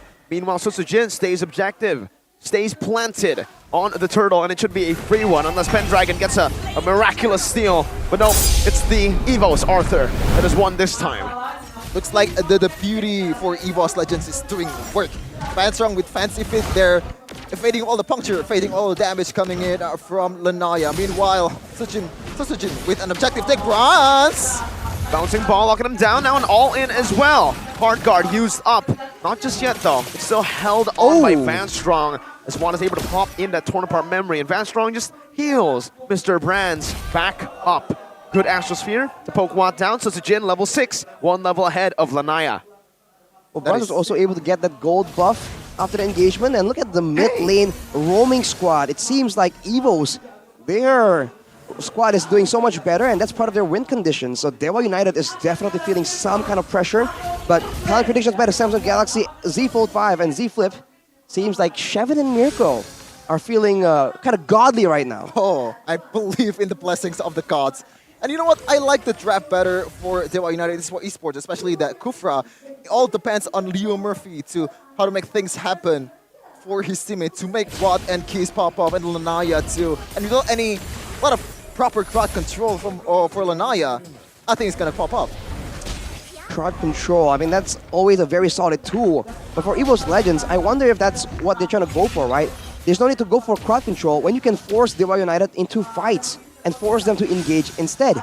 With a Paquito and an Angela, they have so many tools to try and make plays macro-wise in the game. And with the Novaria, they can really deny Dewa United those pick-up potentials. They can spot out Leo Murphy later on. Look at Sutsujin and Fluffy, man. This duo, they're just relentless in the jungle of Lanaya.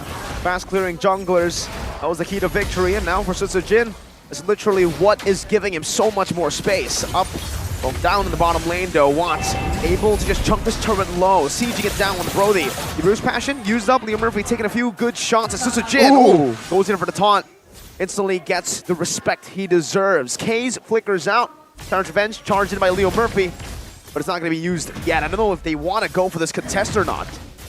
Look at the sustained difference here. Vanstrong just healing Brands up so they can stay in the fight. For Dewa, there's only one member that can match the kind of sustain. It's only Pendragon, and he is absolutely late to the party.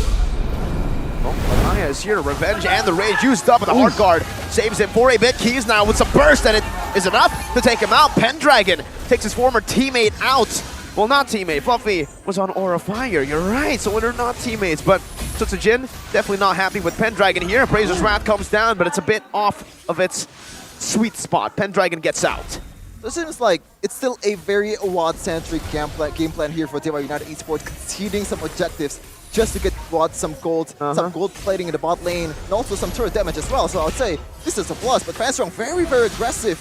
Look at, oh man, he's just camping on that push, but he's gonna get punished instantly. It's a bait for the Tyrant's Revenge there, and now the torn apart memory fade away takes Vanstrong down. Sutsujin locking the enemy Arthur, his clone perhaps, Pendragon, but Pendragon doesn't like it, goes back in. Leo Murphy's holding Brands away. The turret in the bottom lane might just fall here with a amount of pressure that they have. Sutsujin still chasing Leo Murphy, a good Tyrant's Rage to delay it. And even a revenge used in. So Tsujin unable to take the roamer down. A stolen hard guard kept him off course. And now Watt is able to zone Tsujin away. Dewa United slowly but surely taking control of the game. I think for Dewa, the way to victory isn't to just go for these fights. They have to try and make it macro-centric. And early on, we saw that Fluffy was able to just out-rotate, out-pressure Pendragon in the lane. But now, with the presence of Lanaya and the rest of the team, seems like Dewa United are getting a bit more in sync. And for EVO's Legends, that's a bad situation. They need Fluffy to make those aggressive plays. And look at the items. Already a Hunter Strike to ensure that he can go for these very aggressive plays later on. We'll see. Again, without the sprint, he won't be nearly as slippery when he's escaping. But with the flicker, maybe he'll find a moment to just burst Watt down or burst Lanaya down. But with the Wind of Nature, that could all be nullified. So timing is of the essence here. Another objective take for EVO's Legends here. Do they want to concede this because Leo Murphy already got a good position? Spot out. Astral Echo beautifully done there. Leo Murphy would have been able to get a good catch onto Van Strong if it wasn't for it. Wow, Bennett's Rage not connecting there. And even with the tie down, Pendragon is able to just escape. Oh, what happened in the back? Fluffy gets a solo out of nowhere. That's an advantage for EVO's Legends, who have now a man advantage to utilize for this Retri battle. 50-50. Oh, it's Lanaya! First hurdle for Dewa United. Pendragon gets traded in, and EVO's Legends, they get an equal trade, 1-for-1. Meanwhile, Watto is pushed in that top lane. Oh man, oh my goodness. Don't talk memory! What? My goodness, Brand's now walking in. You've gone a bit too far, Watt. You've been too much than you could chew. And that's a trade back. Definitely not worth it for Watt. Roamer traded in for gold lane. The killer instinct is there. He's trying to do the penny, but he doesn't see that instant backup coming in from EVO's Legends. Credit to them though. 4-man immediately punishes the flicker from Watt. And without the flicker, it's going to be harder for him to deal damage in the next team fight. Well, that's the speed coming in from EVO's Legends. Always at the right place, faster than Dewa United. While Fluffy was able to get the surprise pickup using that flicker, by the way. We were talking about it paying off. It certainly did right there. Keys gets taken out. The bottom lane was shoved in by Fluffy as well. That results now in the turret for EVO's Legends, and this is how they need to play around. They need to use Fluffy, this Paquito pick that's been so notorious, so annoying, and use that as their advantage. Now they're playing on the mid lane as well. They get the pick up on Case. Taunt coming in. Bennett's Rage. Oh, the prediction from Brands! Bennett's Rage across the wall. He knew where Case was going to go. Watt takes a turret up top. Tier 1 falling. Tsujin versus Lanaya. Both using Retribution. Now it's last Lanaya. Still able to dodge. Oh! Defensive execution out. Now it's a hard guard coming down. Torn apart memory. Unable to take Fluffy. Out. Right. Astral Sphere not connecting. Both teams once again disengaging. Taking it slow. Mr. Brands, Mr. Jobran, with an actual bombastic play predicting the moves from Keys. And that is the key for EVOS to win on this game. He has to pop off. He has to get his confidence back. And EVOS is trying their best to do that. Ooh, look at that. Astral Echo just exposing Leo Murphy. It seems like the only way for Dewa United to get a good fight is to use Leo Murphy and get a good engage off. Right now, Van Strong, though, has the Necklace of Durance, so even Pendragon needs to be a bit more careful with his positioning. Look at Fluffy, Arashi. Look at Fluffy. Look at where he is right now. So Tsujin goes in. Watt able to flick around. So Tsujin now caught in a bad spot, but Fluffy missed it! The hard guard comes through. Watt is still untouched right now, but Leo Murphy falls in the back. Not able to dish out enough damage. Lanaya with the Thorn Rose. Not connecting. 1-for-0. Leo Murphy down for nothing. EVOS with a big win. Ooh. Astral Sphere renders apathy. No way. Just out of range, barely. But what is this combination? Now an Astral Echo. Try to cancel it out. Fluffy with a knockout strike. Brands is dealing some damage, but Pendragon walks up. Brands forced to flicker out. No flicker on Brands. Lanaya still has a way in this team fight. Thorn Rose coming down. But EVO's Legends, they're still utilizing this Lord Dance. 50-50 on the board. Lanaya jumping with a puncture. Tsujin holding on. 1 level ahead. Lanaya is now. Renders apathy connecting to Lanaya. Now Timer's Revenge on the back with a Phantom Execution. That's 1 kill out. Dewa United have outpaced EVO's Legends. They took it slow. That's unfortunate for Fluffy, man. A bit too aggressive right there. Evo's Legends, they had Van Strong pushing on the EXP lane. Look at that wave about to crash. If they're able to delay it longer, it would have been beneficial for them, but Fluffy went in alone, gets bursted down. There was no time for the hard guard to save his life. Right now, they're still dancing around it, and that's going to be a free turret for Evos, I think. So overall, this macro style of Evos is still paying dividends. So far, Leo Murphy has been doing work, and he's doing it again! Revenge and rage, phantom execution, everything in a kitchen sink thrown at him! And Sun Jin will have to pay the price. Lanaya still has the retribution. Bennett's rage in the bottom lane. Leo Murphy gunned down! Lanaya picks up the Lord. Daewoo United now on the run. Brandt is chasing them. Not enough to take them out. Daewoo United finally have taken back control of the game. They have the gold lead in their pockets. Wow, Leo Murphy making plays, man. It looks like Evos want to force this. Fluffy's gonna get punished. One hit from Lanaya. An Astral Sphere misses. What? Daewoo United. They're just barely surviving in the middle of all these fights, man. And then Fluffy. Fluffy needs to try and slow down here and be a bit more surprising. Earlier, whenever he goes in aggressively, people just get caught off guard. But now, they're just expecting him to go and make the first move again and again. He has a Bloodlust Axe, so if he just goes in and doesn't get bursted down instantly, he can actually do a healthy amount of damage, as Watt is forced to flicker away from that. Oh man, that was some fast reactions from Watts, but such a Jin with the killer instinct on a Fredrin. You don't expect him to play like an assassin. Oof. It's Clyde's damage though, he's starting to ramp up. Lanaya gets chunked for a quarter of HP, and in theory, the longer the fight goes, the Lord Dance goes. Evo's Legends has a bit of an advantage here. So Fluffy really has no urgency to try and make these plays so early, so fast. They can just rely on Brands and Clyde to slowly but surely whittle down the members of Daewoo United before he goes in for a play. Presumably, preferably when Leo Murphy goes in, Fluffy just surprises the rest of the roster. I think Fluffy has a problem that's called Angela Syndrome, but Pendragon getting tough on, still survive. With a lot of resources already burned, this might be the green light for Daewoo United to pull the trigger, but they're still gonna take it very, very slow. Question, Arashi, big question. Looking at Lanaya's build here, usually we see War Axe to a Thunder Belt for utility Lancelot. For Taz, he went War Axe, Hunter Strike. A lot of damage, Lancelots just go Hunter Strike first item, but Lanaya, he's going War Axe to Melphic Roar to Endless Battle. Going for a lot more of an aggressive build right here. And the Endless Battle is great against the tankier members because of the extra bit of true damage. And you can see that earlier Fluffy gets taken down by an empowered auto attack, but look at that damage! Rage, oh what? Falls down, Appraiser's Wrath gets Sutsujin a bit more HP right now, so Lanaya is waiting for the right time to go back in. Now Brands chasing them down! It's a knock-up onto Brands, but he's still going in. Phantom Execution used up with a puncture. 3 members down. Oh, a flicker forward. K's able to escape this for a bit. Brands needs one more shot. Van Strong's diving in. A flicker from K's. And Evo's Legends take back control of the game. Oof, what a play. And you can see, once for Daewoo United, once Watt gets taken down, everyone just falls apart.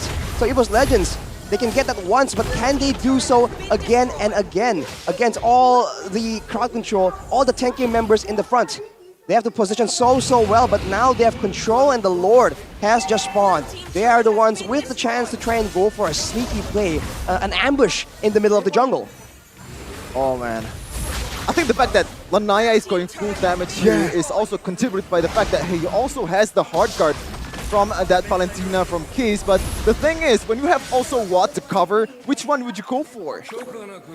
I think Watt is a lot more important, but look at the waves, man. In the gold lane, Evo's Legends playing the macro game so good. It's going to be pushing down, and it's still being stalled, so the longer Daewoo United delay this, the faster they have to react. Now, Watt is rotating to try and clear that lane out. Evo's Legends will have this knowledge. They sent Watts down below? The main source of damage. Leo Murphy getting chunked low. Lanaya, Thorn Rose used up. Pendragon now gunned down. Taunted up, locked up. And Daewoo United are down 1 member. A good Astral Sphere onto Lanaya. Daewoo will have to concede this one. A free Lord over to Evo's Legends, and this time it's Luminous. The Ice Queen one is too massive for Panstrong. The slow is just too much for Pendragon. Even with a sprint, the damage is still way too much from Brands. He already snowballed in this case. Already a lot of items. You see here the item from Brands already Counter strike. So, Yodi. Okay. Man, And also Husklaws and Malefic. you talk about brands snowballing Already with the full rose item. gold right now, by the way. So a lot more protection from keys if you just to go for that big aggressive play. But for brands, his Renner's Apathy is doing a lot of damage, but so is the Astral Sphere at this point. Right. If he can land one onto Watt or keys in the middle of a huge fight, that will throw off the calculations from Dewa so much. With the Lord coming in as well right now, Evo's Legends, this is a dangerous siege that Dewa United needs to try and stave off. the rotations here for Dewa, I feel like, have just been the bane of their gold lead. Watt's going to the gold lane. Was that the right move, Arashi? Usually you would expect the XP lane to be the ones dealing with those far waves. But now, nonetheless, it's Evo's Legends with a 4,000 gold lead and a charging Lord into their base. Base turret will most likely get taken down here.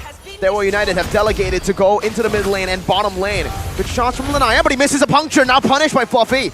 Don't reset. Oh! Astral Spear that could have taken his life, but he plays it well. Sidesteps out of it. They will, however, lose that base turret in the mid lane. Even the bottom lane, everything taken out. Leo Murphy goes in for the Tyrant's Revenge, but doesn't find anyone. Now no control, Leo Murphy can't hide anywhere, especially with their Astral Echo. Evo's full HP bars are staying in the base. They want to try and go for an end, or at least take someone else down and get those death timers rolling yet again. A bit one-dimensional is our thing, Dewa United Esports right now. It all lays to the back of Leo Murphy. If he can get a good catch, they're winning. But if they don't, like, the punish is instantaneous for EVOS Legends because they don't have anything working for them. There's no control, there's no CC from Dewa United Esports. All relies on damage. And when you have Angela on the opposing team and also Brands with the Husklaws, you're not going to be able to win a prolonged team fight. Ooh, look at the Brenner's snipes. Apathy. What? Off half HP already. He can regenerate, so poke damage won't be nearly as effective. Oh, look at that, dude. He just came out after regenning, gets chunked by the other snipe. If they both land at the same time, that is Watt taken out. And the legend right here trying his best to match up to the king of marksmen, who is 6-0. And he is just outranged, outbursted. What can he do in this situation? He needs to wait for a big moment for Leo Murphy to try and find something in the middle of a Lord Dance, perhaps. It's unfortunate. I think if this was if this were Claude, you know, if they actually got the Claude in the draft earlier, could have been a different game. But fortunately, it's banned. And so far, the anticipation towards Leo Murphy's engage has been miles better compared to the early game. There's no catch whatsoever in the last like 4 minutes because the only one in front is Sutsujin. It's Fluffy with a lot of dashes, with a lot of tankiness. Pride, Brand Strong, and Brand just have to, you know, chill in the backline and doesn't worry about anything at all. Wait, bottom lane gets pushed up. Lanaya is the one who they have sent down below? The jungler. And this has given EVO's Legends the green light to continue with the Lord. Now it's Fluffy versus Lanaya in the bottom lane. We don't get to see this, but there is a few recalls here. Even a Phantom Execution committed. And again, Dewa United, they concede the Lord.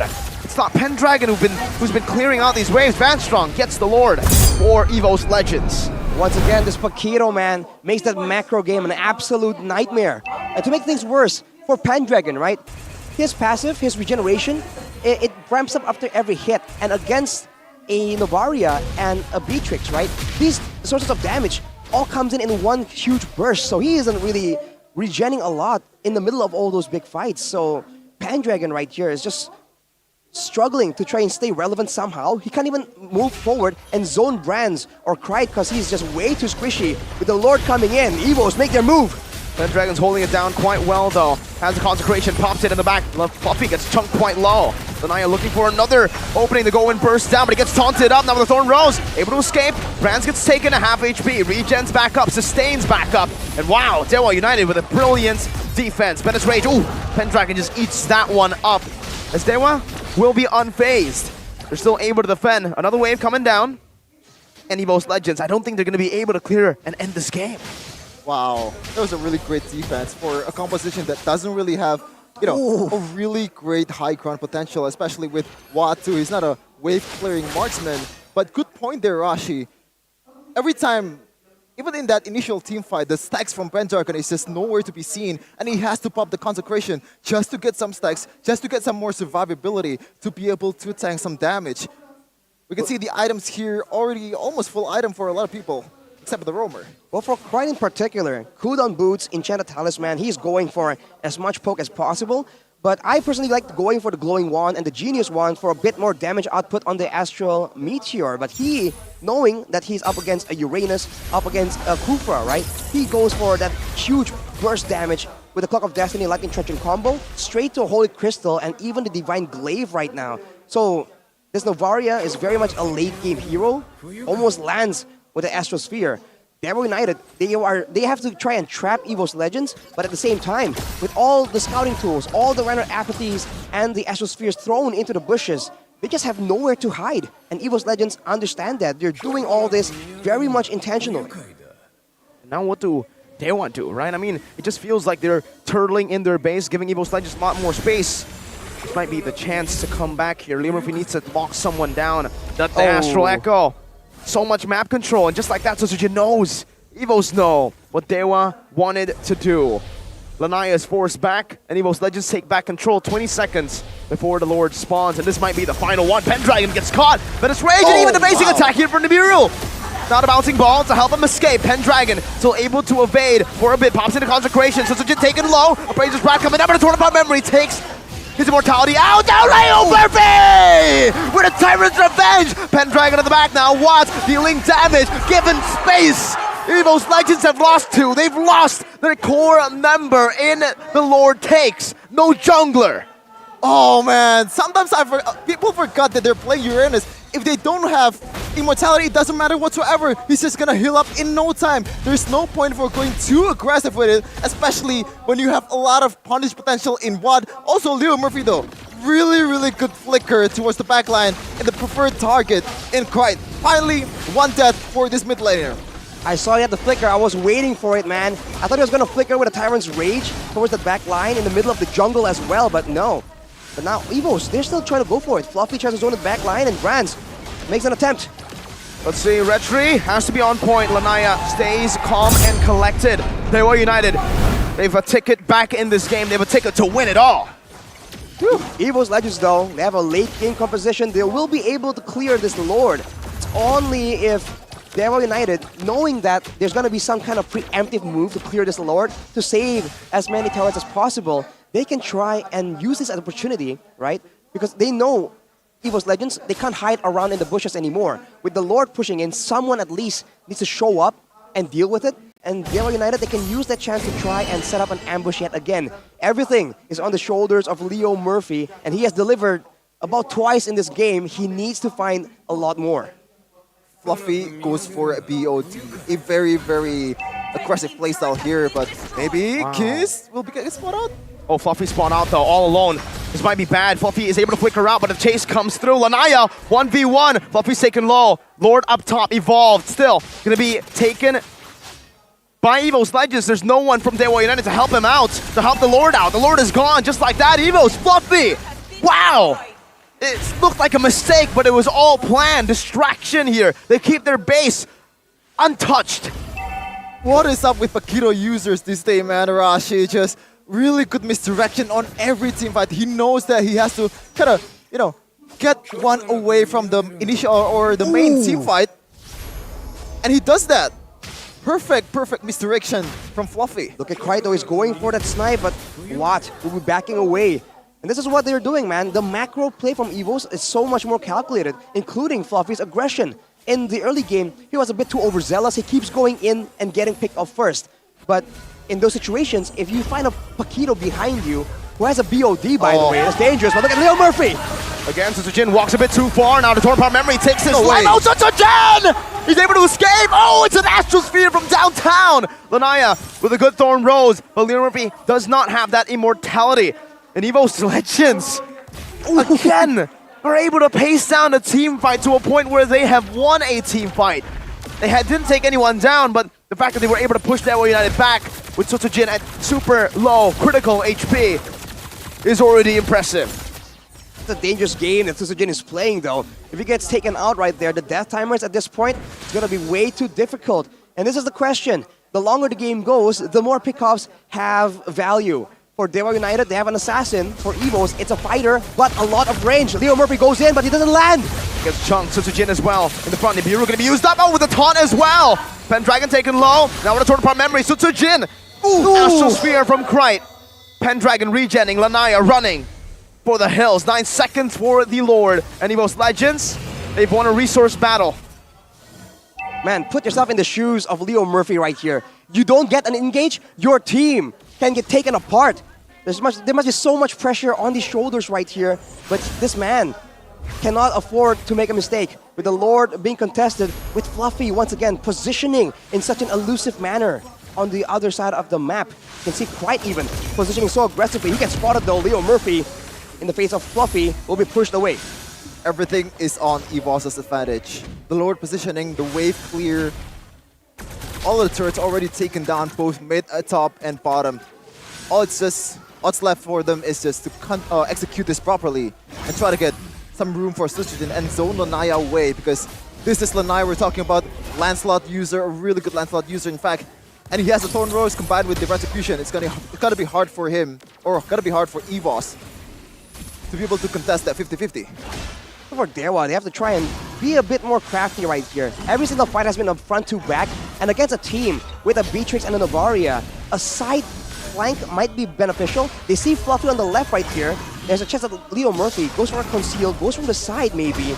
The Lord is at a quarter of HP, and I think Dewa United, if they want to make a play, this is it. This is the time.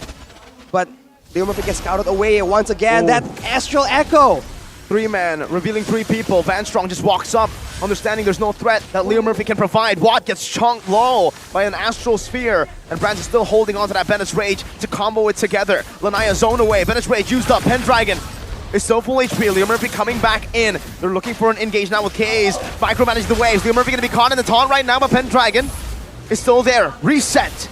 The Lord Dance continues. 27 minutes in, and K's is sent back now. Evos Legends have a way back in onto the Lord. They still decide to commit onto Pendragon. Torn Apart Memory gonna be used up to chunk Brands. Lanaya dodges away from the Astral Sphere with a Thorn Rose. Gets the orange buff. Lord taking a half HP. Mid lane and top lane cleared out.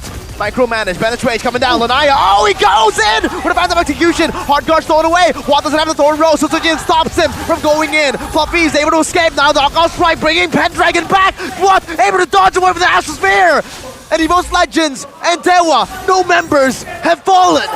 Look at Krite though, going with the Astral Sphere, he will not get a pick off, he hits on Lanaya, but once again, the sustain difference, look at that, Van Strong is just healing everyone up, and Pendragon, the lone member, allowed to try and make something happen right here, along with Keys. Again, Evos Legends now fully committing. K's getting taken low. Pendragon in the midst right now. Brand secures it for the team. Leo Murphy with a bouncing ball. Sutsujin taken low. Watt still able to get one more hit right there for the Immortality. Pendragon still surviving. But Dewa United, they decide to fall back. They do not want to go for the team fight. And maybe this might be it. Evolve Lord in the mid lane marching down. But wait, Dewa United, they have not given Evos Legends an opening to slow this tempo down. They will have the advantage of clearing one wave at a time. The discipline from Evos Legends is off the charts, but right now Pendragon's gonna get punished! Immortality gonna be popping the front side right now with the Meteor's Passion, and even an Astral Meteor! 4v5, Torn Apart Memory used up, Evolve Lord in the mid lane. Evos Legends looking for the chance to end the game. Sutsujin zoning away, K's in the back, dealing damage, trying to buy some time. Fluffy hitting on the base, and Brands follows through. The Tigers strike first. Game 1 for Evos Legends. The name of the game is discipline for Evos Legends.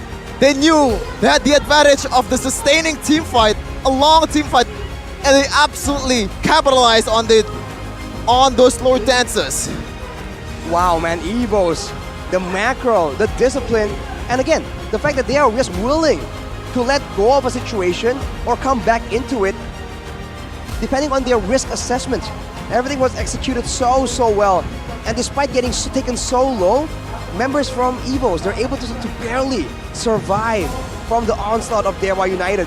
And once again, we talk about the matchup, the King and the Legend. Seems like in game number 1, the King has come out on top. Credit to all the setups too from Evos Legends though. Yes, he is the DPS. He has probably the best KDA in the whole game just now, Brands, but it all couldn't happen with the supports coming in from Vanstrong, from Asustajin, especially the control in the front line and just the kiting as well, knowing the extent, the durability of your heroes. Especially in that team fight just now, I don't know which minute, but all of them, 5 of them collapsed onto Asustajin, but he still survived somehow in some way with Impure Rage, by the way. The tenacious world champion, Sutsujin with the Impure Rage Fredrin. The debut for Impure Rage Fredrin here in MPL Indonesia, and it works out for them. How did EVO's Legends get that win ultimately in the end, Arashi? It's all about macro, man. Whenever they go for those huge, long 5v5 team fights, they just don't come out on top without the right tools. But the longer the game goes, the more the wave control, the mobility of the Paquito, all these factors come back in. The map being opened up by the Astral Echo, the Astral Spheres as well from Krite. EVOs, they just use everything at their disposal to just barely squeak out the victory. So by all means, it's still a very difficult situation. They have to try and maintain this lead and get that 2-0. 2-0 is, you know, is an interesting result, but with this game being this, you know, how do I say it? Very, very, what's the word there? Bombastic? Bombastic? No, it's very even, you know, it's not like very, very one-sided from EVO's Legends. You can see time and time, Leo Murphy, if he gets a good engage, it just swung to Dewa United.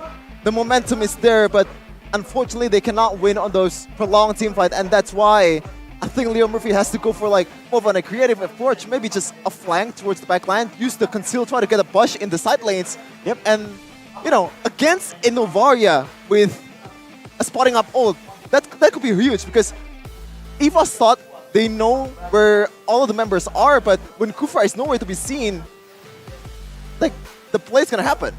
Yeah, whenever Kufra is not on the map, that's where Krite just opens up the map using that Novaria pick, which is so valuable. And on top of that, they weren't able to use the presence of the assassin in the hands of Lanaya to threaten the whole backline. Every single time he goes in, he just gets caught up in the crowd control. And keep in mind, for the most part, every time they were fighting, it's always over a neutral objective. So Lanaya, they can just go in the backline and leave the Lord. So the way EVOs just positions themselves for success is just so good. And Dewa must find ways and secure tools to do the opposite, to try and make EVOs uncomfortable, to try and light a fire under their butts. How do you do that though? When every single time there was an opening for Leo Murphy, it's always spotted out. Like you mentioned, that Astral Echo was really the aggressive tool, which sounds weird, doesn't do damage, but vision is all that matters, especially for a Kufra. If you usually don't see a Kufra, yes, you will expect that he's looking for an initiation, but you don't know where. This creates a fog of war, I would say, for every single one on your team, every single player. And everybody has to move back, has to be aware every single time, has to be very careful. But with that Astral Echo, they know where the Tyrant is, and then they can push forward, they can zone, they can take control of the map, and I think that's what happened. And keep in mind, Krite is the guy that was such an annoyance for Watt. Because Watt definitely wants to be present in these fights, output the damage, but every single time, you can see that Krite has his name on that Astral Sphere, man. Again and again. There was one moment at the Lord fight, you might see in the highlights, where Watt gets chunked, below half HP. He lifesteals in the jungle, right? He comes back, gets chunked again. How is he supposed to output damage, man? So the impact is not really like those kills, right? Man. It happened before the team fight even begins, and that is why the beauty of Novaria pick, it's always shown in this kind of pre-team fights. And when you have brands with that Renner's Apathy as well, the synergy is not there in terms of like the, you know, it buffs your hitbox, the opponent's hitbox, but it doesn't really show the Renner's Apathy synergizing with that. But in terms of spotting up people, I think Krite does his job perfectly in that game. I think so too. I think he deserves player of the game for game number 1. There was a lot of doubts for Krite because of his playstyle in the MDL, even in SPS, WCG, heck even. He's always been very volatile as a mid laner, right? He goes in, and sometimes he doesn't feel calculated. He loses his life, he goes in for random trades, but none of that was seen in this game. It doesn't even feel like it was Krite. Maybe it's not Krite, Arashi, maybe it's Kerwanti. Karwanti? That sounds like a whole different name, by the way. Just saying, but maybe he's onto something. Maybe he's solved issues, something has just clicked in his gameplay, or maybe it's just a Novaria pick. It just allows you to be a lot more secure. We'll have to see, right? This is the first time we've seen the 안녕하세요 trio from EVO's. Please, do not even try to name them that. From Busan to Jakarta, right? So you're right, Arashi. 안녕하세요 is what Susujin, right? And Ivan, technically Doma and Veldora are saying. Hey, even Coach Caleb, right? Coach Caleb's here as well, yeah. Yeah, this is also his debut. Like, I think he did a solid job in terms of drafting, but the execution is really good for this trio. Well, looking at the highlights early on, it's all about that pressure, and whenever Fluffy is able to get a good flank, that seems to be the win condition for EVOs in the early game. But he got a bit too aggressive, and he keeps getting picked off before the deciding moments. After that adjustment was made, it all became about execution. Watt still highlighting his experience, his knowledge, but you can see that the speed difference coming in from a Fredrian, from a Paquito, it just made it really difficult for Dewa United to try and match that kind of aggression. And again, Leo Murphy just isn't tanky enough to be that one sole frontline and engage at the same time. So whenever the Lord is in contention, EVOs just by default have so much of an advantage. Because we saw that even with a one-man pickoff, Dewa United were unable to secure like an easy Lord. It was still very much contested by the members of EVOs. This is the mistake here. The big one. What was taken out, and that just sealed the deal. The silence there represents the torment that the Dewa fans here suffered right after Watt died there, because it really just gave over the games to EVO's Legends. Now, even though there were some glimpses of brilliance here and there from Dewa United, this beautiful play from Leo Murphy, Terror's Revenge and the Flicker, something we usually see from Keyboy. But man, again, it just feels like even with those plays happening, even with those team fights going to Dewa, EVOs had the control, they had more turrets, they had map control, they had everything in their arsenal to neutralize the threat from Dewa. They definitely got W, but I think in the Lord fights there's some weaknesses that's shown by EVOs. I believe they are a bit too over-disciplined. They don't want to take the risk when they have already, the advantage is there, the wave clear is there, the lane is always pushing, the bot lane, top lane, they also have the Lord position towards their side. They never pull the trigger on that team fight. I don't know, what's the procedure there? What's the checklist to go through before you actually pull the trigger to the Lord? But I think there's some moments where just Dewa United is not there and you can't burst the Lord quite easily. I think it's all about, when they do it, right? With a poke composition like that, they don't have to force anything. And, because they are in control, because they're always alert, bro. They're always aware of what's going on. And if you want to be that alert, Shevin, what can you recommend for our audiences right here, bro? It's caffeine, but it's not just normal caffeine. Why do you say it like that? Caffeine. Is it not? How do you say it? Caffeine? Is it caffeine? Oh, I'm sorry. Caffeine, ladies and gentlemen. English casters, by the way. Caffeine from Point Coffee, the best coffee in Indonesia. As you see, Mirko is enjoying it right now. I don't want to drink this right now because I have to enjoy it in my home. What? Why? Well, I just want some me time, man. Don't you want to join the fun, Kevin, and join the Point Coffee experience? You know what? Where's mine? Because is it there? You have to ask Mr. Point Coffee Barista for your coffee. Barista. A professional barista. Licensed internationally with also a national standard brewing machine. So it's definitely, it's not coffee. Wow. It's tea. Hey, well, tea gang. You know what? The lychee tea, as you said, Rashi, it's really good, right? Yeah, we over here in the English, we love spilling tea, bro. Like, tea is just what we live for. And also, there's also special discount on the collaboration menu from Point Coffee with MPL ID Season 12 with the code MauCoffeePC. MauCoffeePC. PC stands for Point Coffee on your Indomart PointCo app and get a 30% discount on matcha latte, caramel macchiato, and lemon tea. All right, 30%. That adds up, bro. We were talking about 6%. 30% is definitely a value deal. So download and use the Indomart PointCo app and make sure you be legendary. Ooh, be legendary. There's a lot of 2 out of 10. 2 out of 10. It'll get there. It'll, you know, We you gotta need Eterna, bro. progression. Where's Eterna? The legendary. Is that how it is? Who the heck is that? If there was a negative stat, I would give it What that, was but it's that? alright. It's alright, because sometimes you just need Indomar point coup, actually, to get your reward system, my guy. You don't need to be legendary, you can just be normal. You can also avoid Indomaret Ratri, as the Indonesian would say. That's what happened if you don't have any Indomaret point coup. But what's next, Miracle? Well, what's next is we're gonna be taking a break, unfortunately, here, but don't worry, it's gonna be quick. Gotta be quick because Game 2 is coming up for Dewa versus EVOS Legends. So stay tuned in the stream. Oi.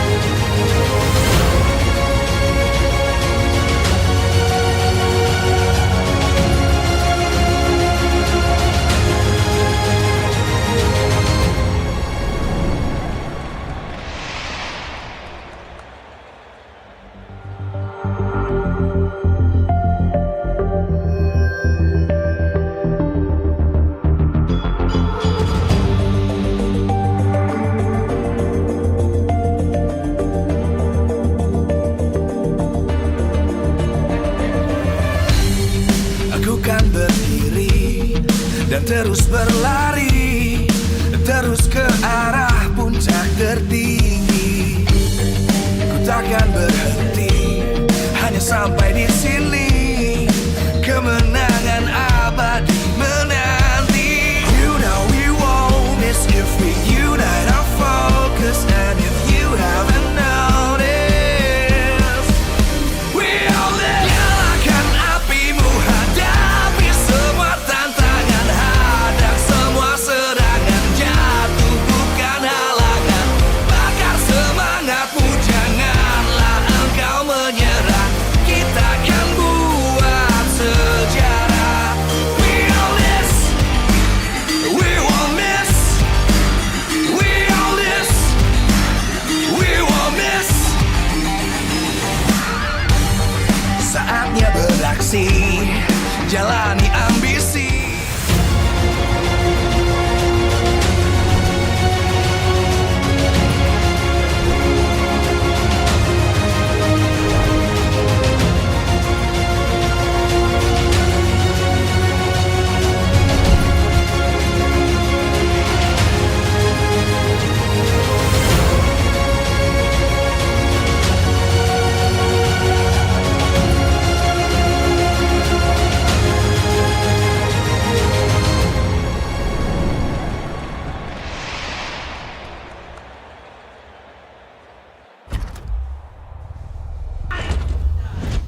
When we say we're gonna take a short break, we really mean it because It was really we couldn't contain the excitement for game number 2 of EVOS versus Dewa United. The trio, the deputy of EVOS Legends, is doing work, and they're looking to replicate it in game number 2.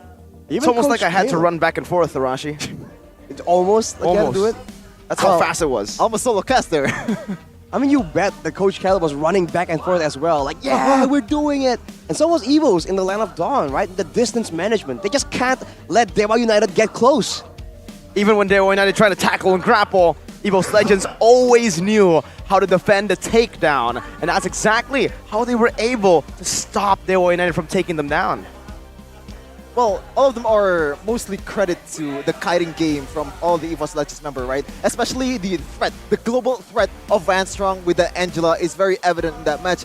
A lot of, you know, very hesitated engagement from Dewa United as well, because they knew that the Angela is something they have to watch out for. The hard guard is there, and if you're trying to burst Susujin, it's not gonna work because you have a lot of HP, you have a lot of healing as well. So what's there left on the table? You have to go into the front, backline right away. They did it like a couple of times, but it's not very sustainable. It's very hard for you to make that constant, perfect engage. Exactly. I mean, they have a engage tool in the Kufra, and they have a Lancelot as well. In theory, they should be able to, but they have to start playing on a higher level, right? It's not only about the matchup. You have to try and outsmart Krite and his spells. If they're at the Lord, right? Maybe hide somewhere further off to the side so that the Astro Echo doesn't hit you. And then now, with that adjustment, you have given Evos a false sense of security. That is something that Dewa United can try and do, but we'll have to see. It all begins with the draft. And the match history for week 2 here in season 12. Nah, this is wrong. Wait, man. hang on. This is wrong? Wait a minute. No, like it's Pikachu and Onyx. Come on. Like you're kinda supposed to lose against 2 of the best teams in Indonesia. I don't know about Bigatron now though. I agree. Bigatron definitely no top 2 in Indonesia. Yeah, that's why they lost. I mean, this was still Bigatron at their top 2 form, not the form that they're on right now in week 3. Don't know what happened, but stick to the point here. It's Dewa United, right? See, it looks like a 2-0, it looks like a stomp, but it wasn't actually pure stomps, right? Game 1 in both of these games, I think, was pure stomps, but Game 2 in both these games, Dewa has a way of downloading their opponents and finding these brawl situations in the second game. So they have to download. They need to read out their opponent. Again, when you're a brawler, right? Like Dewa United here, you need to grasp the range. Right. The range, the combos, the tendencies of your opponents. And against, well, what is essentially a new roster, it makes sense that they won't really be adapted just yet. But we'll see. In game number 2, there's a lot of things they can do, right? Get more engaged tools. They can get someone with a more solid late game in the hands of Watt as well. On the Brody, he was doing pretty okay, but it's Watt, man. Usually you expect him to do a lot more, especially in the late game, with a very high carry, you know, like a hyper carry kind of, you know, attack speed carry. They can shred through the frontliners for Evos as well. So maybe they're gonna put something else in the hands of Watt, or maybe the adjustment will be made in the mid lane. Attack speed, huh? It's interesting, right? Because so far, the only 2 marksmen that's in the meta that really relies on attack speed is technically only carry. Claude, it kind of works differently, you know, but yes, Dewa United needs to rely on Watt and needs to have him get that hero that can carry them the game. The previous game, I think you're right, Arashi, he did really good, but the rest of them, I don't know. When you don't have a lot of setups for Watt, like, you're bound to lose. As the keys of victory mentioned earlier, don't make Watt the only solution for all of your problems. Well, exactly. I mean, in that game, it was... See, the thing is, right, they tried to make Watt a bit more of a supporting tool. That's great. But then it became Leo Murphy. If Leo Murphy does well in the fight, then they do well in the fight. So they have to just be a bit more multi-dimensional so that teams, especially teams that are used to just going against aggression, like Evos, they can just simply make small adjustments and come out on top. They need to make Evos be in a situation where they have to adjust and also read a bit more into the gameplay of Dewa United. That's a good route to take if you're Dewa United, but I think it might be a bit too sudden. Too much of a sudden change, right? Because it really feels like, sure, in the best world for Dewa, you want to have everyone who can carry. You want to have Dewa United be kind of like Onyx. But right now, what they have in their first season is this man that you see on your screen. This guy is a secret weapon that's no longer a secret. What? Usually say, what is that? That is what? You know, you were hyping him up so much, but then you look at his face, he's like, That's always what, you know? Yeah, he's like, so chill. In game number 2, where they potentially can get defeated in a clean sweep, but already a very fast, very quick drafting phase. Dewa securing the Valentina, but Franz getting that Beatrix yet again. Well, yes, you get that hero that you want to play for Brands. You also strip that hero from Watt. I think that's the play here for Coach Age. They actually banned out the Uranus, which coincidentally also one of the reasons why Dewa United was able to make some kind of engage, to make a room for Leo Murphy to be creative with that flicker. So I think it's a good route to take for Coach Age. Meanwhile, still very standard for EVOS with that Fredrin. Well, for Evos, banning away the Eve as well as the Uranus, it seems like they really don't like dealing with this like regen machine, but they have to be careful now not to give any ultimates that are too game-changing to the hands of Dewa United. With the Valentina secured here, if they go for a strong jungler, go for something good, something aggressive in the hands of Leo Murphy, they can secure the 3-man roam yet again. They have a Terizla right now. That is teamfight prowess personified. Wow. They said, you know what? Game number 1, we were looking for team fights, but we couldn't gap close. What's the answer? Let's get some gap closure. Let's get someone who can pin people down. But for EVOS, wow, they pick up a Forza, a hero that might be a bit more vulnerable than the Novaria, I would say. Yeah, the Forza pick is kind of weird, I'd say here. In terms of like lane matchup against Valentina, it does okay, but I think they just want to punish their backliner, the possible gold laner from Dewa United, considering I would say they're going to ban that Claude for Dewa United as well, because they don't have any gold laners just yet, and Claude does well against Beatrix. And if you're going to go for like a full dive composition, what's better hero than Claude? I wonder if, with all the eyes on the gold laner, especially for Watts right here, what was that? Right here, we'll have to see if he goes for something a bit more surprising. Because we were talking about Watt and his potential to use magic gold laners. This could be one of those games where that option could be explored. I mean, against a Beatrix, against a Farsa, there's a lot of heroes that are vulnerable to burst damage. And looking at the second phase right here, Kaja banned away from EVOS, but the Paquito denied by Dewa United. Wait, I didn't notice that Paquito hasn't been picked or banned before this. Yeah. It has been very prio this MPL season, very, very versatile in terms of drafting and playstyle as well. You can be a misdirection, you can be the assassin, like a playstyle of, oh god, which player was it? I forgot which player, but I want to reference a certain play, but it's not on my mind. Stuck out of your mind? No worries. While you think about that, let's take a look at the draft for EVOS Legends here. Their final ban, they banned out Kaja and Franco. They can completely just do the same right here, Kaja and Franco, the two heroes that can get through the Force's Purify, if Cry even wants to go for the Purify. But nonetheless, it's to take out a single target suppress away from Dewa United. They want to go for something big here in the next 2 picks that they have. A bit more mobility, I would say, in the XP lane. Let's take a look at Banstrong, though. Wow. EVOS Legends. He was a mid laner who transitioned to a gold laner and then to a roamer. He was an Aura Fire. And Arashi, since you have worked with the man before, you should take this. Well, his record is clear enough. He has a lot of experience at this point, and he is an absolute workhorse, man. He does not know the meaning of tired. He doesn't get exhausted, so I think the longer the game goes, the better it is for EVOS. This guy, by the way, was able to... Wow. He was pulling all-nighters, playing ranked, just to catch up to his seniors when he was just a new player. So this guy, I mean, I'm gonna give him some love right here from the English desk, but he has the right mindset for a pro player.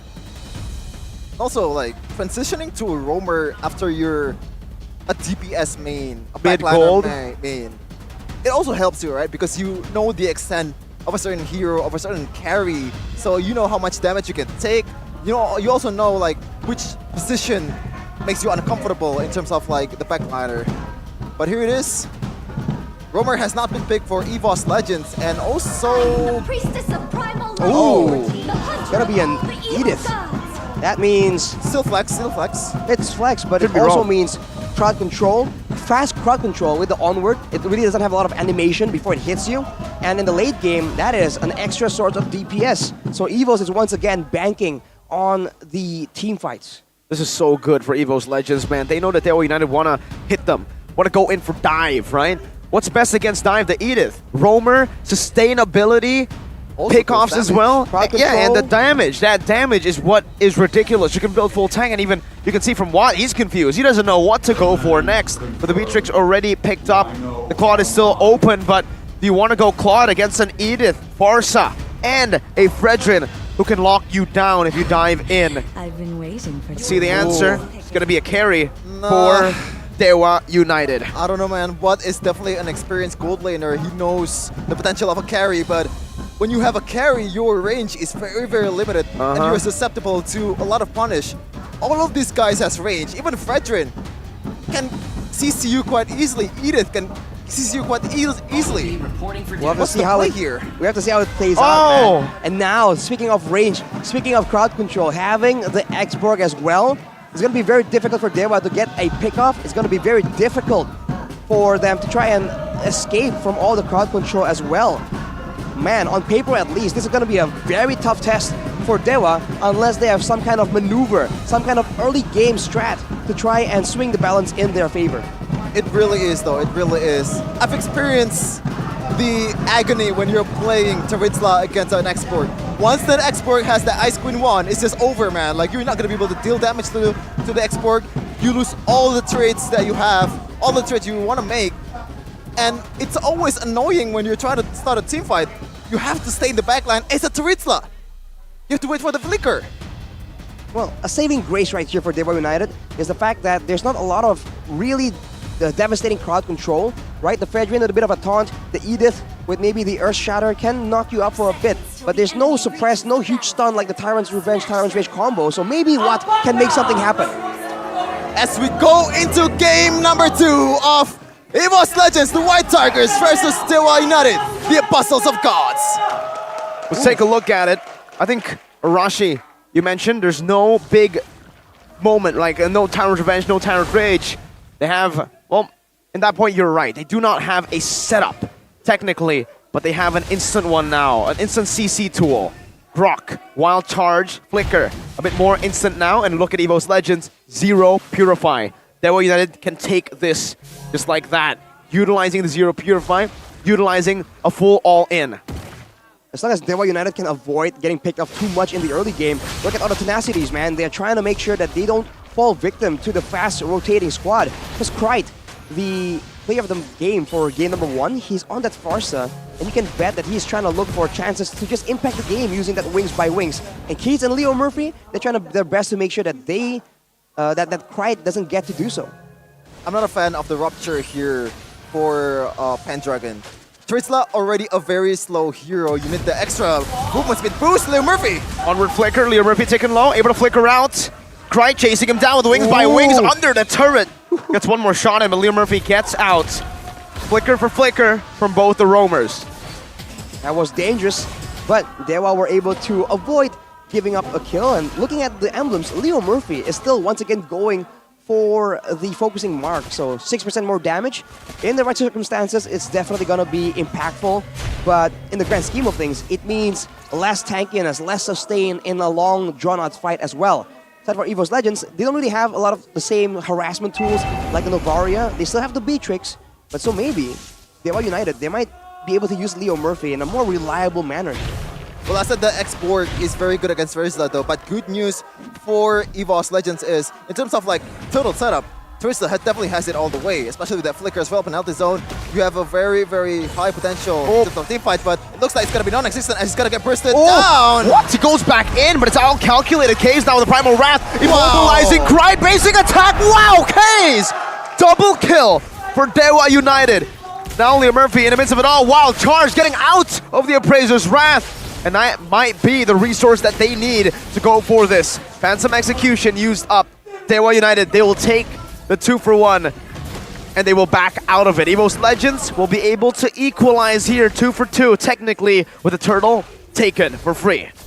Suitsujin once again showing the value of a tanky, high regen fighter in the jungle. Even though they lost members, Dewa United, they used their ultimates. They lost a lot of HP, and that will be Case flickering away defensively because of the follow-up threat from Van Strong. Talent prediction by the Samsung Galaxy Z Fold 5 and Z Flip 5 though, it's going to be Mirko against the world. Explain? Elaborate, please. We'll see what happens first, okay? Game 1, predicted Dewa lost. Game 2, if they win, then I can't control my powers. It's very convenient for Mirko. Well, you know, the stronger the power, the harder it is to control. So you gotta give Mirko a bit of a chance right here. But for EVOS, back again, they're always roaming around, and you can see that Leo Murphy, he's trying to find information, but he's always one step behind, and now he gets jumped on yet again. Venice Rage, onward, Earth Shatter. Oh my goodness! They're playing ping pong with Leo Murphy! I'll just AFK right there because just, like, what am I supposed to do, man? Like, I want to press the power nurture, but I don't have any chance to do so. Yeah, anti-CC. Say what? Oh, wow. Kaze. Good sidestep, steals away the Primal Wrath while it's at it as well. Pops it in, getting the shield. Oh, now onto Krite, immobilizing him. What? Able to dish out some damage. Kaze sustaining back up. Renner's Apathy connecting. But Kaze is a beefy boy as that Edith. Lanaya's here. Suitsujin with a taunt. Some damage as well. Leo Murphy has finally rejoined the team. But EVOS Legends have walked out with a victory. A W trade, as the kids would say. Well, it's also a 2v4 for the turret, and Dewa United were able to stave off that aggression and at least survive. So in a way, it's also a bit of a small win. But looking at the gold difference here, 800 gold for Brands. He's definitely getting the better of Watt in this lane, unless in the mid game, Dewa United will direct some effort, some attention towards that gold lane. I said earlier, Xborg is rushing the Ice Queen one to be able to be more of a use in a team fight. But interesting thought though, Case actually used the Primal Wrath a lot more and better than Fanstrong as an Edith in this match. Just the fact. Then it's Rage now used up. Leo Murphy, burst it down. Pendragon in the back, finding a good penalty zone to lock right now. The last Insanity from Fluffy as Lanaya picks up the turtle. It's a double kill for Van Strong, 2 for 2. Dewa trade an extra kill in for a turtle. Oh, Pendragon going in back there, doing a lot of good damage, but unfortunately, Watt, he was just a bit too threatened by all the damage potential from Evo's Legend, so he can't really follow up. Even though if he did, there was a chance of him getting a bit more rewards, and he still had to Purify. I feel like that was a reasonable risk to be taking, but in the mid side, you can see the emphasis for Dewa is that mid lane turret. Oof. So much damage from Lanaya, who's now feeling it. First game, his performance was pretty good, but it felt like he was gun shy. Now, he's going in. Pride already dying 2 times on kind of the same hero, but Leo Murphy again. Oh, what? Ooh. Sane CC'd, but able to get away with that wall charge. Meanwhile, in the middle lane, Lanaya capitalize on that resources. What would the kids say, Jeffin? Remember? W trade. W trade for W Dewa trade. United, and they have a. You can't spell Dewa United without a W right now. Last Insanity defensively, that's an LID. Audience prediction by Samsung Galaxy Z Fold 5, Z Flip 5. Hey, 29% for Dewa.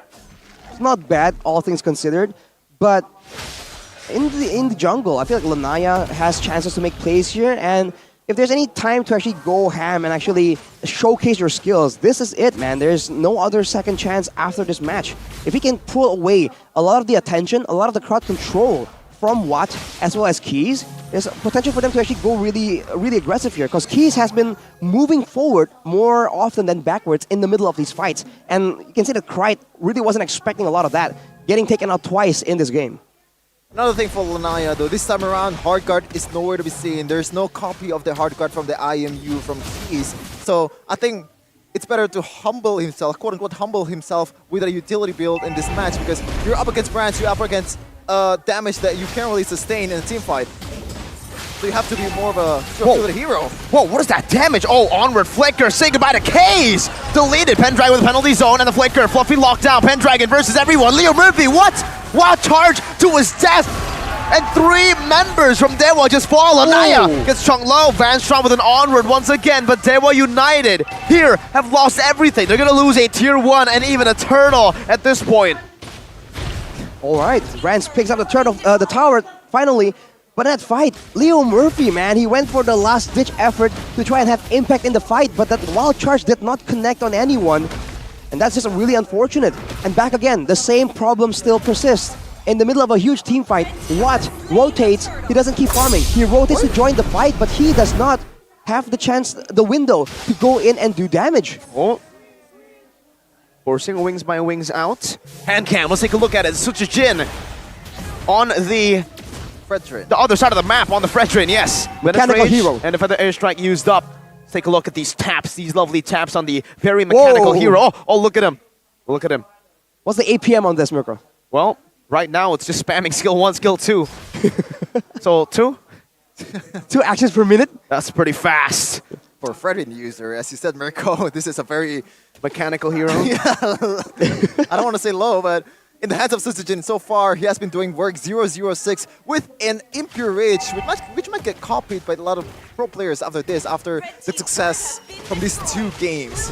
I feel like Evo's Legends have been getting the advantage by being a bit faster, like we saw in game number 1. But the longer the game goes, the more there's a chance for Pendragon to actually go... Well, he can't be bursted down, first of all, because of the passive. It's a bit harder to burst him down. And if, like earlier, someone gets jumped on, there's more of a chance for Pendragon to get a proper counter engage with everyone is ready to follow up as the game goes on. Oh, Fluffy, he's gotten walled. But look at Van Strong in the back, looking for an onward. Oh no! It's Pendragon who gets caught! The wall You're not in, you're not stuck here with me. Well, wait, I forgot the quote, but you know what I mean. I'm not stuck in here with you. It's you guys stuck in here with me. That's that what Fluffy Firaga armor from Fluffy, man. That is such a nuisance. You thought it was going to be a pickoff. Turns out it's a bait. And look at this snipe being queued up by Brands. Oh. See, be decisive, bro. He keeps trying to select who's going to go for. Turns out he doesn't land the hit, but the turret will fall. Doesn't need to. It was a zoning ult. You're right. Brands takes out the tier 2 down below. Good siege. W trade. Well, yeah, like, Arashi, you said that everyone thought it's going to be a pickoff, but I actually think no one thought of that. It's a export. Like, what was the plan there? You got walled. Yes, you get a very good wall. You trap someone, but it's export. You have the Firaga armor. You can get away. You can just step over the wall once the Firaga armor is gone. Like, what was the plan? The initial engage was very weird. Like, what was the shot call there?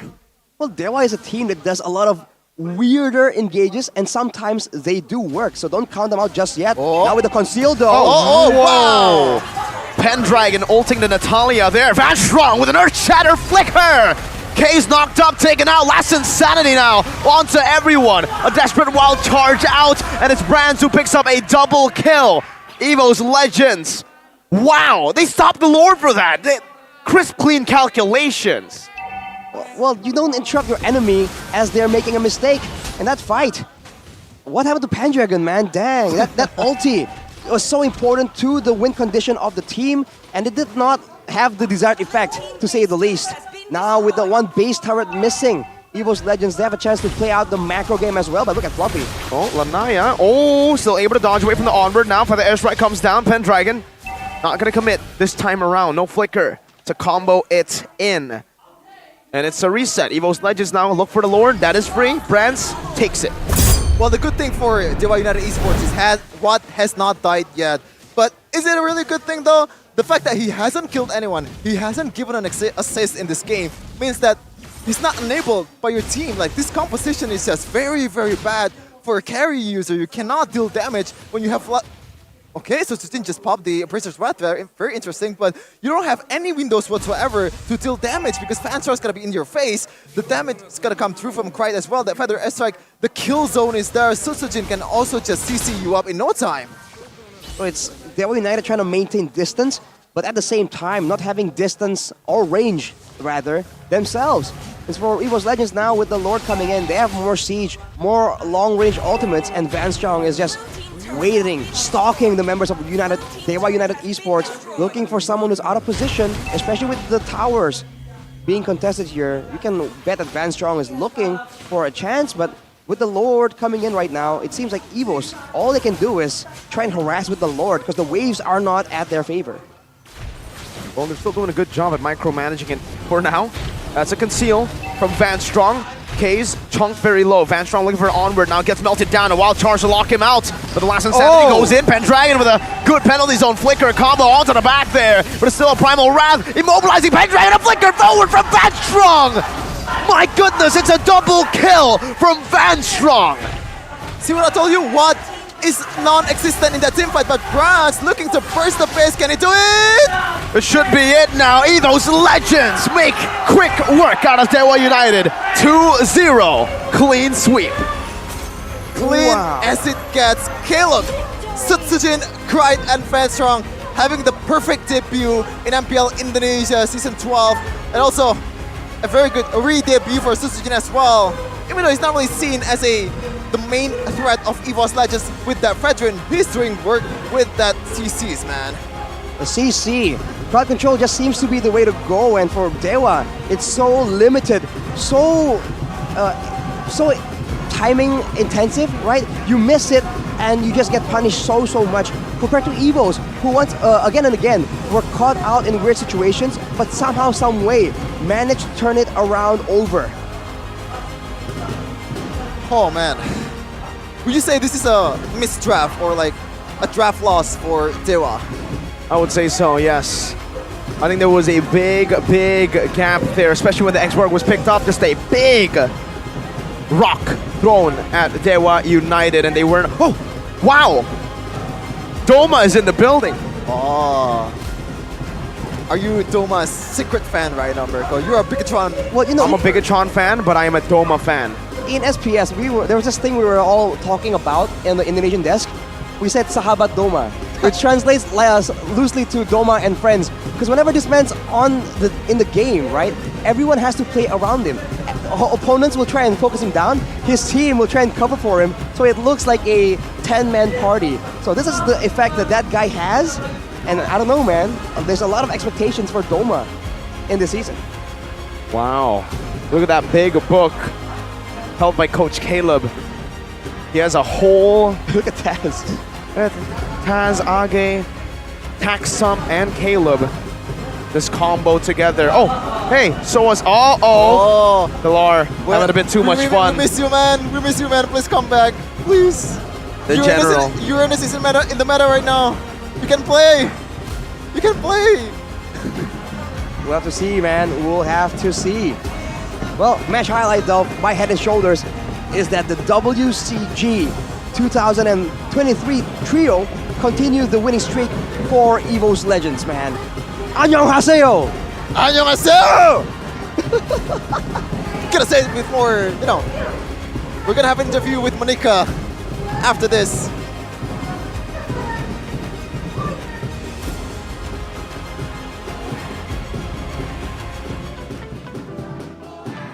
Mana tepuk tangannya untuk EVO's Legend? Woo! Sang juara dunia, pemenang WCG di sini kita udah lihat ada Sutsujin, Krite, ada Van Strong. Gimana rasanya bermain dan memenangkan match perdana kalian di MPL Indonesia Season 12 kali ini? Gimana Sutsujin? Gimana rasanya menang untuk pertama kali di MPL Indonesia Season 12 kali ini? Ya karena ini match pertama jadi seneng lah bisa menang. Oh seneng ya, tapi Krite pressure-nya tinggian mana sih? Dari WCG atau MPL? MPL kayaknya. Kenapa? Lebih rame aja penontonnya. Oh karena rame penontonnya dong EVO's fam, mana tepuk tangannya. Kalau Van, menurut Van gimana? Saya tadi kayaknya senyum-senyum. Ya dari gua bersyukur sama seneng lah, karena kan latihan kita juga dikit kan. Jadi ya untuk sekarang gua seneng lah sama tim gua bisa menang.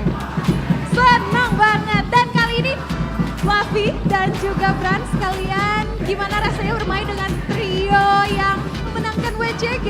Brans gimana rasanya? Ya pastinya senang lah, apalagi mereka kan lagi kuat-kuatnya juga. Tapi kita juga butuh adaptasi dan latihannya sedikit, dan alhamdulillah hasilnya maksimal untuk hari ini. Adaptasinya berhasil maksimal. Flavi gimana? Apa? Rasanya main dengan trio WCG ini? Oh, digendong, gimana? digendong. Digendong. Iya, kuat banget. Tapi kalian main begitu baik. Tapi tadi ya kalau kita lihat in game-nya, di game yang pertama kayaknya sulit tarik ulur. Berbeda dengan game yang kedua. Kenapa? Ada apa dengan game pertama? Kalau dari gua sih kita soalnya masih adaptasi. Kita sekarang lagi berusaha untuk one page lah sama anak-anak yang sekarang. Jadi ya agak ada kendala dikit, cuma kita bakal atasin sebaik mungkin lah. Tapi kalian ketemu lagi di Land of Dawn dengan Lanaya dan juga Case. Itu flashback gak sih ke MPL Season 7 di Grand Final? Ketemu lagi gitu, sekarang ketemu lagi di MPL. Agak flashback gak? Kalau dari gue sih agak flashback sih, soalnya kita sering ketemu di setiap turnamen sama Dewa. Mungkin kita jodoh kali ya, ketemu terus. Jodoh, tapi gimana rasanya ketemu lagi sekarang? Apakah ada perbedaan gak? Krite? Perbedaan, kan sering nih ketemu sama Dewa, sama Lanaya, sama Case. Hari ini juga ketemu. Ada perbedaan gak sih yang dulu dan yang sekarang? Perbedaannya adalah mereka lebih improve juga pasti. Oke, tapi Brans, apakah Coach Caleb sebagai drafter juga memberikan impact yang begitu besar atas kemenangan kalian kali ini? Ya mungkin dari segi draft sekarang dipegang Coach Caleb, tapi di luar itu semua kayak analisa kayak yang dan lain-lain, Coach Age sama Coach Tetam tetap ada perannya masing-masing lah. Semua berperan masing-masing untuk kemenangan dari EVO's Legend. Dan langsung saja kita akan lihat siapakah player of the match kali ini. Kita lihat bersama player of the match kali ini adalah Van Strong. Gimana Van match di match perdana kamu di MPL Indonesia Season 12? Dari gua sih seneng karena gua juga digendong lah sama teman-teman sama coaching staff EVOS juga. Aduh, kerjasamanya memang ya untuk EVOS Legend ini yang membuahkan hasil kemenangan mereka. Dan yang terakhir, sebelum kita masuk ke ulasan-ulasan dari match, Monica mau nanyain Fluffy dan juga Van Strong. Nanti hari Minggu kalian bakalan ketemu sama tim mantan kalian, Aura Fire. Mungkin Fluffy yang masih fresh nih ya. Ada pesan-pesan khusus kah sebelum ketemu tim mantan? Nggak tahu sih. Kelas saya udah nggak tahu ketemu tim mantan. Nggak tahu ya rasanya ketemu mantan gimana ya. Tapi ada persiapan khusus nggak? Persiapan khusus ya yang pasti udah matang. Udah mateng. Jadi nanti kita lihat bagaimana nanti di hari Minggu ya. Van Strong ada tambahan? Dari gua nanti kita kasih pertunjukan yang seru aja. Nggak sabar untuk hari Minggu. Tapi sebelum kita nanti lihat matching antara EVOS Legend dan juga Aura Fire di hari Minggu, kita mau tanya-tanya dulu kepada para caster bagaimana ulasan kemenangan EVOS Legend atas kemenangannya hari ini. Langsung saja kita tanyakan kepada para caster dan sekali lagi kita berikan tepuk tangan untuk EVOS Legend.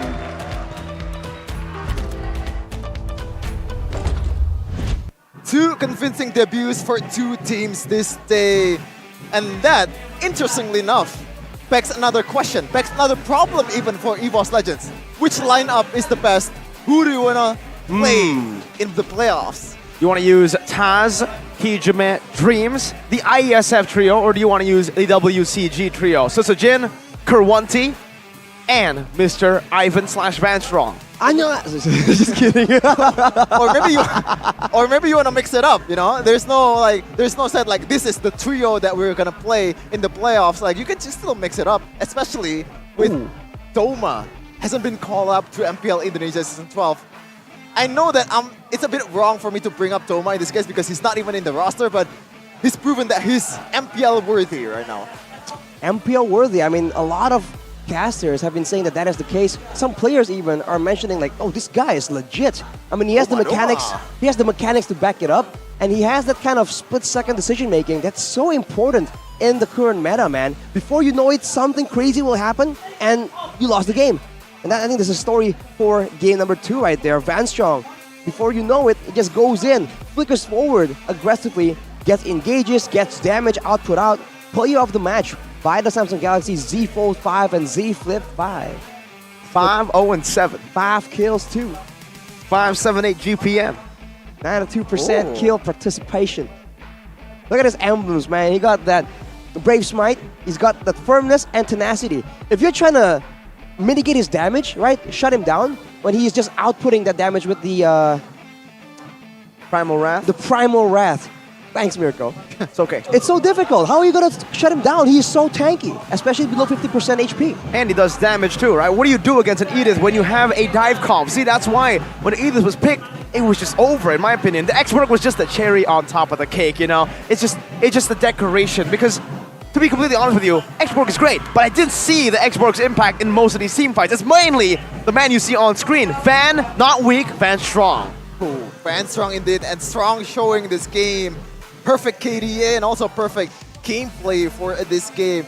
And as you said, Mirko, the X-Borg is not there because he hasn't had his chance yet, because the team fight is not prolonged enough to make the X-Borg more annoying than it is right now.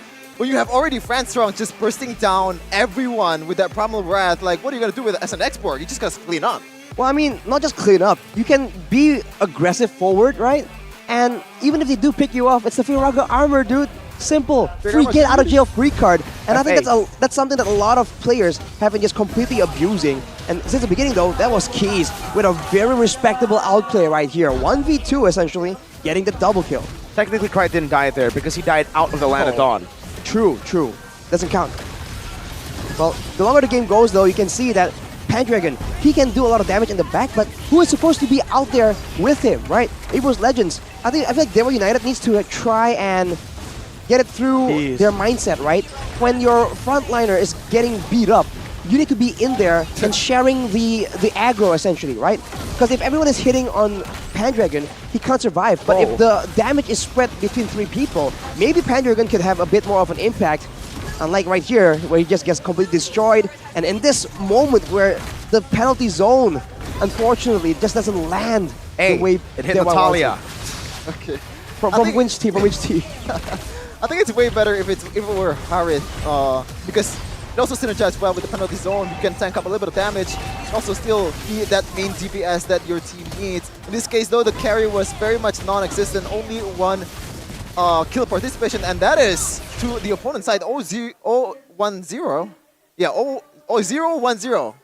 For Watt, who is known to be one of the best gold laner in his time, hasn't shown his potential yet with that pick. It's a different time for sure. But honestly, man, I don't know how they intended to play this out, because again and again, the carry on Watt, it seems like it's his go-to pick, but it's just way too vulnerable. And the same thing can be said for Lanaya on the Lancelot. In that last fight, all the attention was on Pendragon and Watt and Keys, and yet he was unable to have the same kind of impact that the other notable assassin players have had. Not even a single person. The guy he was going for was Krite, and Krite wasn't even chunked below half HP. So Lanaya, man, if he wants to keep showing up here, he needs to try and make a statement, because for this game, he was completely shut down, I feel like. Well, as I said earlier, Rashi, I think it should have been better if it goes from a humble route, doing that durability build or utility jungle build, because ain't no way you're tanking all this damage, tanking all these CCs from EVOS Legends. Pendragon though, 0-5-3, even though he's only building for your hammer without any kind of attack item whatsoever, full tank, he still hasn't showed that durability. When you have a lot of slows coming in from Xborg as well, the punish is quite easy. As you can see in the last team fight there, the setup was great. No one is there though, unfortunately. I mean, there's not much you can do with the composition that you have at hand, right? I think Dewa, the best thing I can say for them is they did the best they could with the tools they were given, right? Because again, in game number 2, this has happened to Dewa a few times, multiple times. I think against Bigatron as well. Game number 2, they get out-drafted. When they have downloaded the schematics, when they have finally understood the distance between them and the opposing team, the draft gets in the way and they're not able to do what they want to do. It's definitely tough when you're so limited in engaged tools as well as pickoffs. For Dewa United, it seems like it's all about the close range, like skirmish, the close range fist fights, because that is where Pendragon carry, well, Terizla carry and Valentina, right? When it comes to this close range short fight engagements, they really have a bit of an edge, and we saw that in the early game. But the longer the game goes, the more synergized, more diverse approach from EVOS Legends just kept showing itself, and I think that is something that a lot of teams need to try and pick up on. Well, I think it's very evident that Caleb got the better of Dewa United. It's Dewa United's drafter in these 2 games. More so in the second game, we're going to see the stats here. Teamfight participation all over the place for EVOS Legends. Very good spread, especially Brands and Fanstrong, 92%. You can see here Rich Guy, Brands, the carry, still, Brands very, very solid. I think people are just a bit too hard on him, you know. This is the phase where he's trying to go back to the prime form that he has in the previous time. And I think he's doing a great job in this game. What about Brands? Yeah. I mean, he was up against the legend, and he has reasserted his dominance as the king of the marksman yet again. 92-0. 92-0. 92-0? Yeah, skill participation, 92% to 0% here. I mean, again though, I feel like it's a bit unfair to Watt there, but you gotta give props to Brands, right? This matchup that he was given, it shows you that even though there's so many memes, so much hate thrown at this man right here, you give him the right tools, the right environment, and if you facilitate him, he can still be the Brands that we all remember in MDL Season 6. The nostalgic Brands that people just like keep thinking of when they say he's the king of the marksman. But the success here, of course, is Van Strong with such an insane aggression. I think there was a lot of criticism for Van Strong back then in the MPL, saying that he's a bit too passive. He doesn't really make the plays happen. That is no longer the case anymore, ladies and gentlemen. the presence of his healing in game number 1. So there's good poke, but also good sustain, so that the whole roster for Evos can just stay for the Lord Dance, stay for the contest. And in game number 2, it's the opposite. It's not sustain, it's engage, it's crowd control, it is damage. And if he can show that he can do both these things, I think a lot of teams are going to be a bit concerned here with the presence of Vanstrong. I think after this masterclass showing of Edith plays from Vanstrong, I think Edith has moved a tier for me in terms of priority, because you have everything, man. You have the CCs, and also you have the damage as a roamer. And it's not just like a with small... a tank build. Yeah, with a tank build, small damage is big damage, you know? And I think if you want to cheese it out in the XP lane, you could also do that. Even use the Inspire, I don't care. As long as you win the lane, it's still okay for you. Shout out Lemon, I guess. EXP lane Edith, that's something we haven't seen in a long time. The Edith roam we saw in the hands of Rect, I believe, before. Is that the only and time? Audi TZ, don't Audi forget. TZ, my man. Boots on the XP. And Boots on the XP. when was that? When was that? It was quite recent, isn't it? All right, I completely forgot. The one, yes, Versus Dewa. they were able to utilize the Edith in the XP. So yeah, it has been used once, but again, it's Onyx. It's always, that's always the excuse. they made So Fredrin unfair, XP dude. work, right? If they can make Fredrin XP work, they can make Edith XP work. Heck, Anything work. maybe Layla XP in the future for Onyx as well. We never know.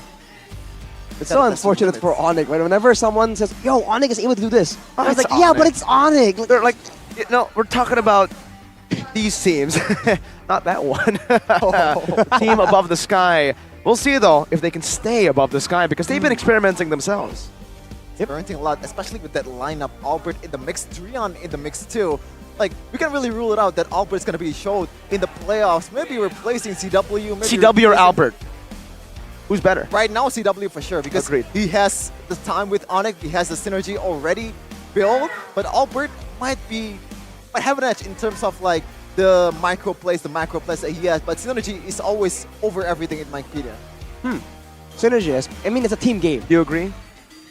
Do I concur, as Goni likes to put it? I think for now, that is absolutely the case. For Albert, I think he excels in the killer instinct, right? The aggression. You got the dog but in him. right now, in the gold lane, sometimes it's a bit too dangerous to even be that aggressive. So it might be something that even works against him. So we'll have to see, man. We have to see what kind of value Oni can get out of him. Speaking of value though, Telkomsel has a lot of value for you. Like if you watch your team play, you must be like wanting to play too, right? You want to be the Albert of the team, you want to be the Onyx, the Kyrie of the team. Make sure you all look cool using your favorite heroes and skin, and don't forget to check your data quota before playing, so you don't run out of it in the middle of the game, because that would be very, very bad for you. And also, if you're in luck, we have a promo for you. Dunia Games has a promo for you. Every purchase of MLBP vouchers or items using Telkomsel will give you an extra savings and additional 3 gigs. 3? That's more than 2. Wow. And 1. 3 and a gigs half. of quota. 3 gigs of data quota. Hurry up and buy it at Isn't that per purchase? duniagames.co.id, I believe so. Per purchase. 3 gigs per purchase, by the way. So you can choose it out. You can choose it out. All you need to do is download the Dunia Games app if you don't want to, go on the website, just to get you a little bit more of that deep dive into Dunia Games. But, usually when you buy quota, when you buy anything in Indonesia, the easiest way to do it is with OVO. Yeah, 100%. OVO, if you want to have variety of heroes and also get skins too, just like Dunia Games and Telkomsel, to show off when playing with friends, whatever your needs are. Don't forget that you can buy MLBP diamonds using OVO. The best way to do it, simply connect your OVO account to Google Play and make in-game transactions. In MLBP, choose OVO as your payment method, and then make the payment. It is that easy, Rashi. That's simple, bro. Yeah, for new users as well, enjoy 90% cashback up to IDR 10,000 in the form of OVO points after a successful transaction. So what are you doing? If you want to buy diamonds, use OVO. Use the link earlier, pay OVO, all right? Go ahead and use it, payovo.co/dataOVO. Or scan the QR code in your screen there. It's easier to scan the QR code. Over here. I mean, here, this is another one, payovo.co/MPL. OVO. Simple. Oh wow, is this a Lemon collab? Oh! Is it a Lemon collab? It is! Okay. Rashi, it's your legend. Lemon. Yo, This is your time, okay. Rashi. This is your time to shine. Where's my phone? Here. or displaying it, remember? Oh. Right. That's a code, by the way. Thank you for the phones. Anyways, watching pro players play together makes you want to join as well, doesn't it, right? Luckily for you, if you want to play like a pro alongside pro players, you totally can. It's very easy, isn't it? It's easy, just buy MLBB items on Google Play using OVO, as I said just now. You get the chance to play with Ixan Lemon, the lemonade. If life gives you lemon, you play with it. All right. RQ definitely did. Looking at the regular season, the standings right here, presented to you by the Samsung Galaxy official gaming phone, Samsung Galaxy Z Fold 5 and Z Flip 5. The guy on top seems to still be RRQ. That's a great story for me, but unfortunately for Big Kitchen Alpha, the start of the Onyx downfall. and Evo's Legends, they have moved. Don't say that, Shevin. We don't know that yet. Okay. Dewa United and Big Kitchen Alpha has not had the best week so far, but still, there's still 5 weeks. Can you believe we're almost at this half of the season? Oh, you're right. 3 more days until Time we flies. complete week 3, and then we get to the half point of the season. But you're right, Big Kitchen Alpha, a tough pill to swallow as they get placed down to 4, and it's still RQ, Onyx, Evo's Legends who are at the top. The 3 teams who have been able to achieve championship status. We also have the schedule for tomorrow's matches. Dewa United versus Geekfam, the power of the family, and also Aura Fire. Aran has another chance to showcase his abilities. Ooh. This time around, though. This the time matchup- Aran?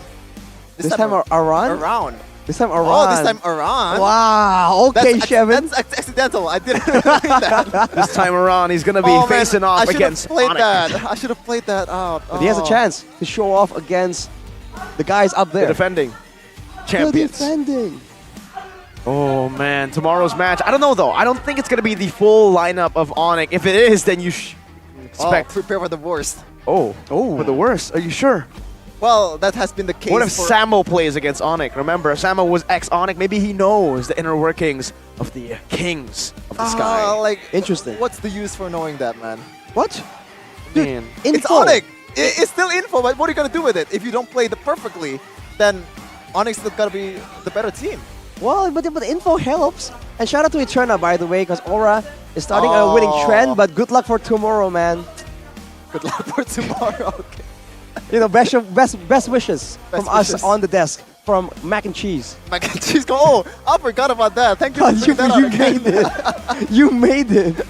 Okay. It's an eventful day, full of surprises and also full of great debuts. But tomorrow, we also have another action on our hand. The schedule is already there for you to check out.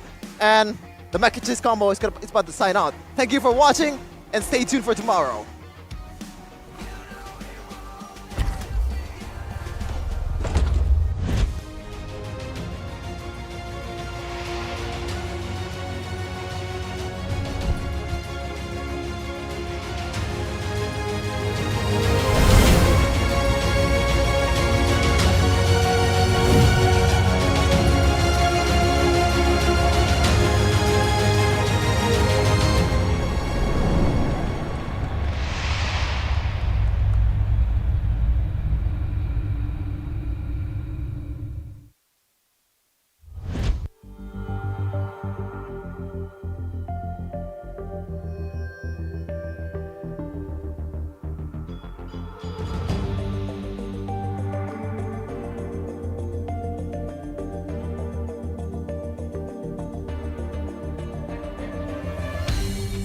Aku kan berdiri dan terus berlari, terus ke arah puncak tertinggi.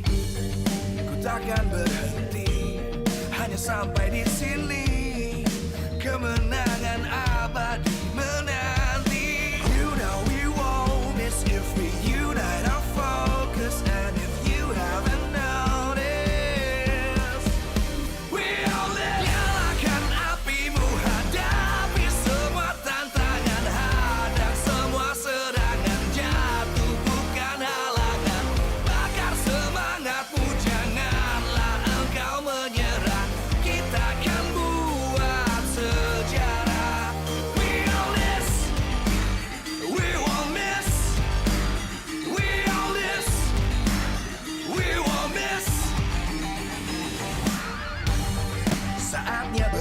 kasih. Jalani